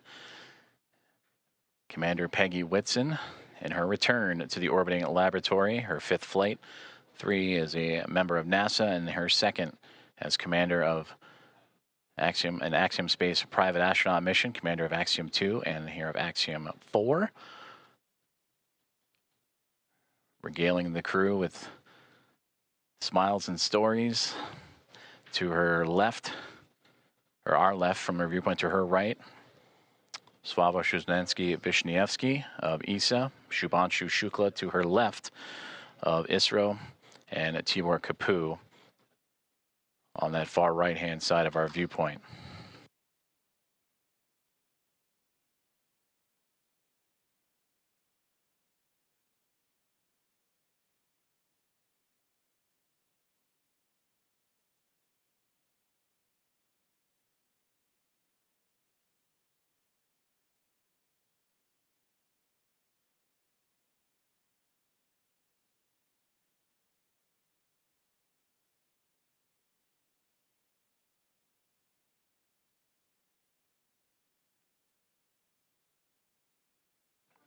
The crew is safely aboard the International Space Station. Welcome again to Axiom Mission 4. And we are continuing to target a formal welcome remark from the crew and being joined by the Expedition 73 team as well. That'll be at approximately 8:35 a.m. Central Time. And from there, they will receive a safety briefing and begin their nearly approximately 2-week mission aboard the International Space Station, in which they will participate in around 60 research investigations representing 31 countries, with more than 24 of those experiments sponsored by the ISS National Lab.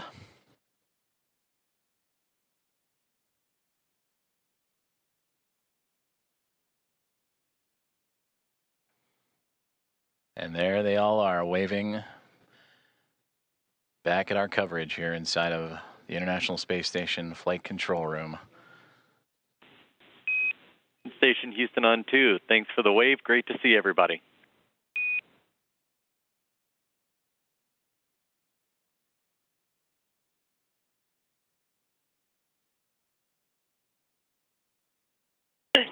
Houston Station, we're happy to be here. It's so great to be here finally. It was a long quarantine.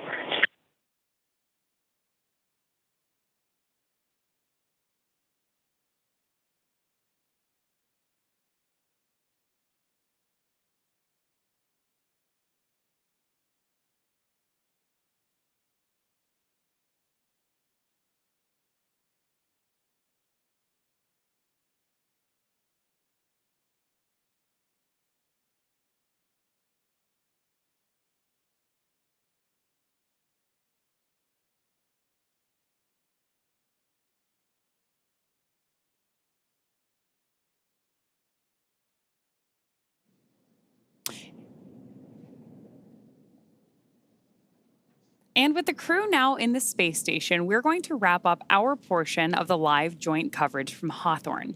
It's been an honor to support Axiom Mission 4 thus far, and we wish the crew a successful time on the space station. We're, of course, also looking forward to joining Ax-4 again when it's time to return home. Ronnie, from launch to docking, it has been an absolute pleasure sharing this desk with you. What has been years in the making for India, Poland, and Hungary is now well underway. Axiom Space and NASA's joint coverage will continue from here through to the welcome ceremony as Peggy, Shubhanshu, Swavesh, and Tibor start their 2 weeks aboard the orbiting laboratory. Over the course of our crew's time on station, we will be producing mission updates from Axiom Space's own space station development facility in Houston, Texas. So we invite you to follow the progress of Ax-4 on axiomspace.com and through Axiom Space's social media channels. So with that, on behalf of SpaceX, Axiom Space, and NASA, thank you all for tuning in to watch. While our stream on X is coming to a close, coverage of the welcome ceremony now continues on NASA Plus, axiom.space/live, and Axiom Space's social channels. With that, we'll turn it back over to you, Joseph. Have a great morning, everyone, and go Ax-4. Go Ax-4. Thank you very much, Paul and Ronnie, and thank you for joining us on this morning's broadcast as we continue on with our live coverage of the arrival of Axiom Mission 4 to the International Space Station, the fourth private astronaut mission to arrive to the orbital outpost, and the first since January of 2024. We just saw the crew of 4, including Commander Peggy Whitson, Shubhanshu Shukla, pilot of ISRO, Swavesh Uznansky-Vishnevsky, and Tibor Kapu of ESA and HUNORT, respectively, crossed the hatchway and into the orbital outpost for the very first time. We're continuing to follow along as we'll wait for the formal welcoming remarks that are currently scheduled for roughly 8:35 a.m. Central Time, so a little bit more than an hour to go as the crew continues to settle in. After you heard the remarks from Peggy Whitson mentioning the long quarantine, the ride up, which took a little bit more than a day's time to do so, as the teams here in the International Space Station Flight Control Room and special guests in the viewing room at the back of your screen on hand to witness this special moment and also to be a part of a handover period as the Orbit 1 team wrapping up their day's work, which certainly was busy. That saw the multiple burns as the Dragon spacecraft named Grace would continue its transit to catch up to the International Space Station, and ultimately docking at 5:31 a.m. Central Time with that initial contact. The soft capture turned to hard capture and mating. Hatch opening procedures took about 2 hours or so to complete, with teams on both sides inside the Dragon spacecraft and the International Space Station meticulously checking for leaks and going through each procedure step by step before that moment we just had a couple moments ago at 7:14 a.m. Central Time, in which the hatch was opened and the astronauts of Axiom Mission 4 floated on through to the International Space Station. We're currently experiencing a transition in communications satellites. That's nominal and to be expected, so we will bring you back those views inside the International Space Station once we have them. But again, the teams here inside of the International Space Station Flight Control Room. Orbit 1 team wrapping up a great day's of work, or great morning's work, that saw 4 new members join the orbital outpost to bring up the attendance to now 11.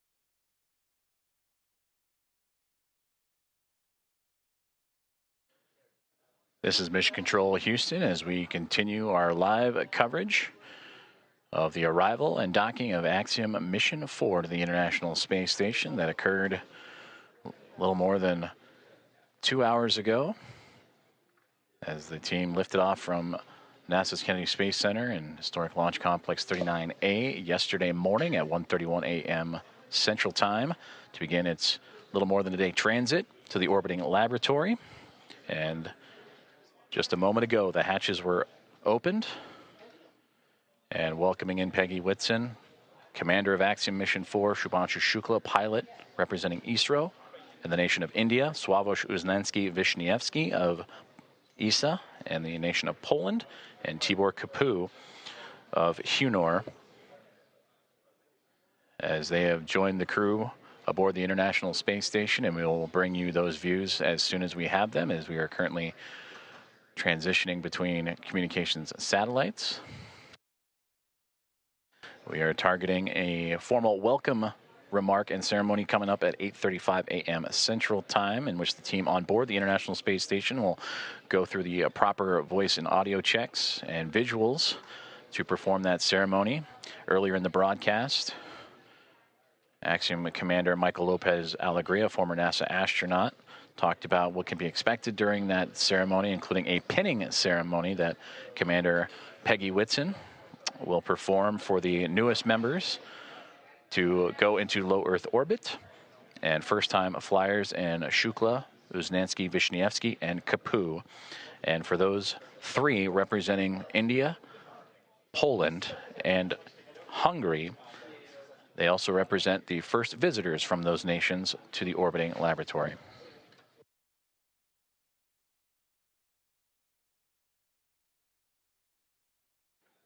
You're currently seeing live views inside of the International Space Station Flight Control Room as the teams on the ground here in Houston are currently undertaking a handover period over Orbit 1 team that had the early morning hours and monitored Dragon's approach and docking. We'll hand over to the Orbit 2 team, which will then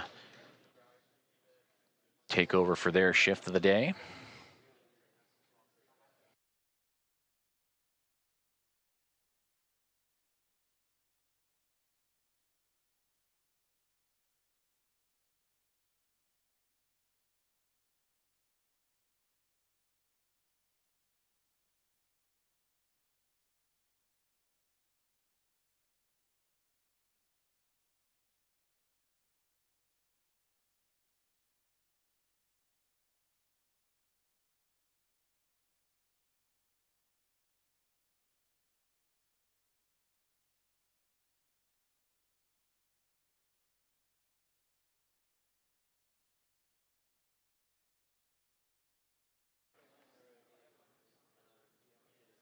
Flight Director Allison Bollinger and her Athena flight team, that Orbit 1 team, undergoing the handover period as they will transition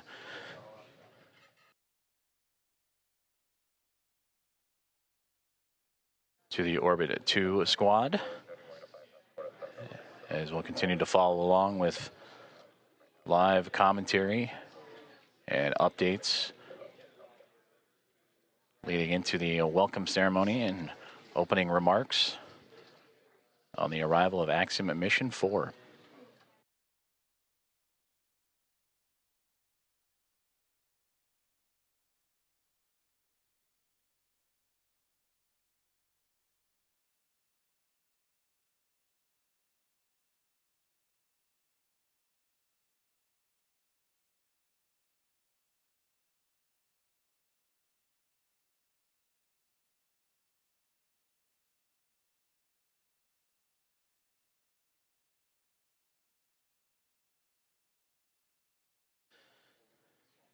Flight Director Vincent Lacourte and his Destiny flight team, the next on tap in this handover period.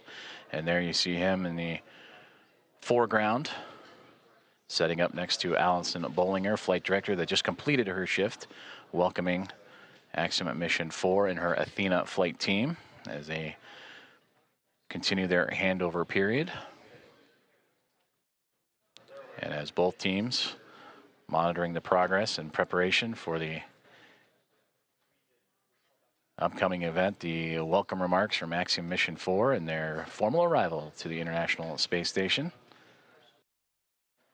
And plenty of smiles and laughter throughout the room after a successful docking that occurred about 2 hours and change from now. And that was at 5:31 a.m. Central Time, in which the Dragon Grace spacecraft, soft capture, then hard capture, connected to the International Space Station and its space-facing port on the Harmony module. Hooks connected to form the hard mate, and then over the next 2 hours would begin the procedures to pressurize the vestibule, the gap between the Dragon spacecraft and the International Space Station. That was at vacuum. They wanted to bring the atmospheric pressure equal to that of what's inside Dragon and the space station, which is relative to here on Earth, which is equal to about 14 psi, which is sea level. And once that was able to be accomplished, the APAS hatch on the space station end was open. Shortly there followed by the pressurization and opening of the Dragon hatch. And that would occur at 7:14 a.m. Central Time. And now the crew is aboard the International Space Station, settling in after a little more than a day's transit to the orbiting laboratory. And we look forward to hearing from them here shortly for welcome remarks. And again, tracking around 8:35 a.m. Central.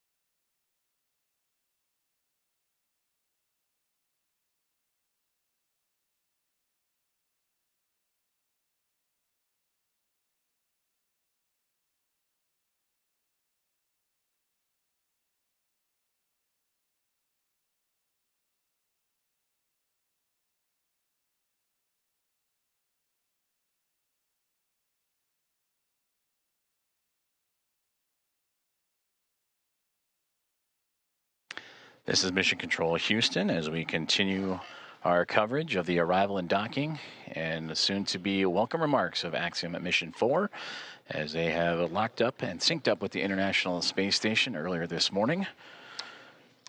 And the crew of 4 have since floated aboard the International Space Station, bringing up its population from the Expedition 73 crew of 7 to now a total of 11.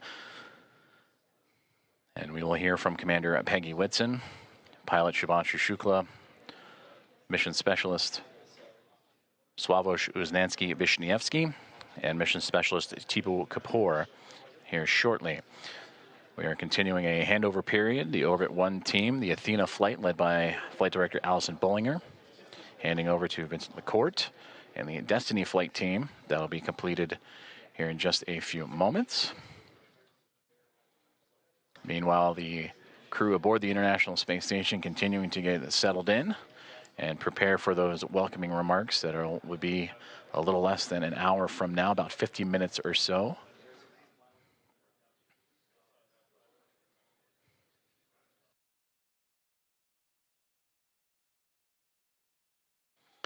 The Axiom Mission 4 team that just arrived and entered the International Space Station shortly after the opening remarks will settle in and recover, and soon to get to work as they will participate in around 60 science investigations representing 31 countries, and more than 24 of those experiments sponsored by the ISS National Lab. They'll also participate in a wealth of outreach activities that they will participate during their approximately 2-week mission.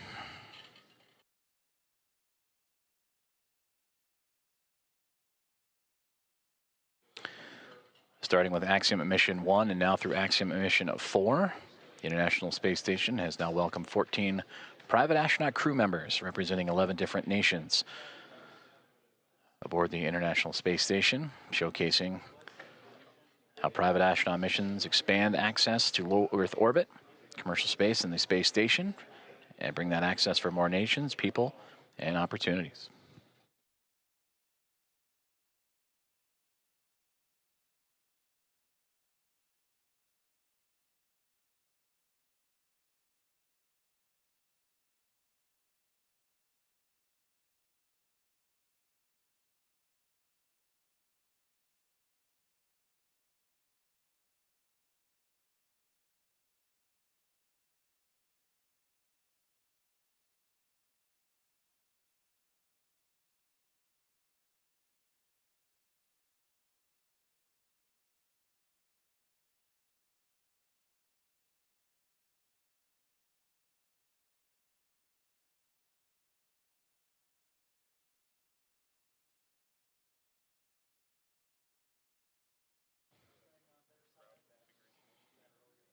The views you are seeing now are from the external cameras on board the International Space Station, looking at the Dragon spacecraft as the vehicles now enter an orbital nighttime period. The two currently traversing across the southern Indian Ocean and about to cross the continent of Australia and make its way over into the Pacific Ocean.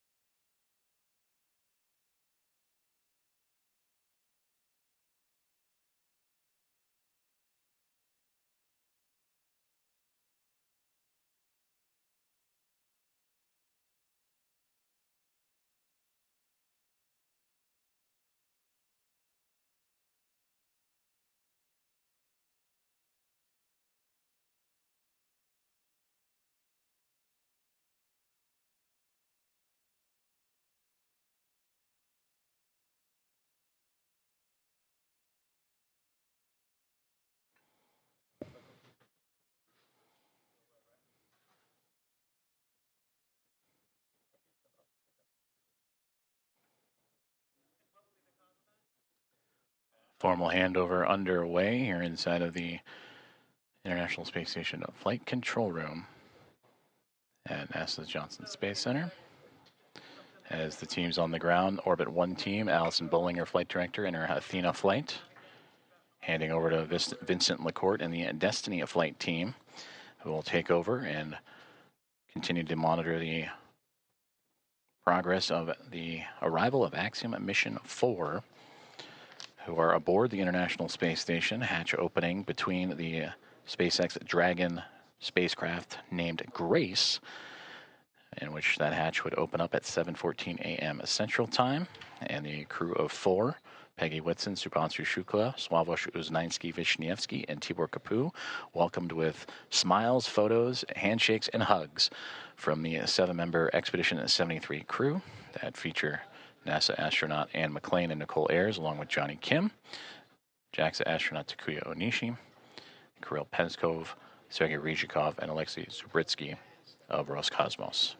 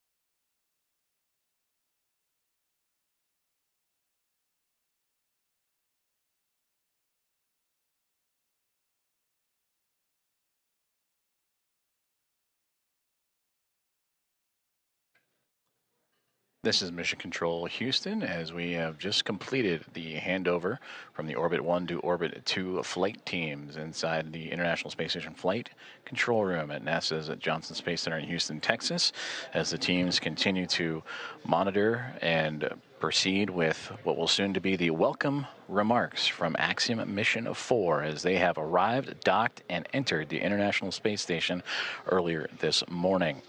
They would launch towards the International Space Station yesterday morning, starting their transit that lasted a little bit more than a day. And they would make their way starting at 1:31 a.m. Central Time with that launch. And then they would begin their transit with a sequence of burns to chase down the orbiting laboratory. And then earlier this morning,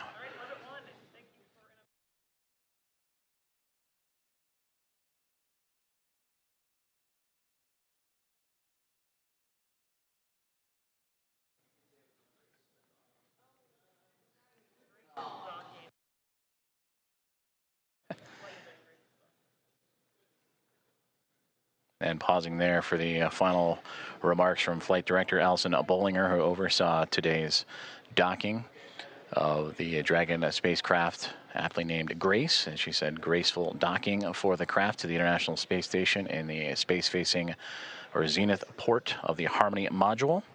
And that contact would occur at 5:31 a.m. Central Time earlier this morning, and then the hatchways would then take about the next 2 hours or so to make sure all leak checks and inspections were performed step by step for both the teams inside the Dragon spacecraft and Axiom Mission 4, as well as the Expedition 73 crew aboard the International Space Station. And then the hatchways would open up to allow the crew to come on board.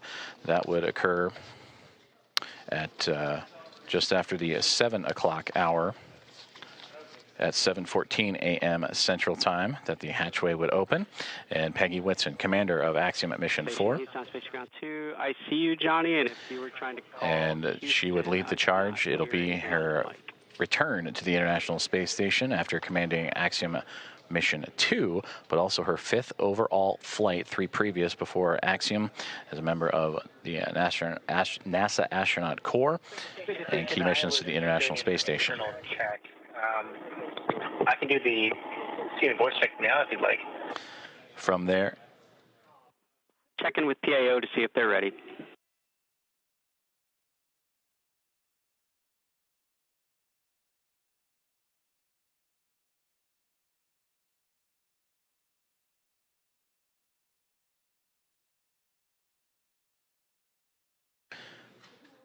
Producer on ACI.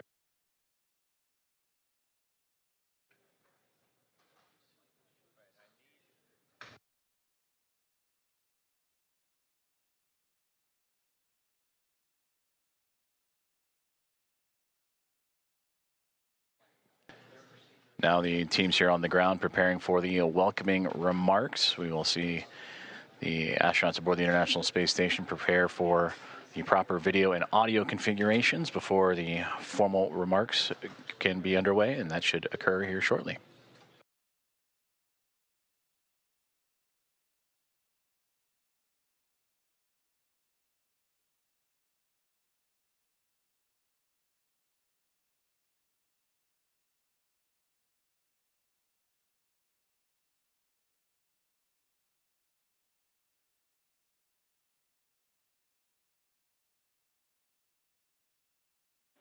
Station Houston on Space Ground 2 for Johnny. Hey, we're rerouting video. Give us a couple minutes and then we'll let you know. But we're getting ready for a scene and voice check shortly. Roger, sounds good. Thanks. This is Mission Control Houston as we continue to prepare for the welcome remarks from Axiom Mission 4. Communications between the teams here in the International Space Station Flight Control Room, preparing to configure the appropriate cameras and audio to accomplish that welcome remark, as Axiom Mission 4 again has arrived to the International Space Station after a little more than a day's transit. This welcome ceremony will feature Commander Peggy Whitson, pilot Shubhanshu Shukla, Sławosz Uznański-Wisniewski, and Tibor Kapu, all of the Axiom Mission 4 cadre, and also all members of the Expedition 73 crew. The 7 of them added to the 4 of Axiom Mission 4 to bring the population of the International Space Station to 11.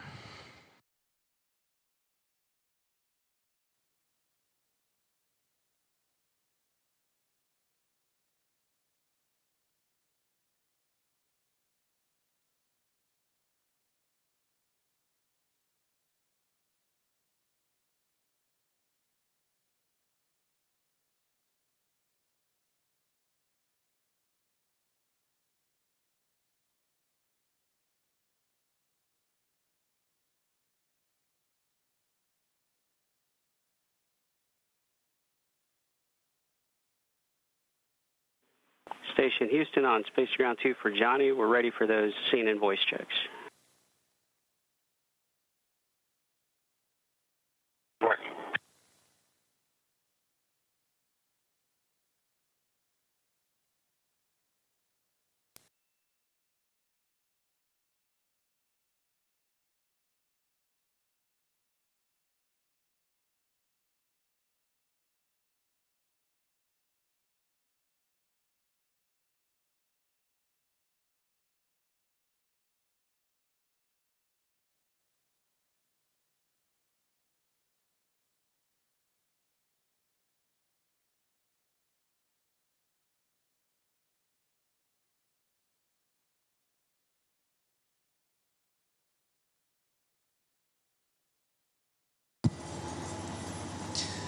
Houston 10 count, 10, 9, 8, 7, 6, 5, 4, 3, 2, 1.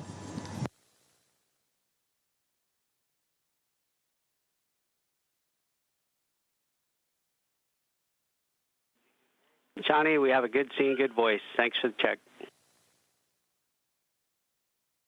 Yep, and just a friendly reminder, we're looking to start the event at 13:35.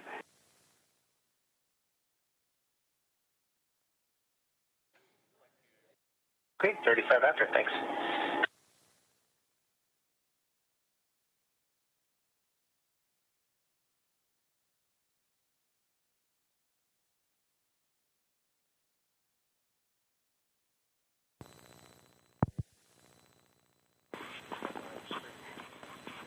And Johnny, FYI, the current video that you are on is streaming live to NASA TV, so just FYI.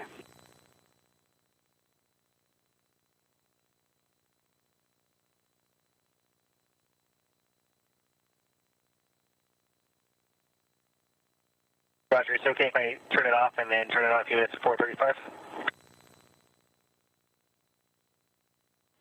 Sounds good. You can do that.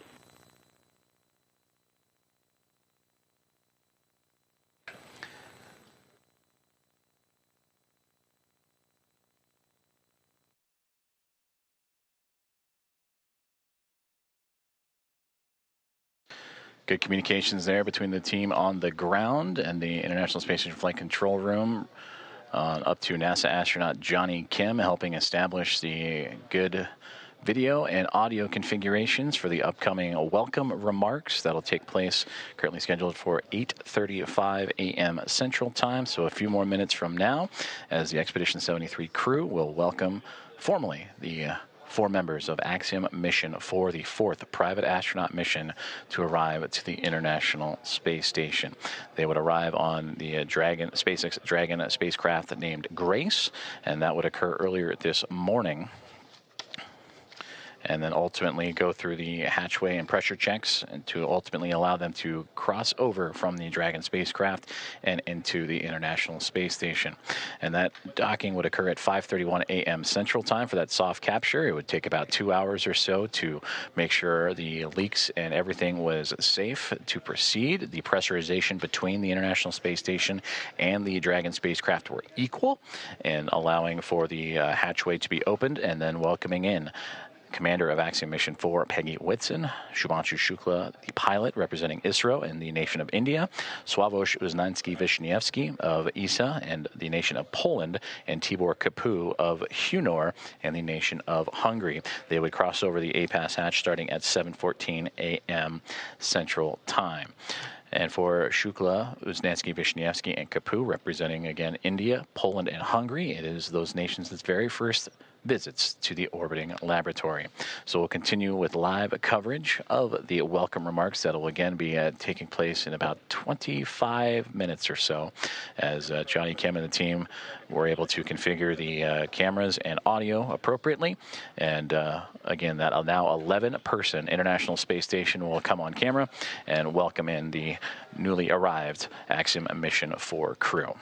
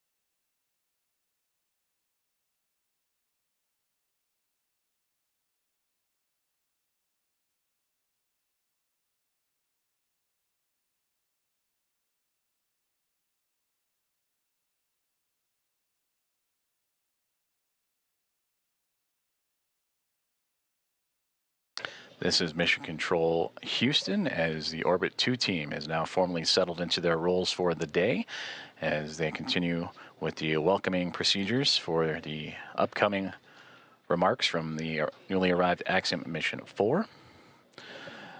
Flight Director Vincent McCourt and the Destiny flight team have now taken over, and will continue to work through as the Axiom Mission 4 crew begin their unpacking procedures and get to settle in aboard the International Space Station, the now orbiting lab with 11 members on board, currently in their midday meals and midday processes of their workday before transitioning into the back half of their day and then settling in for what will be a good night's sleep after a very eventful morning for us here in Houston, Texas, as well as those that followed along in the joint operations teams in both Axiom Space, also here in Houston, and SpaceX in Hawthorne, California.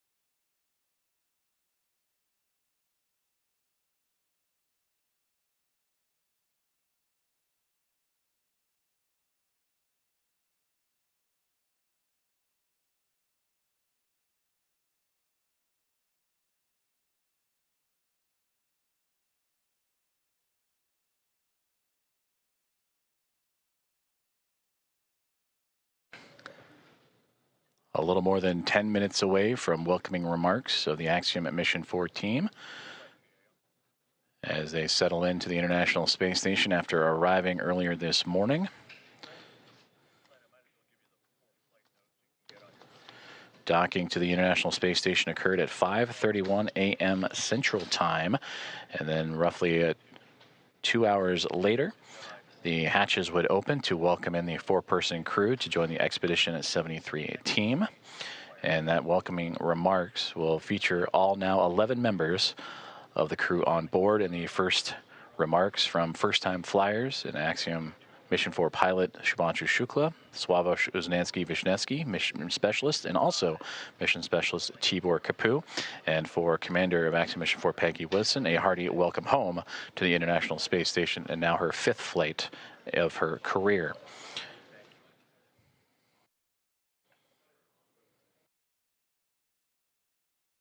For Peggy Whitson, the most experienced U.S. astronaut in history, began this mission with 675 days under her belt, 9th all-time, but will continue to add to those incredible historical numbers as the Axiom at Mission 4 and its crew will proceed with an approximately 2-week mission aboard the orbiting laboratory, performing outreach events and research investigations, participating in around 60 of those investigations, representing 31 different countries.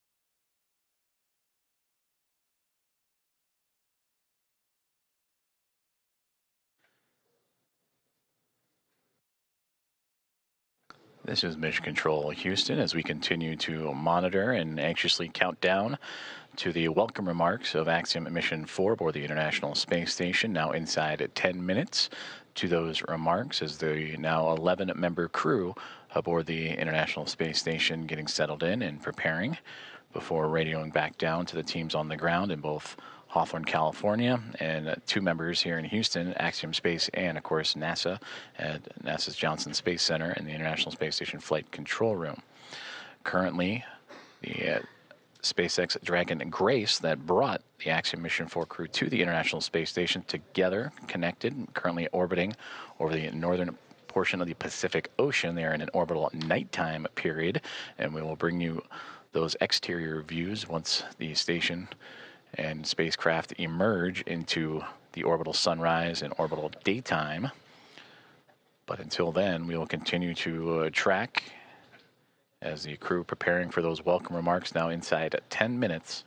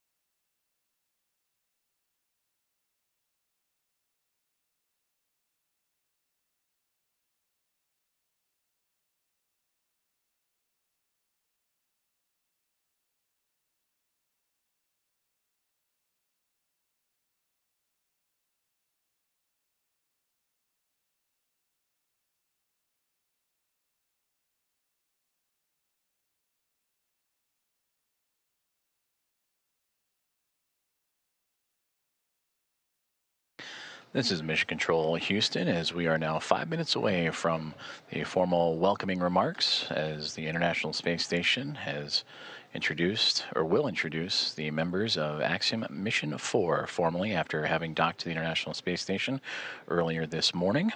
They would dock to the orbital outpost at 5:31 a.m. Central.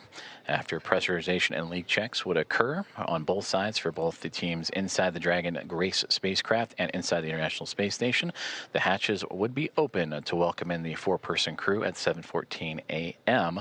And we are now tracking for an 8:35 a.m. Central Time welcome remark. So a little bit more than a few more minutes away, as the teams aboard the International Space Station currently settling in. It is the midway point of their day today, after they were pressed into action early, as the arrival of Dragon would have them press right into their daily activations. For NASA astronaut Nicole Ayers and Ann McLean, they would oversee and monitor the progress of the Dragon spacecraft to the orbiting laboratory and execute those hatch opening ceremonies. Procedures, pardon me, and then, of course, all 11 members of Expedition 73 were there on the other side to welcome in Peggy Whitson, Subhanshu Shukla, Sławomir Uznanski-Wisniewski, and Tibor Kapu to the orbiting laboratory. And there you see the spacecraft, newly named Grace, docked to the International Space Station. And that is where they will reside for approximately the next 2 weeks, as they will participate in around 60 research investigations, numerous outreach activities, and more, representing 31 different countries, as the International Space Station has now welcomed its 4th private astronaut mission. It is their first since Axiom Mission 3 would arrive to the International Space Station, and that would be back in January of 2024. And just out of view, you can somewhat see the nose cone. If you look to the bottom left-hand side, just past where that Dragon spacecraft is, that is another Dragon spacecraft, Dragon Endurance, at the forward port of the International Space Station in the Harmony module, as both Grace and Endurance flying in front of the International Space Station, 2 of now 5 vehicles that are attached to the orbital outpost. Also Soyuz MS-27 that brought NASA astronaut Johnny Kim to the International Space Station, and 2 cargo craft, Roscosmos Progress cargo craft, also attached to the International Space Station. So a full house, both externally and internally, on the orbiting laboratory.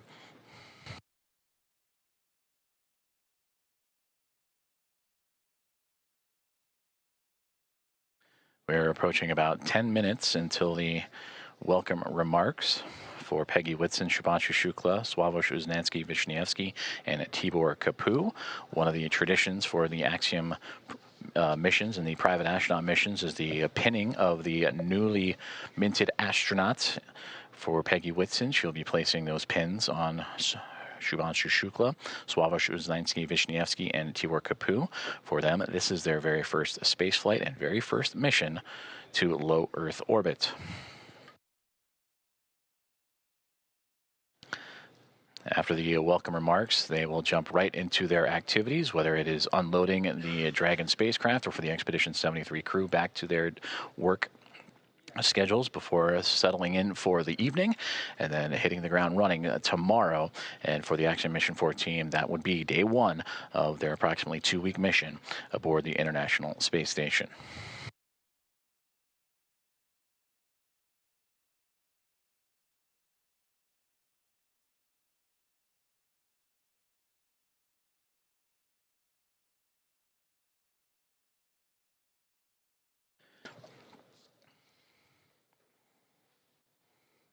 And to take a look back at the activities for Axiom Mission 4, they would lift off from Launch Complex 39A at NASA's Kennedy Space Center yesterday morning at 1:31 a.m. Central Time, carrying Whitson, Shukla, Uznanski-Wisniewski, and Kapu to low Earth orbit.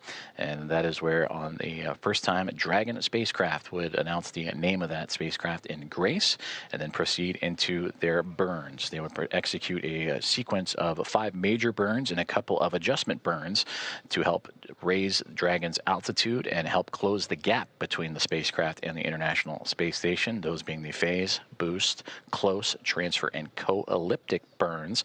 And that Dragon spacecraft would continue to perform nominally and actually in its first flight swimmingly and all the way to the key waypoint markers and milestone markers, including the approach initiation burn, which would be executed earlier this morning.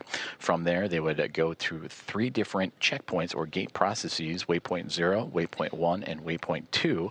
But that Dragon spacecraft and its alignment with the International Space Station pretty well fine-tuned, only a brief pause at the waypoint 2 mark after moving through waypoint 0 and waypoint 1. And while 20 meters away, they did a quick hold, saw that everything was A-OK, and continued to proceed with that soft capture and contact that would come at 5:31 a.m. Central Time. From there, Nicole Ayers and Ann McLean would begin the hatch opening procedures, while the team aboard the Dragon Grace spacecraft would also execute their arrival procedures. And shortly, about an hour and some change later, at 7:14 a.m. Central, the hatch would be open. The pathway from the International Space Station and Dragon spacecraft would be opened up, and that is when Peggy Whitson, Shubhanshu Shukla, Swavesh Uznansky-Vishnievsky, Tibor Kapu, and a wealth of smiles and glad handshakes and hugs will be passed around, as they have now upped the population of the International Space Station to 11 members.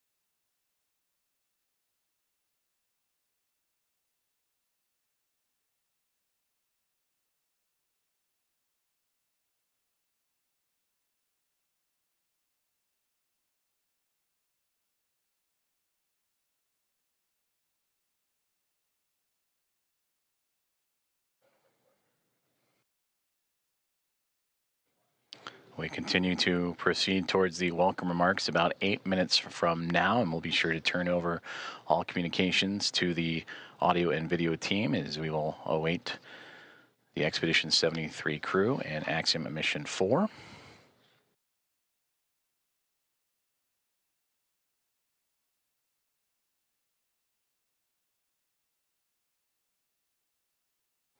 Of the 11 members, 6 nations now represented aboard the International Space Station of Hungary, Poland, India, the United States, Russia, and Japan.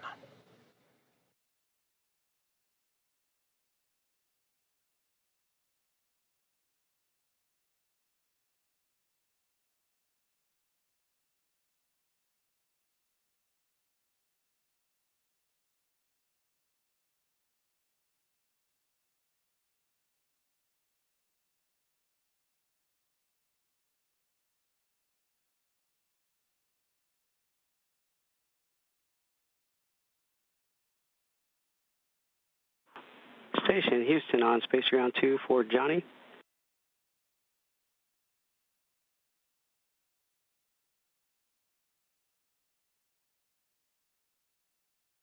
Yeah, I can take it.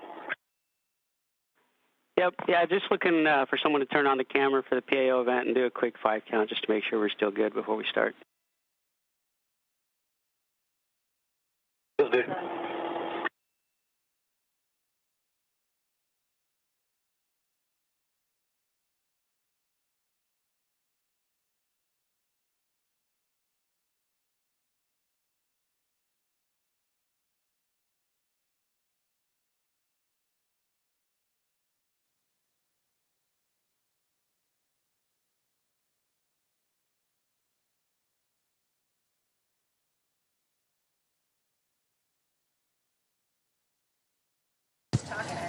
Okay, this Houston, this is station. I can give you 5 counts. 1.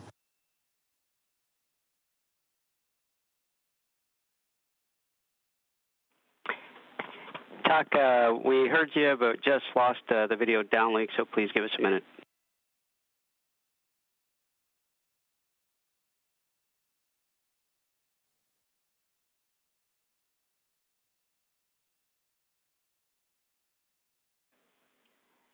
talk, oh, there you go. Thanks, Shook and Johnny, for checking the cables there. And talk, if you could give us one more 5 count. We missed it on the last one because we lost video downlink. Okay. 1, 2, 3, 4, 5.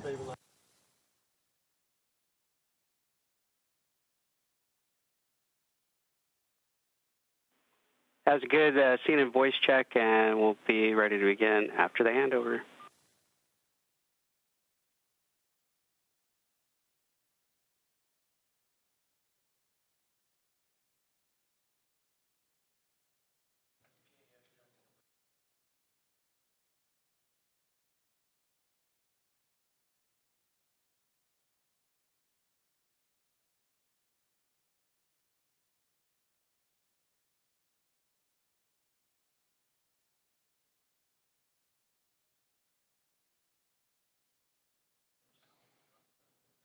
Great communications between the team on the ground and everyone on board the International Space Station, including the newly arrived Axiom Mission 4, as everyone getting staged and set up for the welcome remarks that'll get underway here in about 4 minutes' time.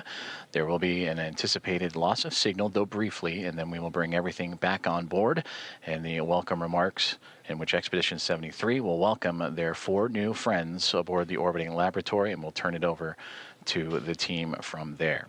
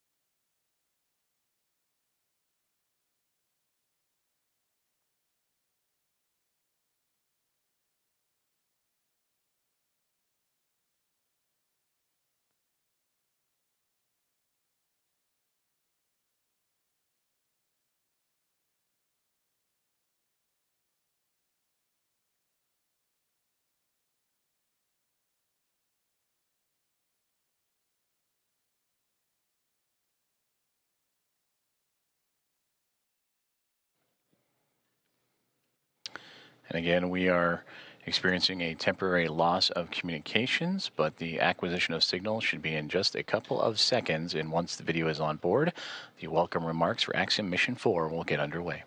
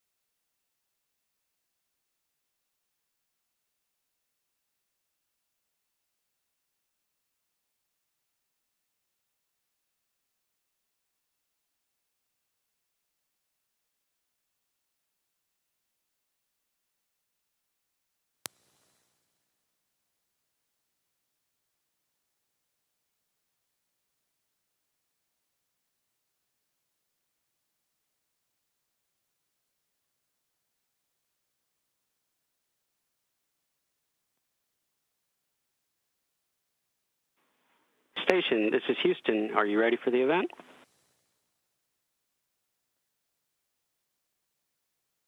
Houston Station, we are ready for the event. Please begin the welcome ceremony. All right. Grace crew, welcome aboard the International Space Station. On behalf of Expedition 73 crew, I'd like to make a couple of opening remarks. First of all, Peggy, welcome back. Thank you. It's a great honor and privilege to have such a legendary astronaut like you on board with us. And Thibault, Shooks, and Suave, congratulations on your first space flight. And we've been waiting for you guys so long, and we are so happy to see your all smiling faces. And with your arrival, right now there are 11 astronauts from 6 countries, and all of us are here in order to advance human space exploration and scientific research. Symbolizing international cooperation. So from this moment, you are also a part of Expedition 73. And once again, welcome aboard. And I will pass the microphone to Axiom 4 Commander Peggy Whitson. Thank you so much, Tak, and for the 73 crew as well. We appreciate being invited in. You guys are exceptional hosts, and hopefully you'll think we're exceptional guests at the end of a couple of weeks. But we're looking forward to getting a lot of work done with you guys, and I really appreciate all the support you've provided to us in advance of actually even getting here. I think that's very unique and special about you. And the best part about being a commander on a mission with all rookies is you get to watch the rookies go through it for the first time. And it helps you remember some of the things you went through the first time. But it also, it's just very special to get to relive the experience again through these guys. And so I'd like to give these guys their astronaut pins. So we'll start with Shubhanshu Shukla, astronaut number 634. Wow.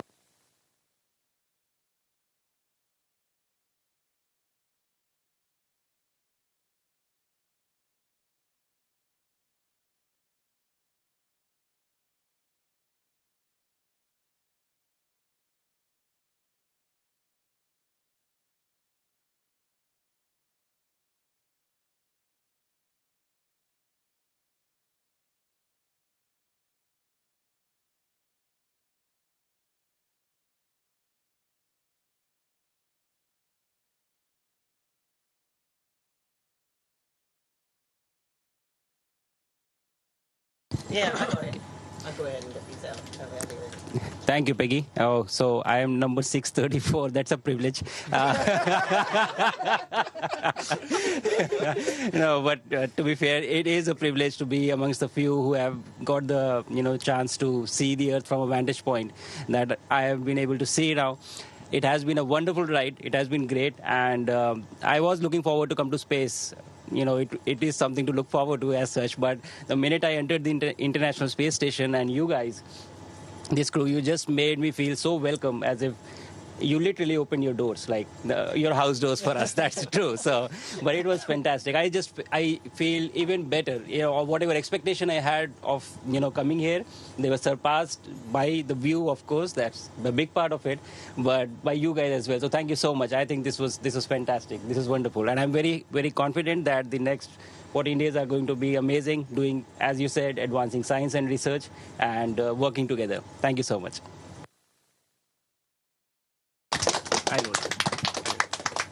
And number 635. Slavosh Uznanski.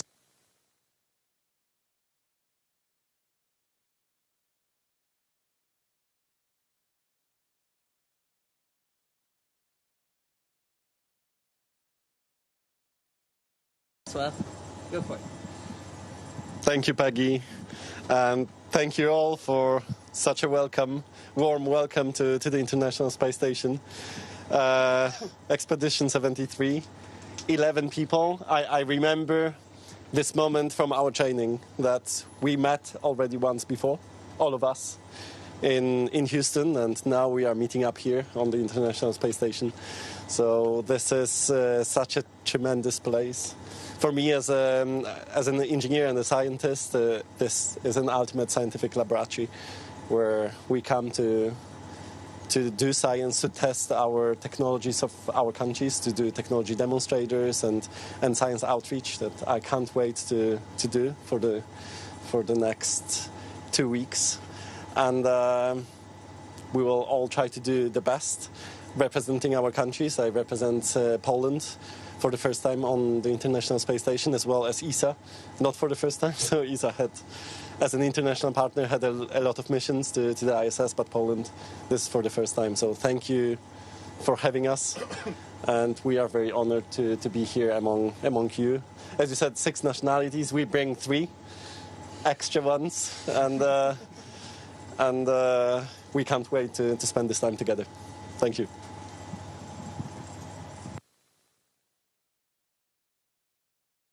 And last but not least, number 636, Tibor Kapu.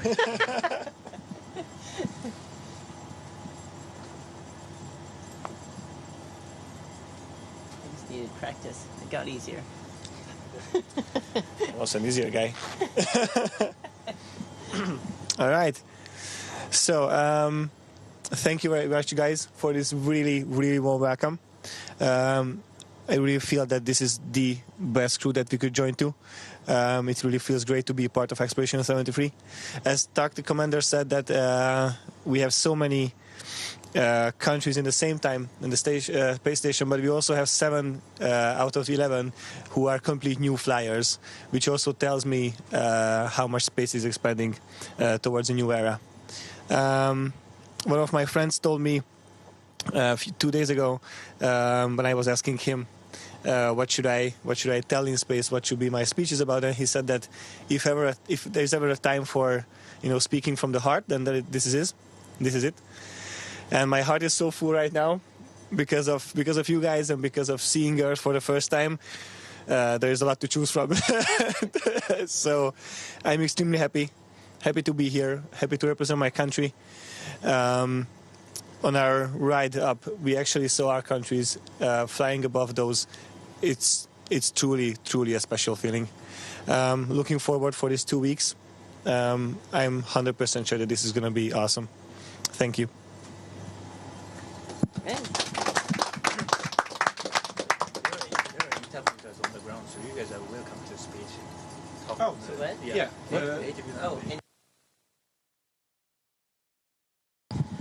और एक छोटा सा संदेश मेरे प्यारे देशवासियों के लिए, आपके प्यार और आशीर्वाद से सुरक्षित मैं इंटरनेशनल स्पेस स्टेशन पे पहुंच चुका हूं। और बहुत आसान दिख रहा है यहाँ खड़े होना, लेकिन थोड़ा सा मुश्किल है, थोड़ा सा सर भारी है, थोड़ी तकलीफ हो रही है, लेकिन ये सब बहुत छोटी चीज़ें हैं और कुछ ही दिनों में हम इसके यूज्ड टू हो जाएंगे। और ये पहला पड़ाव है इस जर्नी का, और अभी आगे 14 दिन यहाँ पे रह के हम काफ़ी सारे साइंस एक्सपेरिमेंट्स करेंगे, आप लोगों से बातचीत करेंगे। लेकिन कहीं ना कहीं ये जो पड़ाव है ये भी दिखाता है कि ये हमारी अपनी स्पेस जर्नी का भी एक पड़ाव है। तो मैंने बात की थी आपसे कुछ देर पहले जब मैं ड्रैगन में था, और अभी यहाँ से आगे भी बात करता रहूँगा। चलिए इस जर्नी को बहुत एक्साइटिंग बनाते हैं, बहुत उत्साह से इसमें पार्टिसिपेट करते हैं। मैं बहुत उत्साहित हूँ और मैं अपने शोल्डर पे अपना तिरंगा जो मैं लेके चल रहा हूँ, मैं मानता हूँ कि आप सब मेरे साथ हैं, तो मैं ये भी समझ लेता हूँ कि आप सब भी मेरे साथ उत्साहित हैं। और मुझे लगता है कि अगले 14 दिन बहुत ही एक्साइटिंग जाने वाले हैं। धन्यवाद। जय हिंद, जय Bharat. Thank you, Jux. Drodzy Polacy, drogie Polki, cieszę się, że mogę tutaj Was powitać z pokładu Międzynarodowej Stacji Kosmicznej. Po raz pierwszy jesteśmy na stacji, po raz pierwszy mamy polską misję na Międzynarodową Stację Kosmiczną i bardzo się cieszę, że mogę reprezentować właśnie Was, 40 milionów Polaków, którzy mają możliwość obejrzenia misji, ale jednocześnie kontrybuowania do części naukowej, technologicznej i wykonywania eksperymentów na Międzynarodowej Stacji Kosmicznej. Będziemy prowadzić również lekcje fizyki dla dzieci w szkół, dla studentów i mam nadzieję, że to jest początek Polski technologicznej, obrazu Polski na świecie właśnie w takich miejscach jak Międzynarodowa Stacja Kosmiczna czy najbardziej zaawansowane laboratoria technologiczne. Bardzo dziękuję Wam za zaufanie. Tak jak już wcześniej mówiłem, kosmos jednoczy. Jesteśmy tutaj razem, jesteśmy silni i budujemy naszą przyszłość. Dziękuję bardzo za zaufanie i do zobaczenia przez najbliższe 2 tygodnie. And over to Tibor. Yeah. Oh, that's nice. There's always a first time for anything, right? Üdvözlök mindenkit a világűrből. Ha jól számolok, akkor 2009 óta először hangzanak el magyar szavak innen. A nemzetközi űrállomás fedezetéről. Charles Simonyi után, aki kétszer is járt itt, én álltak a következő, aki magyarul beszél ezen falak között. Hatalmas megtiszteltetés és elképesztő büszkeség számomra. Alig 30 órája se vagyunk a világűrben, de már volt alkalmam beszélni a szüleimmel egy pár perce, akik elmondták azt, hogy az ő szemükkel mit láttak a Földről, amikor mi elhagytuk azt, és már látjuk, hogy micsoda hatása lesz annak a küldetésnek, és amikor azt mondom, hogy küldetés, az nem véletlen. Nekünk ezzel a pár következő nappal, héttel valóban egy küldetésünk van. Nem csak egy tudományos küldetésről beszélünk, nem csak kísérleteket fogunk elvégezni, egy inspirációs jelleggel is vagyunk itt. Szeretném megmutatni azt, hogy még egy ilyen kis nemzetnek is sikerült egy ekkora hatalmas dolgot végrehajtania. Én vallom azt, hogy kis nemzetek tudnak a legnagyobbat támadni. Szeretném megköszönni mindenkinek azt, hogy lehetővé tette ezt a küldetést, lehetővé tette ezt az elmúlt pár órát és a következő napokat. Még egyszer csak azt tudom mondani, hogy rendkívül hálás és büszke vagyok, hogy magyarként itt lehetek.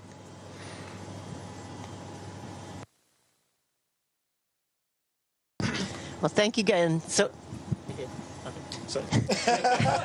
Thank you again for welcoming us so openly and warmly. We really, really appreciate all of you and all of the team on the ground as well.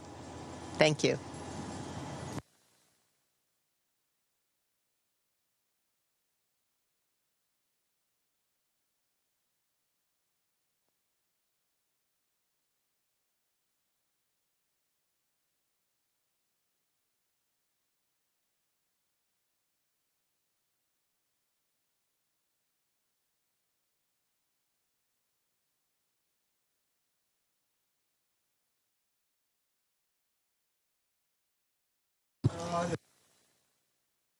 Okay, Houston Station, that concludes our event.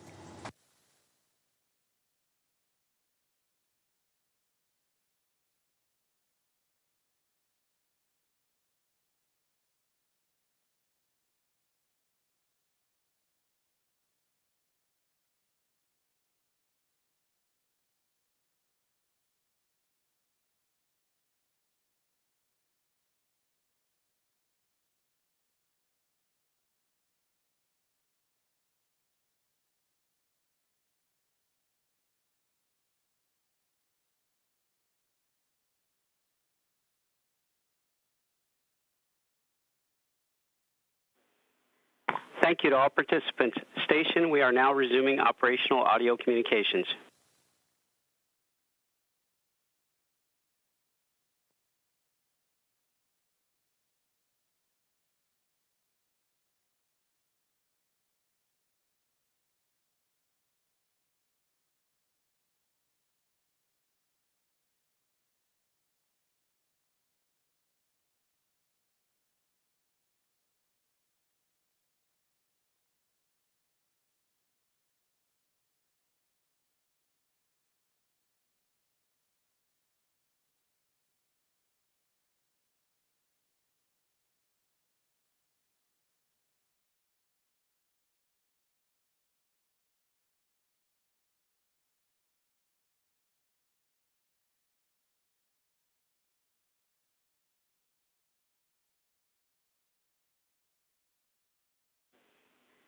Thank you to all participants. Station, we are now resuming operational audio communications.